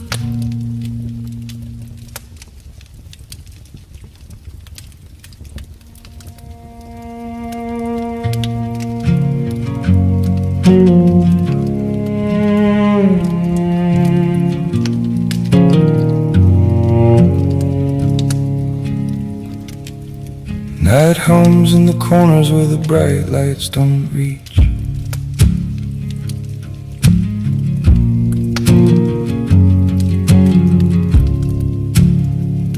They smile like fathers and neighbors on the street.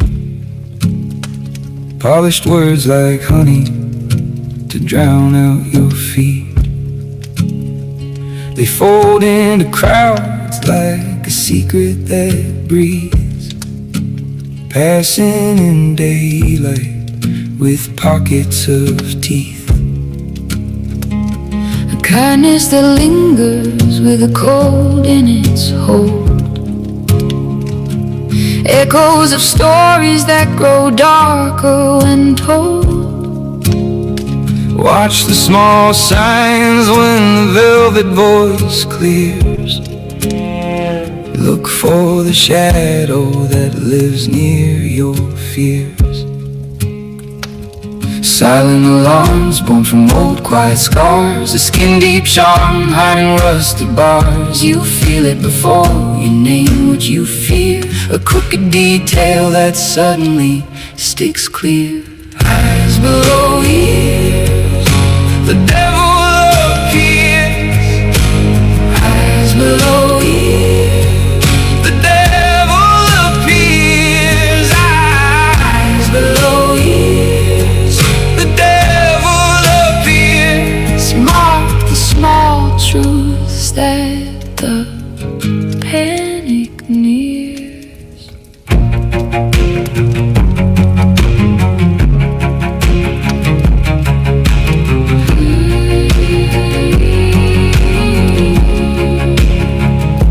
They learn how to kneel and how to bow just right. speak like a guardian in the hush of the night. They glide through families with practiced regret, Wearing concern like a hand-me-down silhouette. listen to laughter that trembles and strains, notice the hush where the warning remains. Old stories whisper where the new lie steers, follow the sign where the silence clears. Little betrayals tucked in the grin, patterns repeat where the danger begins. A pulse at the throat, a chill in the ears, truth's baby step closer, dismissing the ears. Eyes below ears, the devil appears. Eyes below ears, the devil appears. Eyes below ears, the devil appears. Hold to the line where the safety Disappears. We teach the children to name every name, to trust their skin, to call out the game. when instinct speaks loud, let the room come alive. Pull the curtains and let the old lies die. Fingers pointed at the smallest detail, quiet courage in the face of the tale. One small voice can unravel the gears of the hidden mouth and the lowered ears. Eyes below ears, the devil appears. Eyes below ears, the devil appears. Eyes below ears, the devil appears. Gather the light when the night draws near. Keep watch by the threshold and sharpen your sight. We name what we fear and we bring it to light.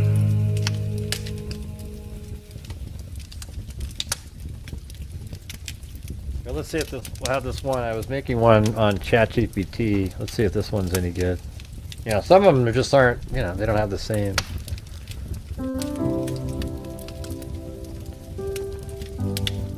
Just want to see how it goes.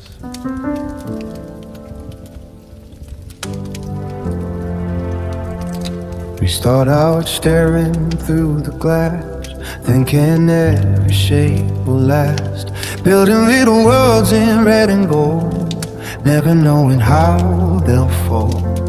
Then somebody turns the wheel, and everything we thought was real falls apart and rearranges. Same old pieces, different changes. Every goodbye, every hello, every road we didn't know turns another fraction of a turn, and suddenly the colors burn. Life is like a kaleidoscope, broken pieces painted whole. Every time the whole world turns a different kind of beauty burn. Yeah, so it's weird. I don't like the ones that sound like that, with a whole bunch of singing and, you know, like too loud, like a chorus. Here's one of our other ones.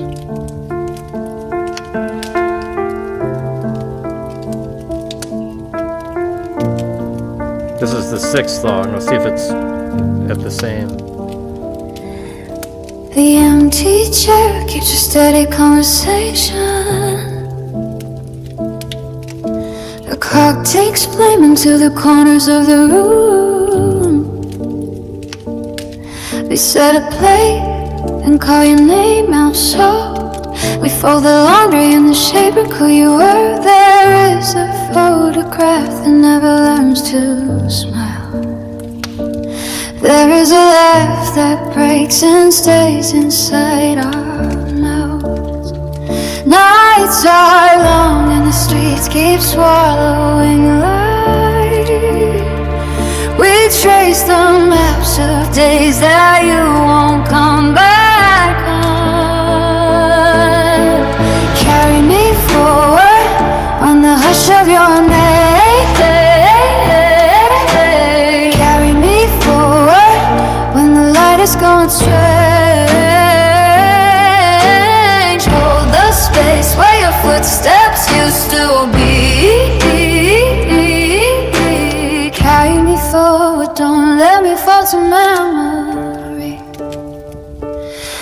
Those match the birthdays that we do without a funeral song that taught the sun how to be quiet.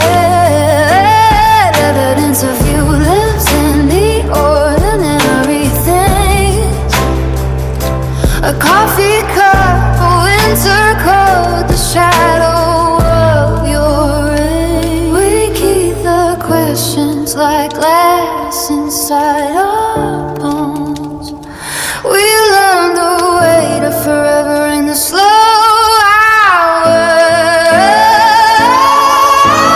Carry me forward on the whisper of your name. Carry me forward through the rooms of the rain. Keep the line between breathing and giving breath. Carry me forward, carry me past the edge. We walk through open doors that close like thunder. We carry fingerprints of you on every tender place. Silence is a drumbeat that remembers your thunder. Here's a full song built around that idea. Cartographers of absence and grace. In the quiet we collect the pieces you left. In the dark we read the letters of your name. Carry me forward on the hush of your name. Carry me forward when the world calls me change. But the cold and the questions that never leave. Carry me forward. Carry me. We carry the weight like a promise and a scar. We carry you forward wherever we are.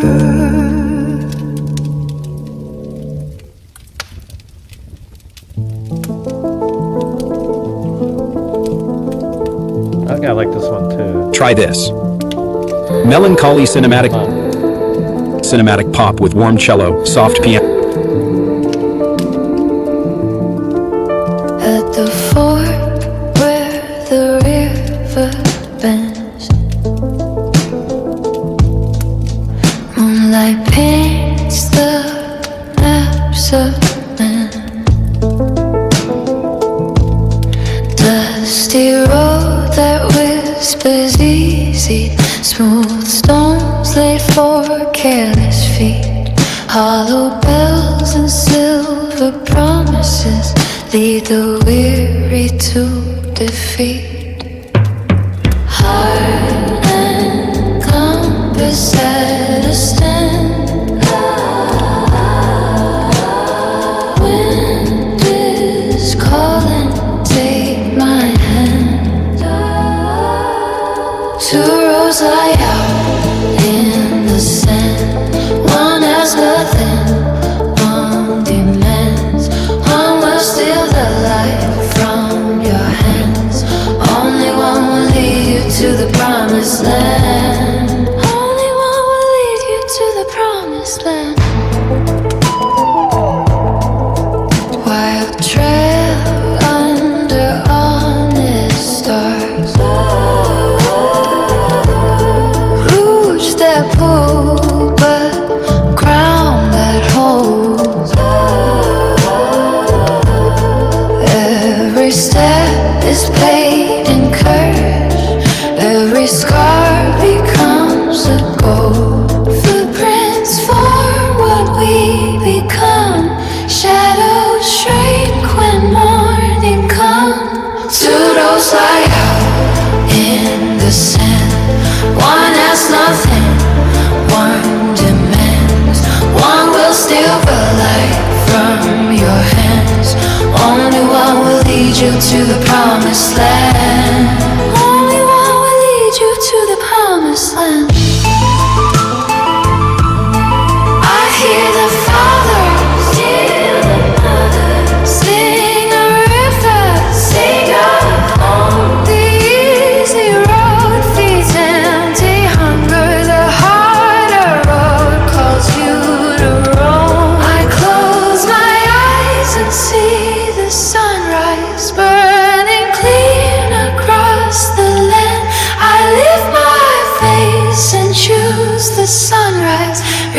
reach for truth with outstretched hand. One small step, one honest breath. Follow love and not the thread. Two roads lie out in the sand. One has nothing, one denies. One will steal the light from your hands. One will lead you to the promised land. Just behind and on ahead, I walk the path where faith is led. One road gone, one road stands. I follow the road to the promised land.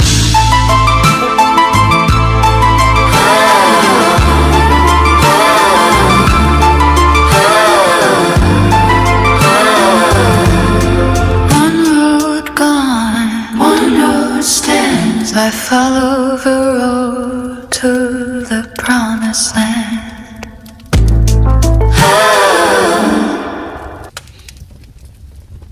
Yeah, we got, let's see, what is that? Oops. I've mentioned this before, but I found Grady Judd investigates during Butler coverage. Love he donates so much back. People helping people. That's right. Well, I mean, the only way I can do it is if you guys are helping support the channel. That's what I try to tell people. I survive as a channel at the same time. You know, it's like, but, yeah. What was I just about to do? Let's see. All right, let's see. So, hey, Roman, you typed in that quote up above, and I put it into ChatGPT, made some lyrics.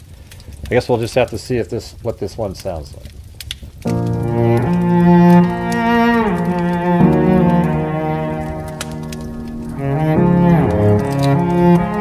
Probably another crappy one with all kinds of... You've been carrying the weight so long, you forgot what it feels like to put it down. Smiling just enough to fool the room, while you're barely keeping both feet on the ground. You tell yourself I should be stronger, like strength means suffering alone. But even the toughest walls can crumble when they're holding up the world on their own. You don't have to hide the answers, you don't have to hide the scars.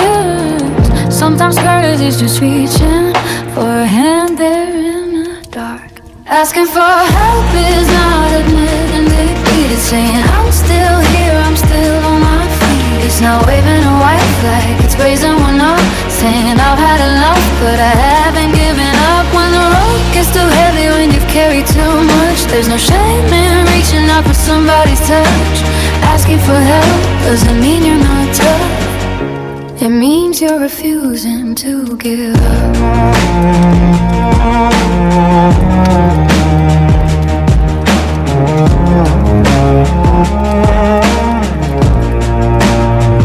Maybe you've been fighting silent wars, nobody around you even knows. Holding conversations in your head with every feel you never chose. Maybe you're afraid they'll see you different. Maybe pride keeps locking every door. But the people who truly love you would rather listen and lose you to the war. You don't have to climb a mountain with your hands tied to your side. There are people who will walk there every single step beside you. Asking for help is not admitting defeat. It's saying I'm still here, I'm still on my feet. It's not waving a white flag, it's raising one up, saying I've had enough, but I haven't given up. When the road gets too heavy, when you've carried too much, there's no shame in reaching out for somebody's touch. Asking for help doesn't mean you're not tough, it means you're refusing to give up. And if somebody sends you this song because they thought of you tonight, don't mistake their words for pity. They're just trying to leave a lie. Maybe all they're really saying is you don't have to disappear. Maybe 3 small words I need help are the bravest neighbors heard somebody ever hear. So call a friend, knock on the door, say what you couldn't say before. Let somebody know you're hurting, let somebody share the weight. You don't have to wait for rock bottom, you don't have to prove you're strong. Sometimes surviving means admitting you were never meant to fight alone. Asking for help is not admitting defeat. It's choosing tomorrow and today has your feet. He's not waving a white flag, he's raising one up. Say I'm tired as hell, but I haven't given up. When your heart feels too heavy, when the climb gets too rough, let somebody remind you that you are enough. Asking for help doesn't mean you want to. You're refusing. You're refusing. You're refusing. You're refusing to give up. So if you know somebody fighting more than they ever let you see, past.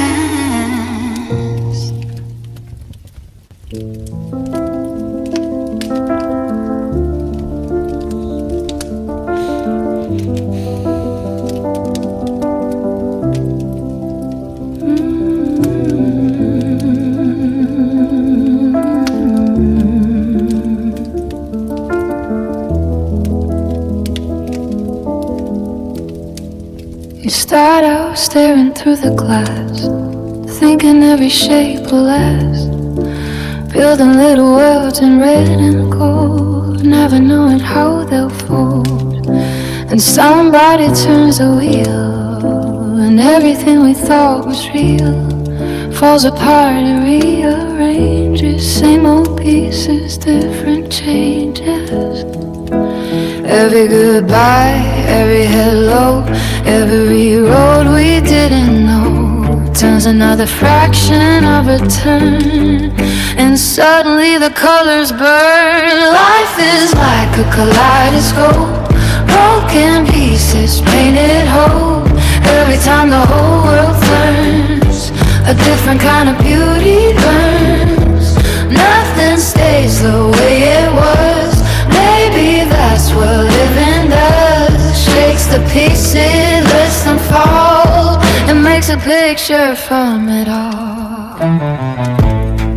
There were years I tried to hold certain colors, certain gold, afraid that if I let them slide, I'd lose the person I was inside. But time keeps turning in our hands, scattering all our careful plans, and every piece we thought was gone finds another place to carry on.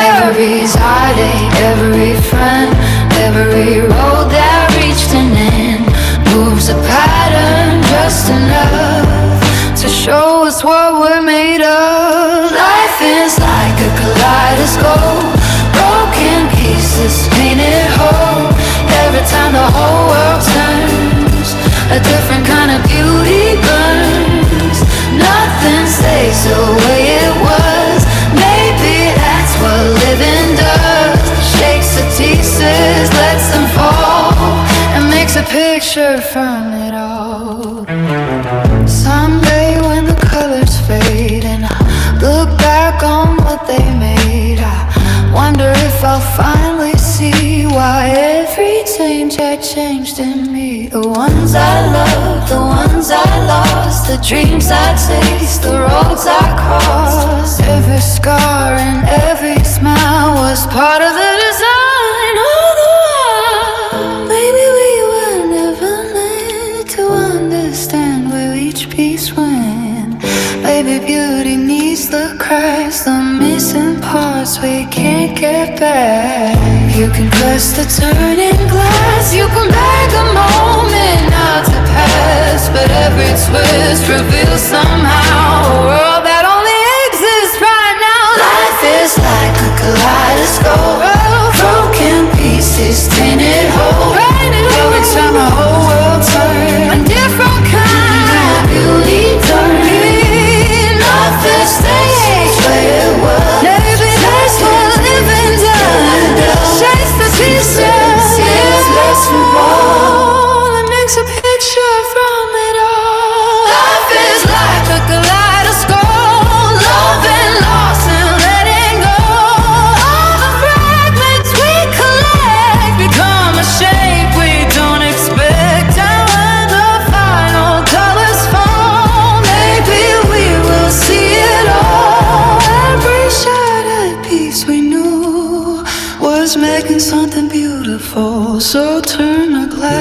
and let it change. Let the colors rearrange. We were never meant to know the picture till we let it go. Oh, you don't have to do that, Marty. You're always so generous. Thank you, though. Appreciate it.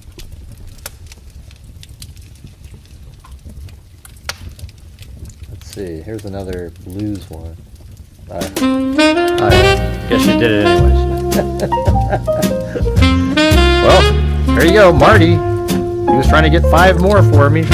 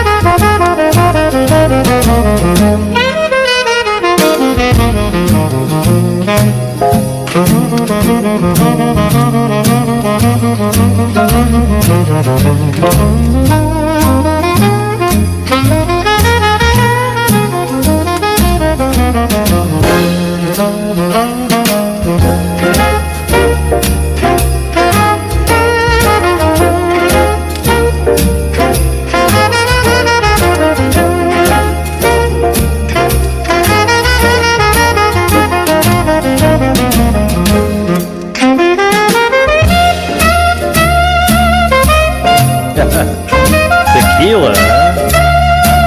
How do you sip tequila? Gotta pound that stuff.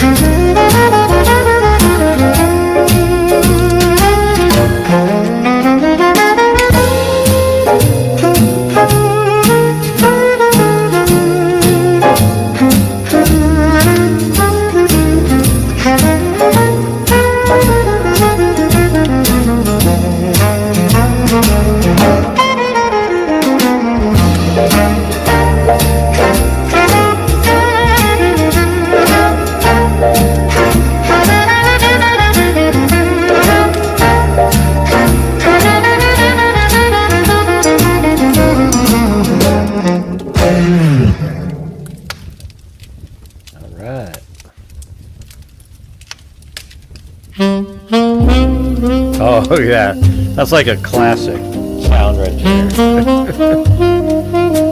Oh yeah. He walked over to the bar. She sat there, eyes gazed.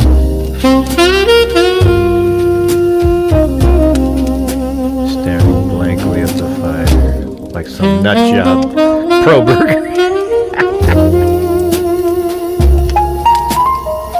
The nutjob Kohberger sat at the bar, drinking a cold whiskey. Another nutjob walked in, and they had a great night together, talking about absolutely nonsensical stuff.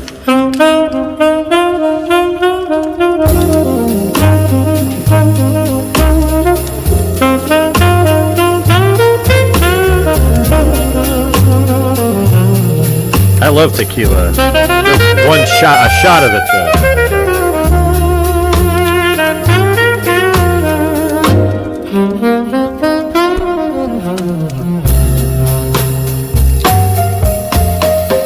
All right, hold on. We got to do this one.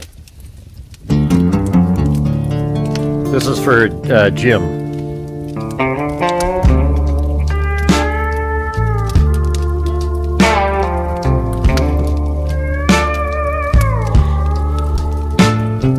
Rain stitches maps on my coldest sleeve. Applies the route, a thin paper trail. I learn each corner where the night won't lead. Footsteps keep time with a patience pen. I was DoorDash in Denver, phone in my hand and the city on repeat. I was DoorDash in Denver, trying to make ends meet on these haunted streets. Alright, DoorDash in Denver. Porch lights blink like questions down the block. An empty stroller on the steps I'd breathe. A note taped to a door with a child's name in chalk. A shadow takes the stairs and never leaves. I was DoorDash in Denver, phone in my hand and the city on repeat. I was DoorDash in Denver, trying to make ends meet on these haunted streets. I could fold my bag and walk away, let the orders pile like unpaid prayers. But mouths at home count the nights I stay, so I trade my sleep for coins and cold stares. Engine hums like a I don't think secret Jim that even won't knows talk. that this is his song. Neon cuts my face in uneven lines. I hand over dinners to doors that only watch. Count every shadow as another fine. I was DoorDash in Denver, phone in my hand and the city on repeat. I was DoorDash in Denver, trying to make ends meet on these haunted streets. Dawn peels the dark off old brick and glass. I fold my route and let the cold air keep. I was DoorDash in Denver, moving past, trying to make ends meet while the city sleeps.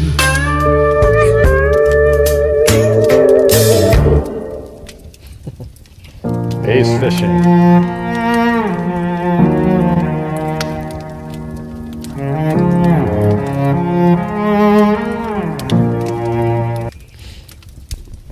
Let's see.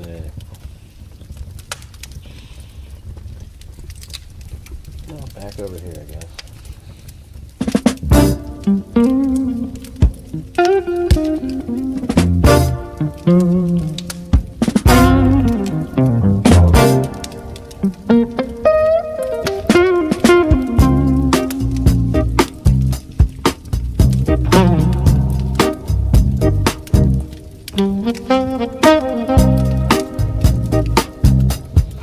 I like these songs.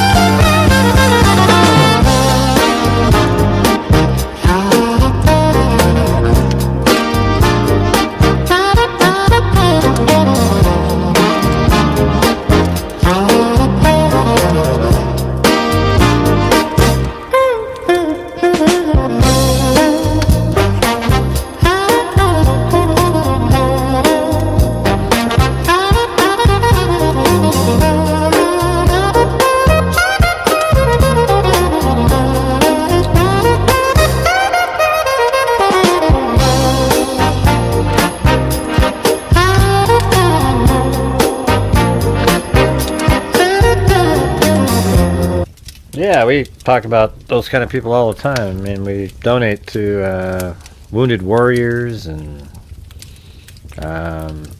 tunnel to towers and stuff like that. So yeah, that's right. You know, post 9/11, you know, a lot of those people tunnel to towers is kind of like after because of that. So, anyways, thanks, Roman.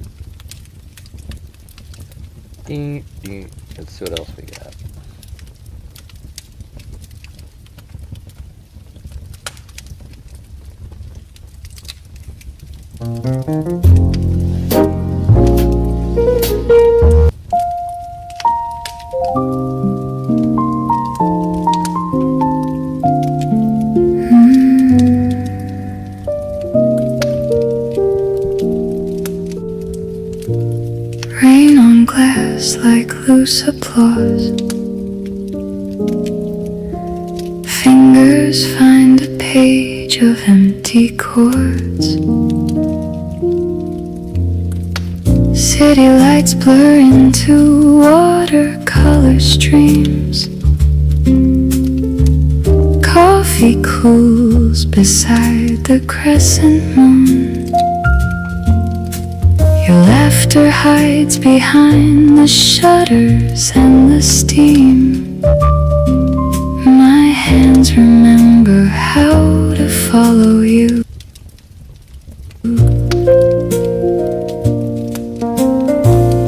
Little echoes gather in the room, soft as breath and twice as true. Piano notes by a rainy window carry me back to where you used to go. Piano notes by a rainy window. Pull the night and let the memory flow. Phrase becomes a doorway wide. Each drop, a footstep on the sill. I trace the arc where silence used to hide. The melody arrives and time stands still. The street hums low, a distant, steady drum. I follow chords until they come. Piano notes by a rainy window carry me back to where you used to go. Piano notes by a rainy window. Pull the night and let the memory flow. Maybe someday the rain will learn our names. Maybe fingers will forget the ache. Until then every dark will find its flame in the small bright sound the raindrops make. Piano notes by a rainy window. Piano notes by a rainy window. No problem. Please upload the correct image, and I'll make that exact fit. Carry me back to where you used to go. Piano notes by a rainy window. Pull the night and let the memory flow. Rain on glass, the last note lingers slow. Fingers fold, the window keeps the glow.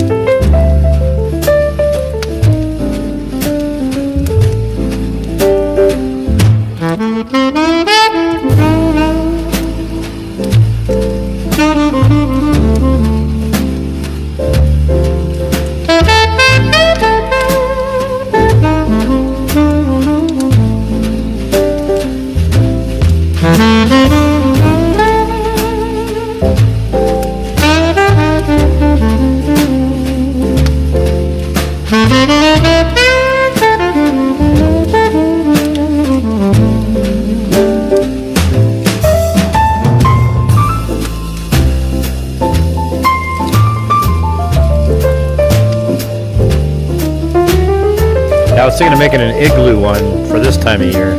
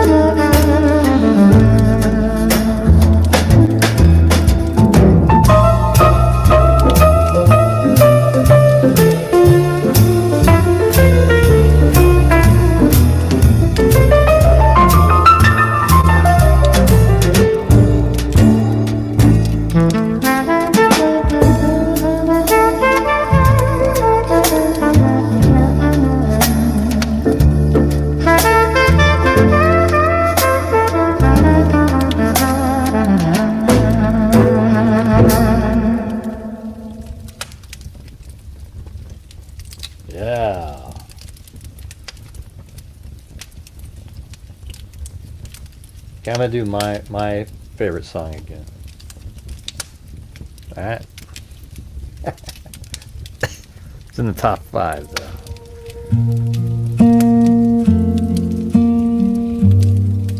It's got a good message.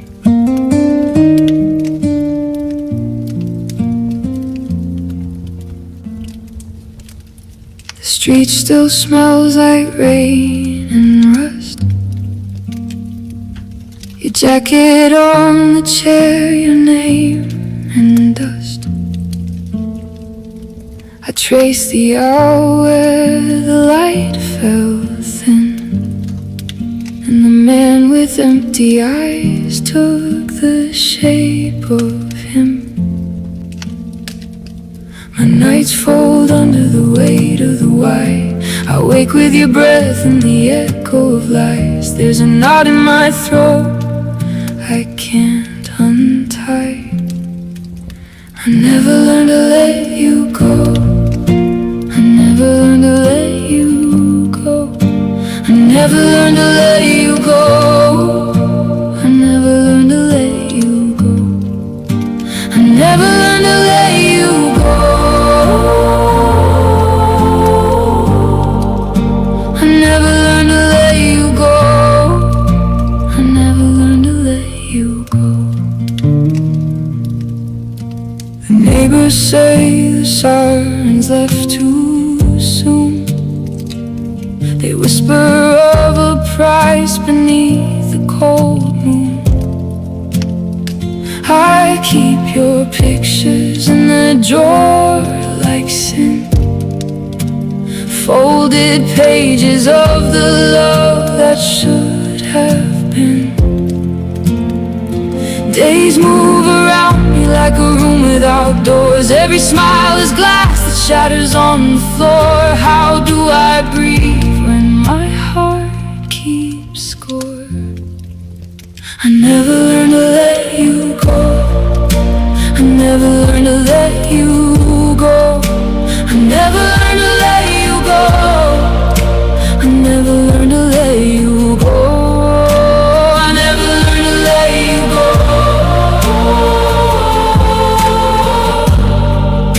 I never learned to let you go. I never learned to let you go. I pray sometimes and my hands feel thin. I ask the sky why evil took him. If mercy is a river, why does it run dry? I stand here asking God if he hears my cry. I keep your name like a stone in my mouth. Hey, wow, thanks, Keep Phyllis your Watson. name like a stone. Oh, I see that Roman did a challenge there. Thanks, Roman. I keep your name like a stone. I love how it does this build-up right here. It's so cool. I keep your name like a stone in my mouth. I keep your name like a stone in my mouth. I keep your name like a stone in my mouth. I never learned to let you go. I never learned to let you go. I never learned to let you go. I never learned to let you go. I never learned to let you go. I never learned to let you go. I never learned to let you go. Maybe I'll learn to carry you softer with time. Maybe faith will stitch the wound that's mine. Till then I walk with the shadow you left on my soul, praying to God to teach my hands to hold. Yeah! Still looking for song number 6. We'll get it there one of these days. But anyways, you guys, I think that's going to do it for me. This has been 5 hours and... God, how does it go that long? It's crazy. But anyways, 5 hours and 5 minutes. Thanks to Paul Marina, Wild Bill Wassman, Haley, 6 Kids UK, Snow Chris, Haley, Hex Lab Official, Timothy Cecil, Haley, Danny Mitchell with 2 jewels, Haley, Gifted 5 there, and then we had Diane Garner, Haley, Lisa Valenzuela, Jessica Schubach, Timothy Cecil, Jessica Schubach, and then Haley again, and then Haley Gifted 5 more, and then Timothy Cecil, and thanks, for all you guys that, everybody that supported the channel, but special thanks to Haley, and I guess there was multiple, Marty, and let's see, what was the other? My brain's messed up. Yeah, Roman Katzmum. So thank you, Timothy Cecil, my box of tapes, Phyllis Watson. Oh, and thanks, Phyllis Watson. Haley, can't forget it, Phyllis Watson. Haley again, and then Haley gifted 10 there. Wow. And then Roman Katzmum, Phyllis Watson, Haley, Roman Katzmum, Timothy Cecil, Roman Katzmum, Haley, and I gifted 1. Roman Katzmum, then Phyllis Watson, and Roman Katzmum. Well, there you go. Very cool. I'm trying to fix that one. Oh, that's stupid.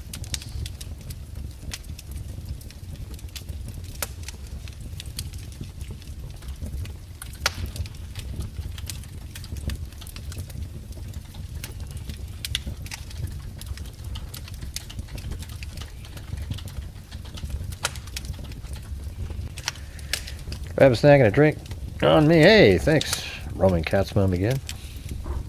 Katzman. I guess it's Katzman. Anyways, thank you guys so much. Really appreciate it. And we will see you tomorrow. And who the hell knows what tomorrow will bring. Anyways, thanks everybody.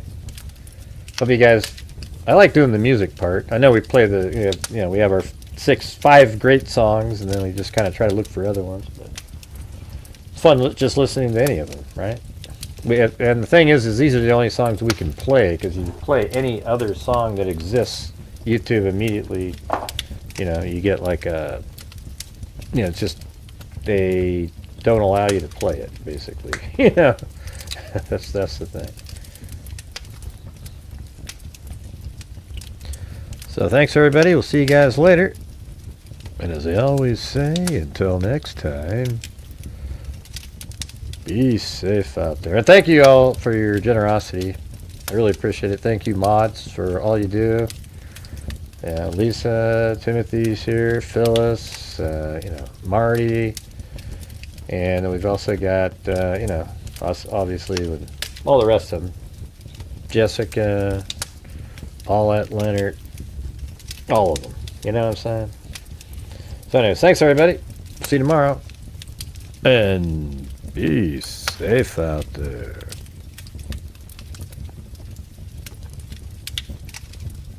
Oops. I gotta...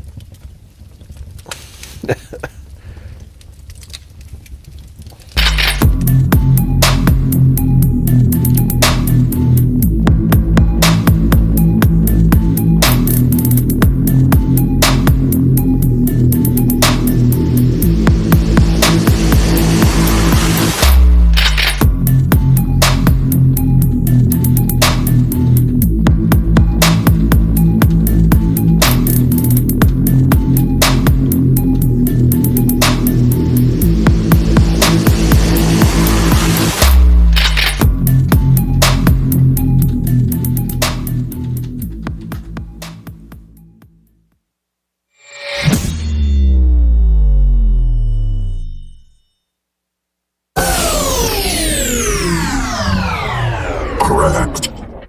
5 brain cells, 4 aren't working. I'm tired of it, not 10 down, 15,15, that's just one step above 15. stupid.